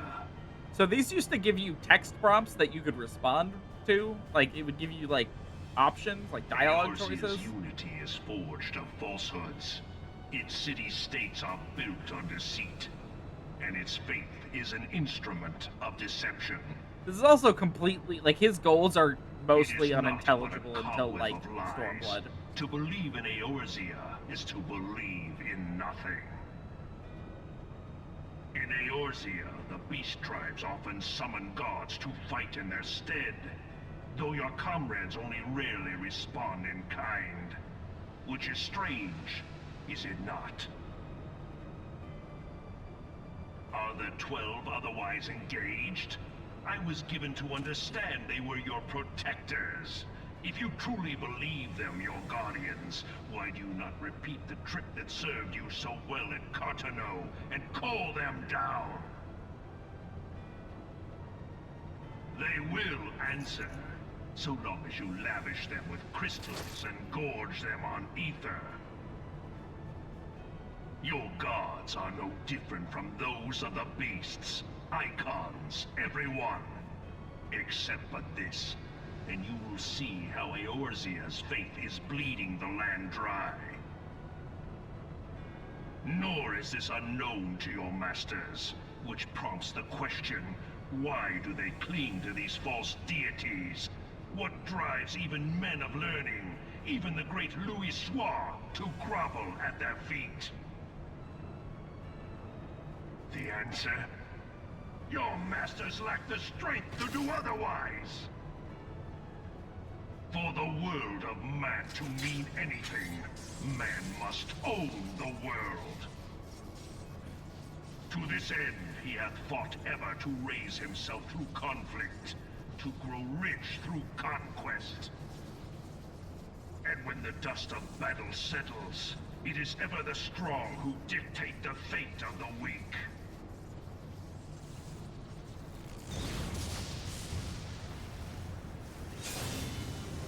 Knowing this, but a single path is open to the infinite ruler, that of false worship. A path which leads to innovation and death. Only a man of Hello, power Super can Gaius. rightly steer the course of civilization.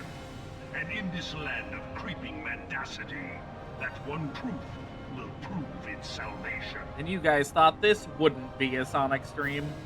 Come, champion of Eorzea, face me. Your defeat shall serve as proof of my readiness to rule. It is only right that I should take your realm, for none among you has the power to stop me.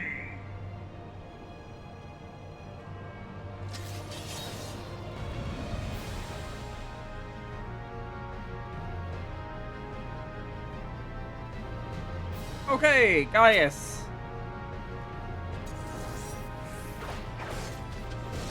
Is, I mean, he's not the most pathetic fight of all time. I wouldn't call him hard, but...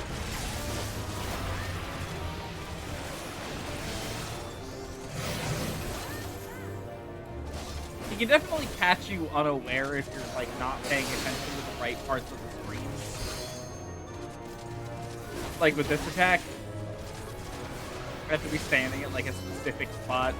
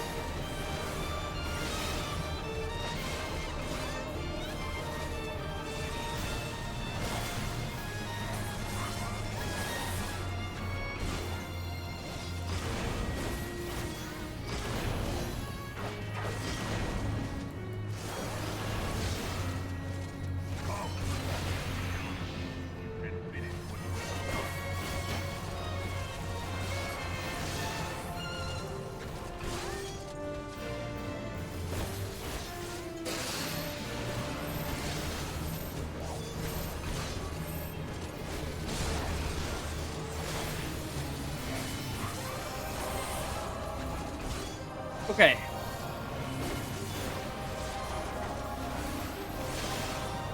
So now that we've got him low... yeah, he splits into 4. This is unskippable. You get him down to 0% health.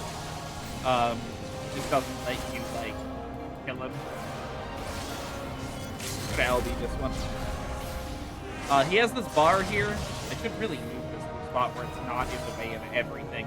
If that fills by the time that, you know, before you've killed these guys, then they, you die instantly. It's an enrage. Pretty common enrage in the game too, but I believe this is the first one to it. There they go.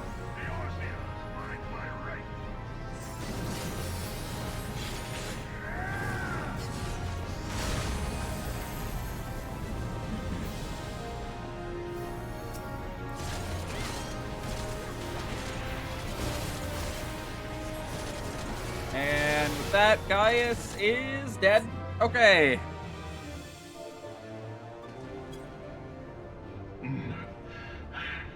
I had not thought to be so hard-pressed. Oh, right. Your strength is most impressive. Such power befits a ruler. Yet, you lack the resolve to put it to proper use. A waste.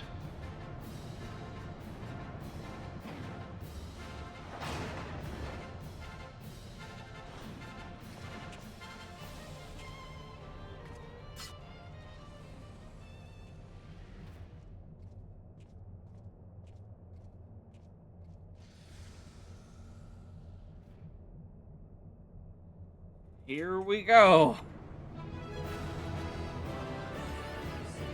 Now, I don't think we're going to be doing anything for after the final boss.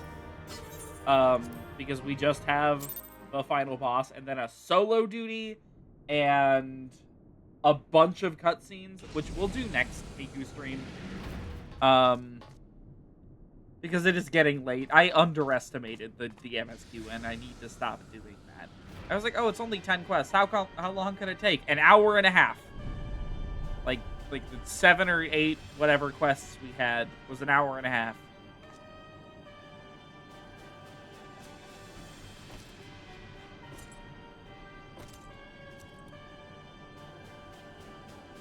Allow me then, hero, to do that which you will not.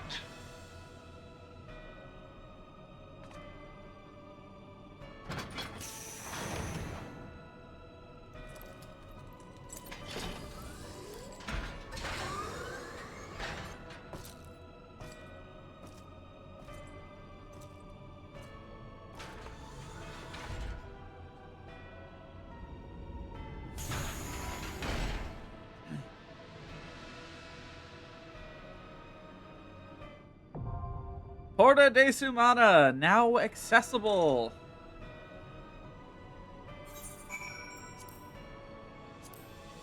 Right, it's under trials. 7 minutes. We'll go ahead and try to do what's left of the Thaumaturge Quest. I don't think we'll be unlocking a new class this time. Next time, we'll probably just be finishing a Realm Reborn and then unlocking the final 2 classes that we haven't unlocked yet. And just sort of catching up on class quests so that I can work on unlocking more of them. Lots of stuff to do before we get out of a Realm Reborn. We have to get basically all of the classes we have leveled right now up to level... up to level 50, in addition to Rogue and Archer. Rogue, which I have not played at all, and Archer, which I'm pretty familiar with, so that one will be fine.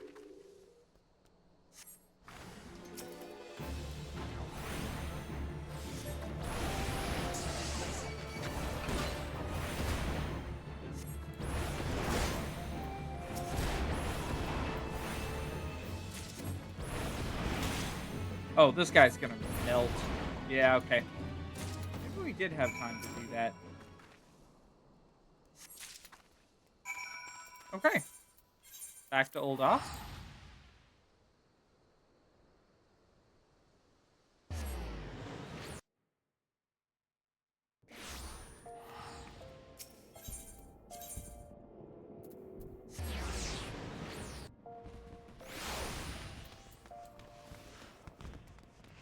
Really hoping I can get a quick queue for Porta Decumana. It's, yet again, only in one roulette, so... Do I detect the scent of ether, and I trust that stench is a Malja blood. Here you go. Oh ho! 10 vials, 20, 30. The sight of so much ether is just so very nice. I don't know what he said. Comforting. Okay. What do we have here, Kokobani? Is that the crate that was stolen? I see Miku's lessons have added the desired effect. I will assume the vial, viscous liquid you have there is Beastman blood. Kokobushi should be pleased. Kokobuki, you left word for me to visit the ossuary. Have you finally decided to begin my training in thaumaturgy? Ah, Kokobusi, good of you to come. Miku here was kind enough to obtain a supply of Amalja blood for you. An alchemist acquaintance of mine explained how you had been using the substance in your research to create a mana-amplifying elixir. Naturally, we are most interested in the results of such experiments. You see, Busi, your work as an alchemist already puts you in the position to work alongside us. You needn't become a thaumaturge to be part of our family. That's right, Busi. Besides, the battlefield is a dangerous place, and our skills are not exactly suited to keeping others safe from harm. I see, but there is another attempt to this is but another attempt to dissuade me from pursuing my true calling. I do not want to cheer you on from the safety of my workbench. I want to fight at your side. Busi, we cannot stand the thought of you being harmed. Pray, do not do anything foolish. I do apologize, brother. I sometimes forget how difficult it must be not having natural aptitude for the arcane arts. As I mentioned before, Miku, Kokobusi is dangerously unsuited to be to the wielding of thaumaturgy. Even with the proper training, he would be unable to cast magics as we can. Were he attempt to force the manifestation of power, the strain on his etheric reserves would likely kill him. But let us not dwell on the unpleasant circumstance, for you, on the other hand, are brimming with thaumaturgic potential. Remain diligent in your studies and do not cease your efforts to expand the wellspring of power.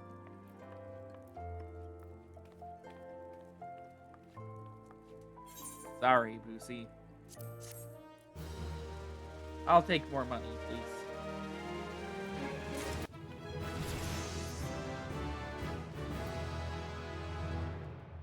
Okay.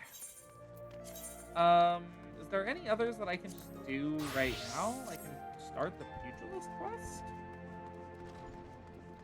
Probably.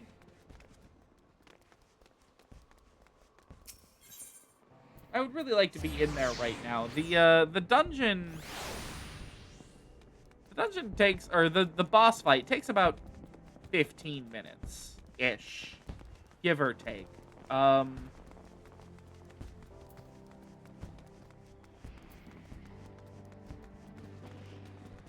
And I would really prefer this not to go past 1 a.m., you know, reasonably.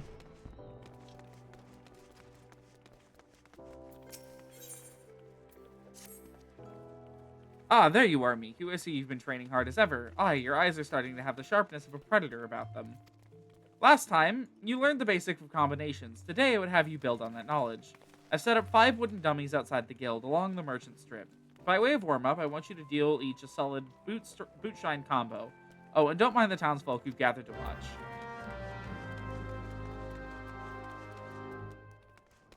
This one should be pretty easy.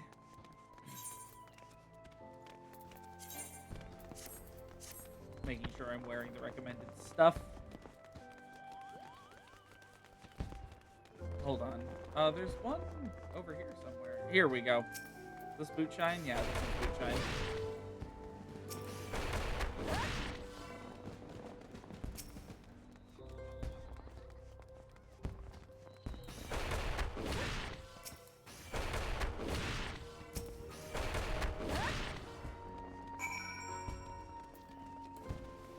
Alright, back to Haman, whose name I am not entirely convinced is entirely divorced from JoJo's Bizarre Adventure.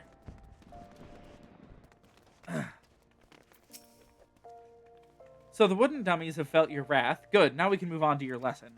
When you first came to us, I taught you that combinations make a pugilist. What you need to know next is that not any hodgepodge, okay, isn't it hodgepodge? Of strikes makes a combination. There's an order to things, a natural flow from one technique to another. Today I would have you practice one of the most elementary combinations of the pugilist's arsenal. It goes like this. Lead with a swift boot shine combo, keep your foe off balance with 2 strike, then bring it home with a blistering snap punch. With practice, combinations such as this will become second nature. They must if you expect to become an accomplished pugilist. Now, you'll need some opponents to practice on. The Keycurn that infest the rat's nest in central Thanalan ought to serve. Hit them with a snap punch 3 times, then we'll call it a lesson learned. Arm of the Destroyer. Oh, this is an AoE. We have unlocked an AoE. Unsure of where I'm putting the AoEs on this class, to be completely honest. Ah! There we go! We're in! Dragoon, get me in there! Let me at him!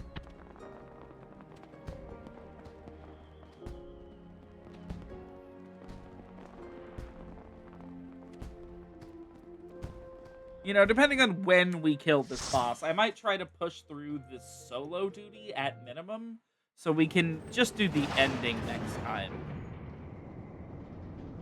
Because I know it'll take a while. Let's see, if he's dead before, like, 110, then maybe. Probably not.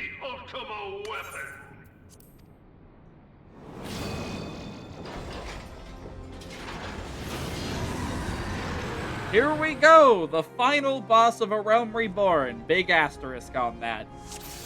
The Ultima Weapon. He's the last, like, group duty boss that will fight for the base game.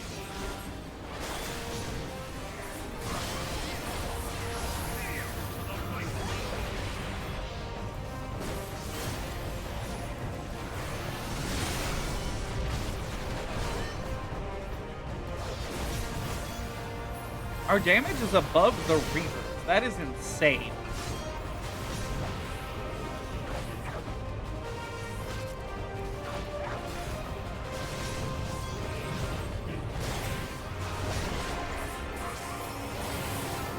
So, the Ultimate Weapon wields the powers of all 3 primals that we fought so far. Using AoEs and stuff from their battles. He's got Titans, Landslides, and Tremors.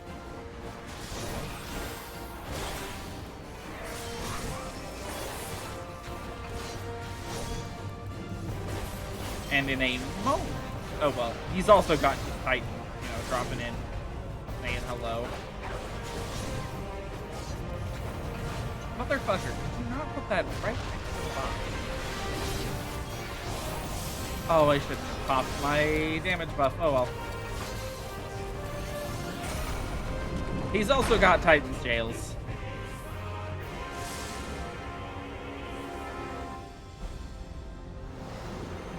Here, feel, drink. Sorry, I love the Mountain Dew event. It was hilarious. Thy foe is darkness clad in steel. If thou wouldst triumph, thou must look to the light.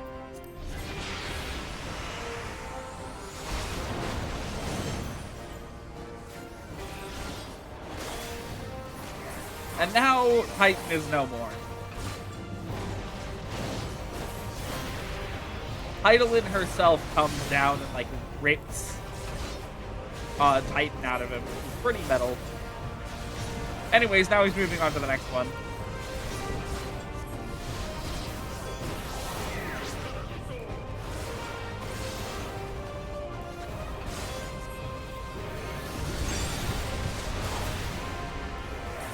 This one's gonna be pretty awkward as a melee.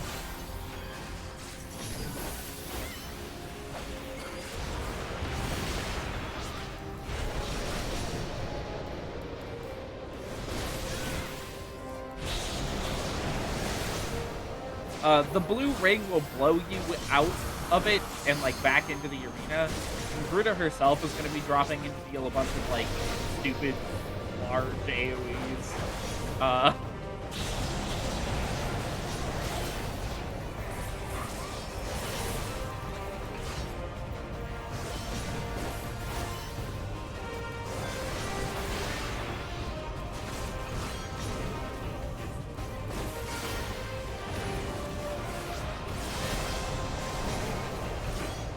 Now, I don't know to what extent the, like, DPS you're dealing with this guy matters, honestly.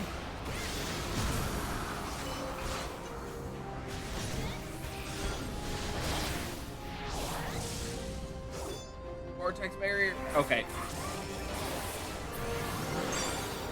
And now we wait. Because now he is untargetable.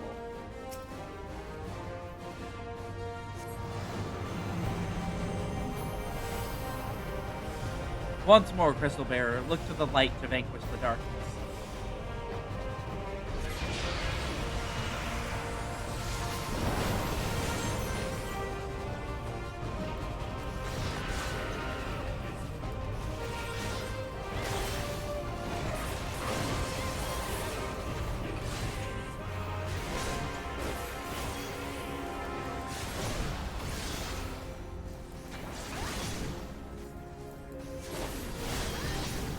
Holding all of my damage buttons so that they line up again.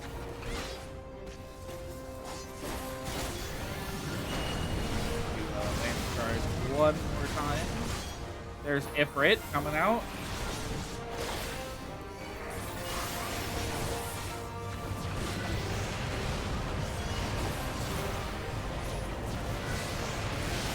I forget what those bottles are called.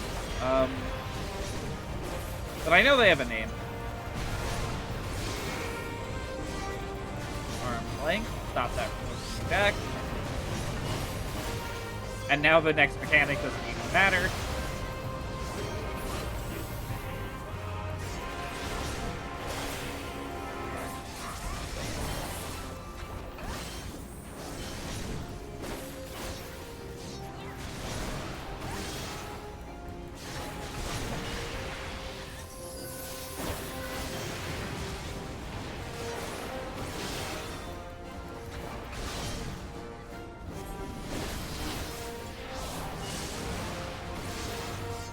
Oh no!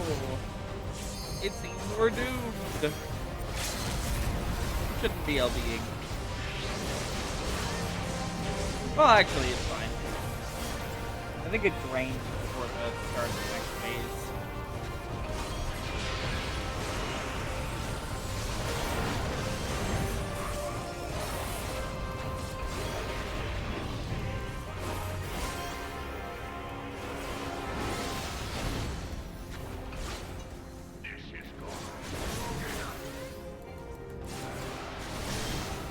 But at about 18%, he's gonna... Yeah, okay. There we go. But the Ultima weapon is all-powerful. Why does my enemy still stand? Can her strength truly be so great? It is the blessing of light that confounds you. Get ready for some weird concepts to get thrown at you, because this cutscene is infamous. La Brea. Hi, La Brea. Your foe acts under the protection of the crystal she bears. So, this is what empowers her. Beyond mortal limits. If you are to prevail, the Hammer of Darkness must needs be brought to bear upon the Shield of Light. And so it shall, for the Ultima weapon is host to a power of which you are as yet ignorant. Speak plainly, Ascian. The heart of Sabik. It is the weapon's core, an enigma whose surface even the vaunted scholars of ancient so the heart of Sabik is mentioned in this cutscene and never mentioned again until Endwalker. The level 80 to 90 expansion. Of what magic do you speak? A spell without parallel. Ultima. I sought the life force of the primals for no other reason but to quicken the core. For the true power of the Ultima weapon lies within its now beating heart. La Brea, what have you done? No more than was necessary for my god to be reborn. Damn you, Ascian. The hour is at hand. Behold but a sliver of my god's power.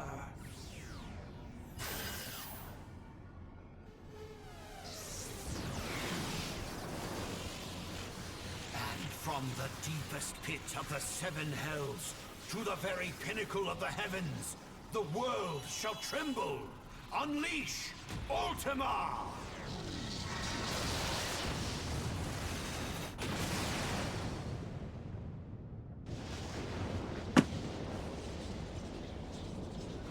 Ugh. That was a bad idea. Sorry, I am doing battle with a spider right now. Motherfucker.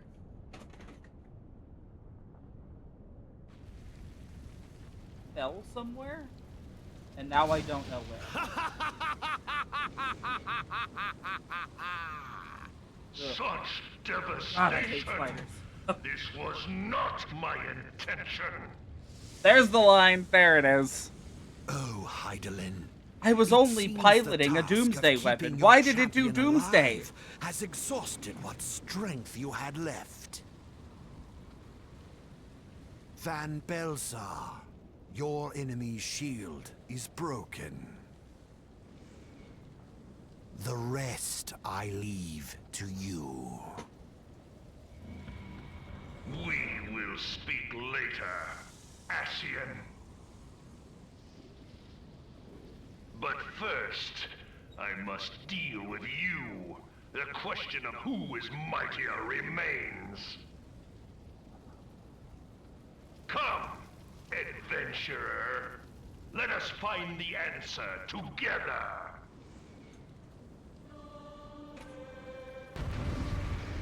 Okay.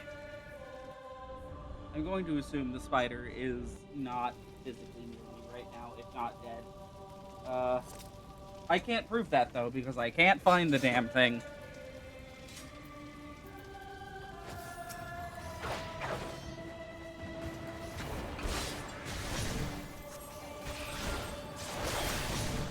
Alright.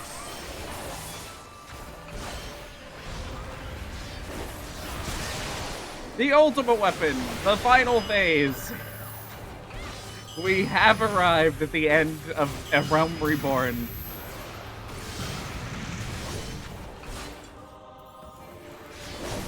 No primal tricks.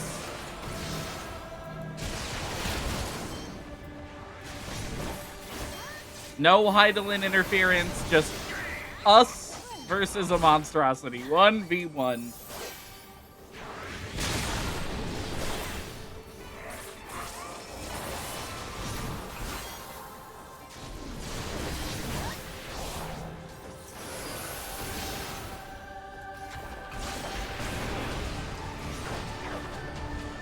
Okay, this mechanic. You have to, one person has to eat a ball before the two can touch. If the two touch, they wipe. Well, I don't think they wipe the party. They deal a lot of damage to the party.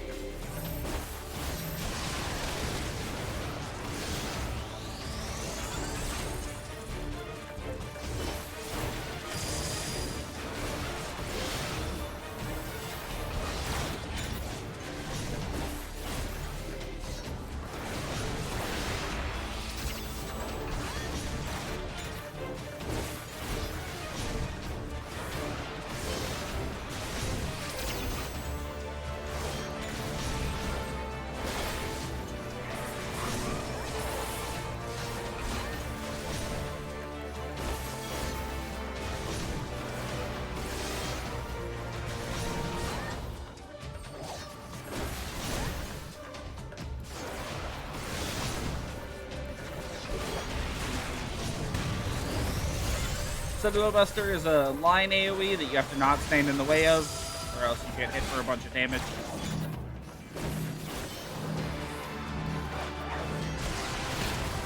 The music in here is incredible, by the way. Just thought I'd point that out.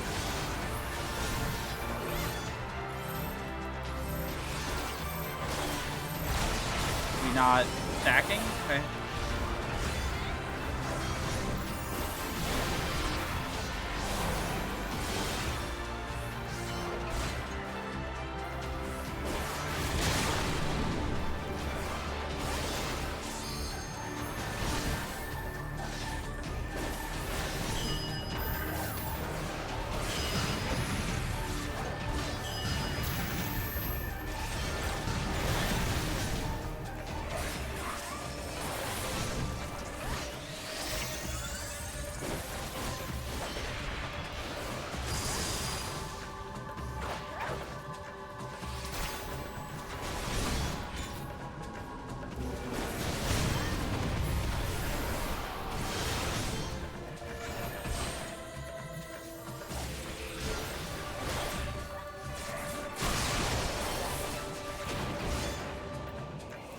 Tank Purge is not a tank buster, despite what it seems.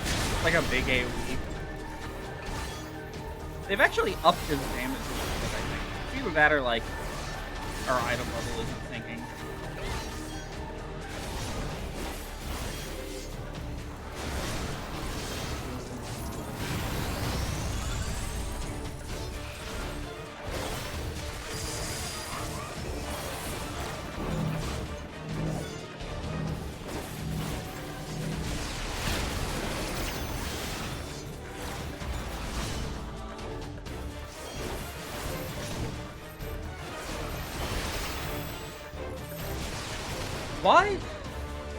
Why is no one...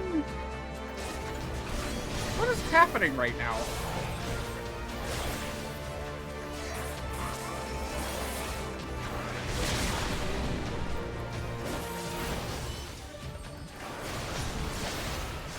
Okay, it's fine. Fine, we can win this. Probably. Have to be careful.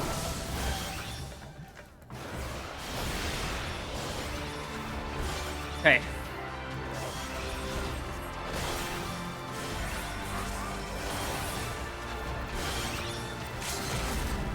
We have to LB it with an LB1 here. So that way, when this happens,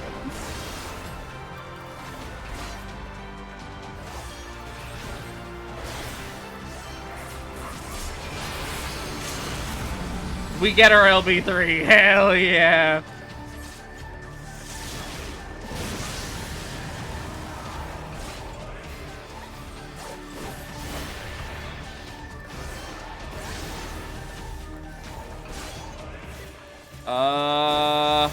I certainly hope we got this.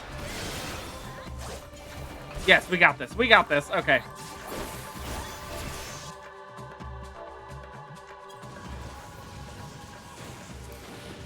And with that, we have finished A Realm Reborn's gameplay. No! We'll be doing the cutscenes for the ending next time.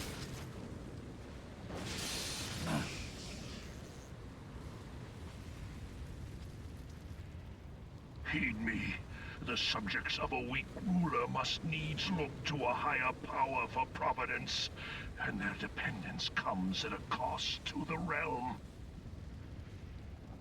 The misguided elevate the frail, and the frail lead the people astray. Unless a man of power wrests control, the cycle will never be broken. You of all people must see the truth in this. You who have the strength to rule.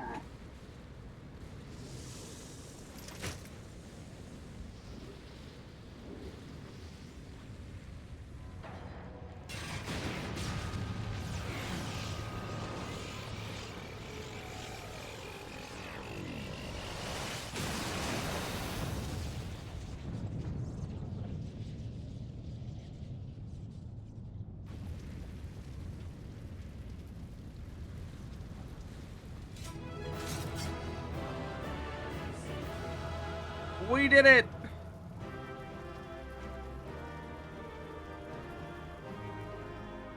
Now I have to decide what to title the VOD for this one. Oh my god, we're out of here. We're gonna get it, like, cutscened immediately.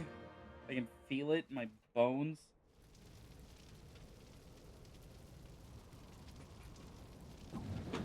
Yep, there it is. Still a loose end.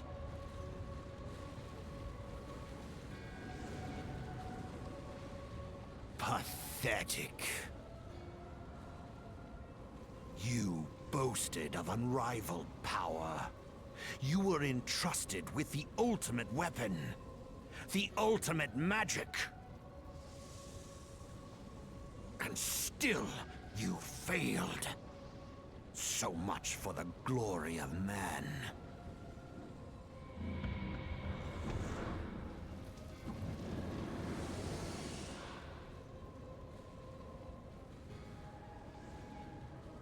The growing imbalance afflicting the planet must be redressed. If it is permitted to worsen, the very laws of existence, both etheric and physical, will be warped beyond all recognition. Know you the root of this corruption? Hydaelyn. So, like a parasite, she must be burned out if the planet is to recover. And not but the return of the one true god will ensure her complete excision. This part of the game.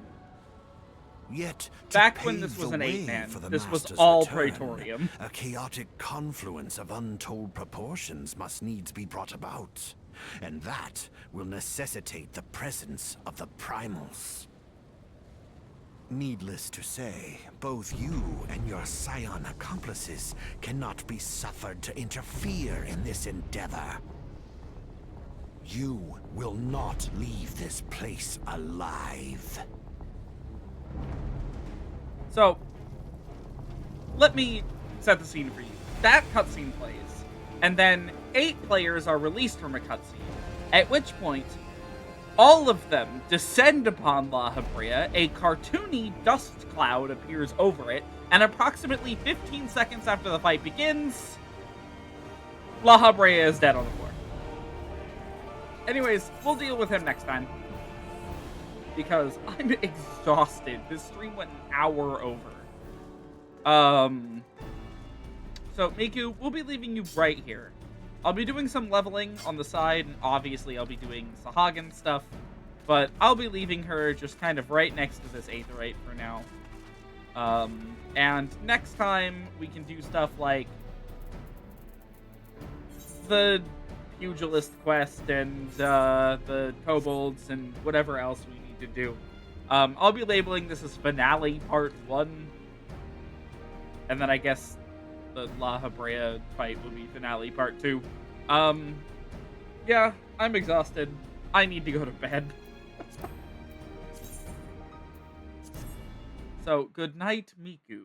And if you watched this far, thank you so much for watching. That was a lot of fun. It took a bit longer than I thought, but, you know. Anyways, that's all I got. Thank you so much for watching, and have a great night, everybody.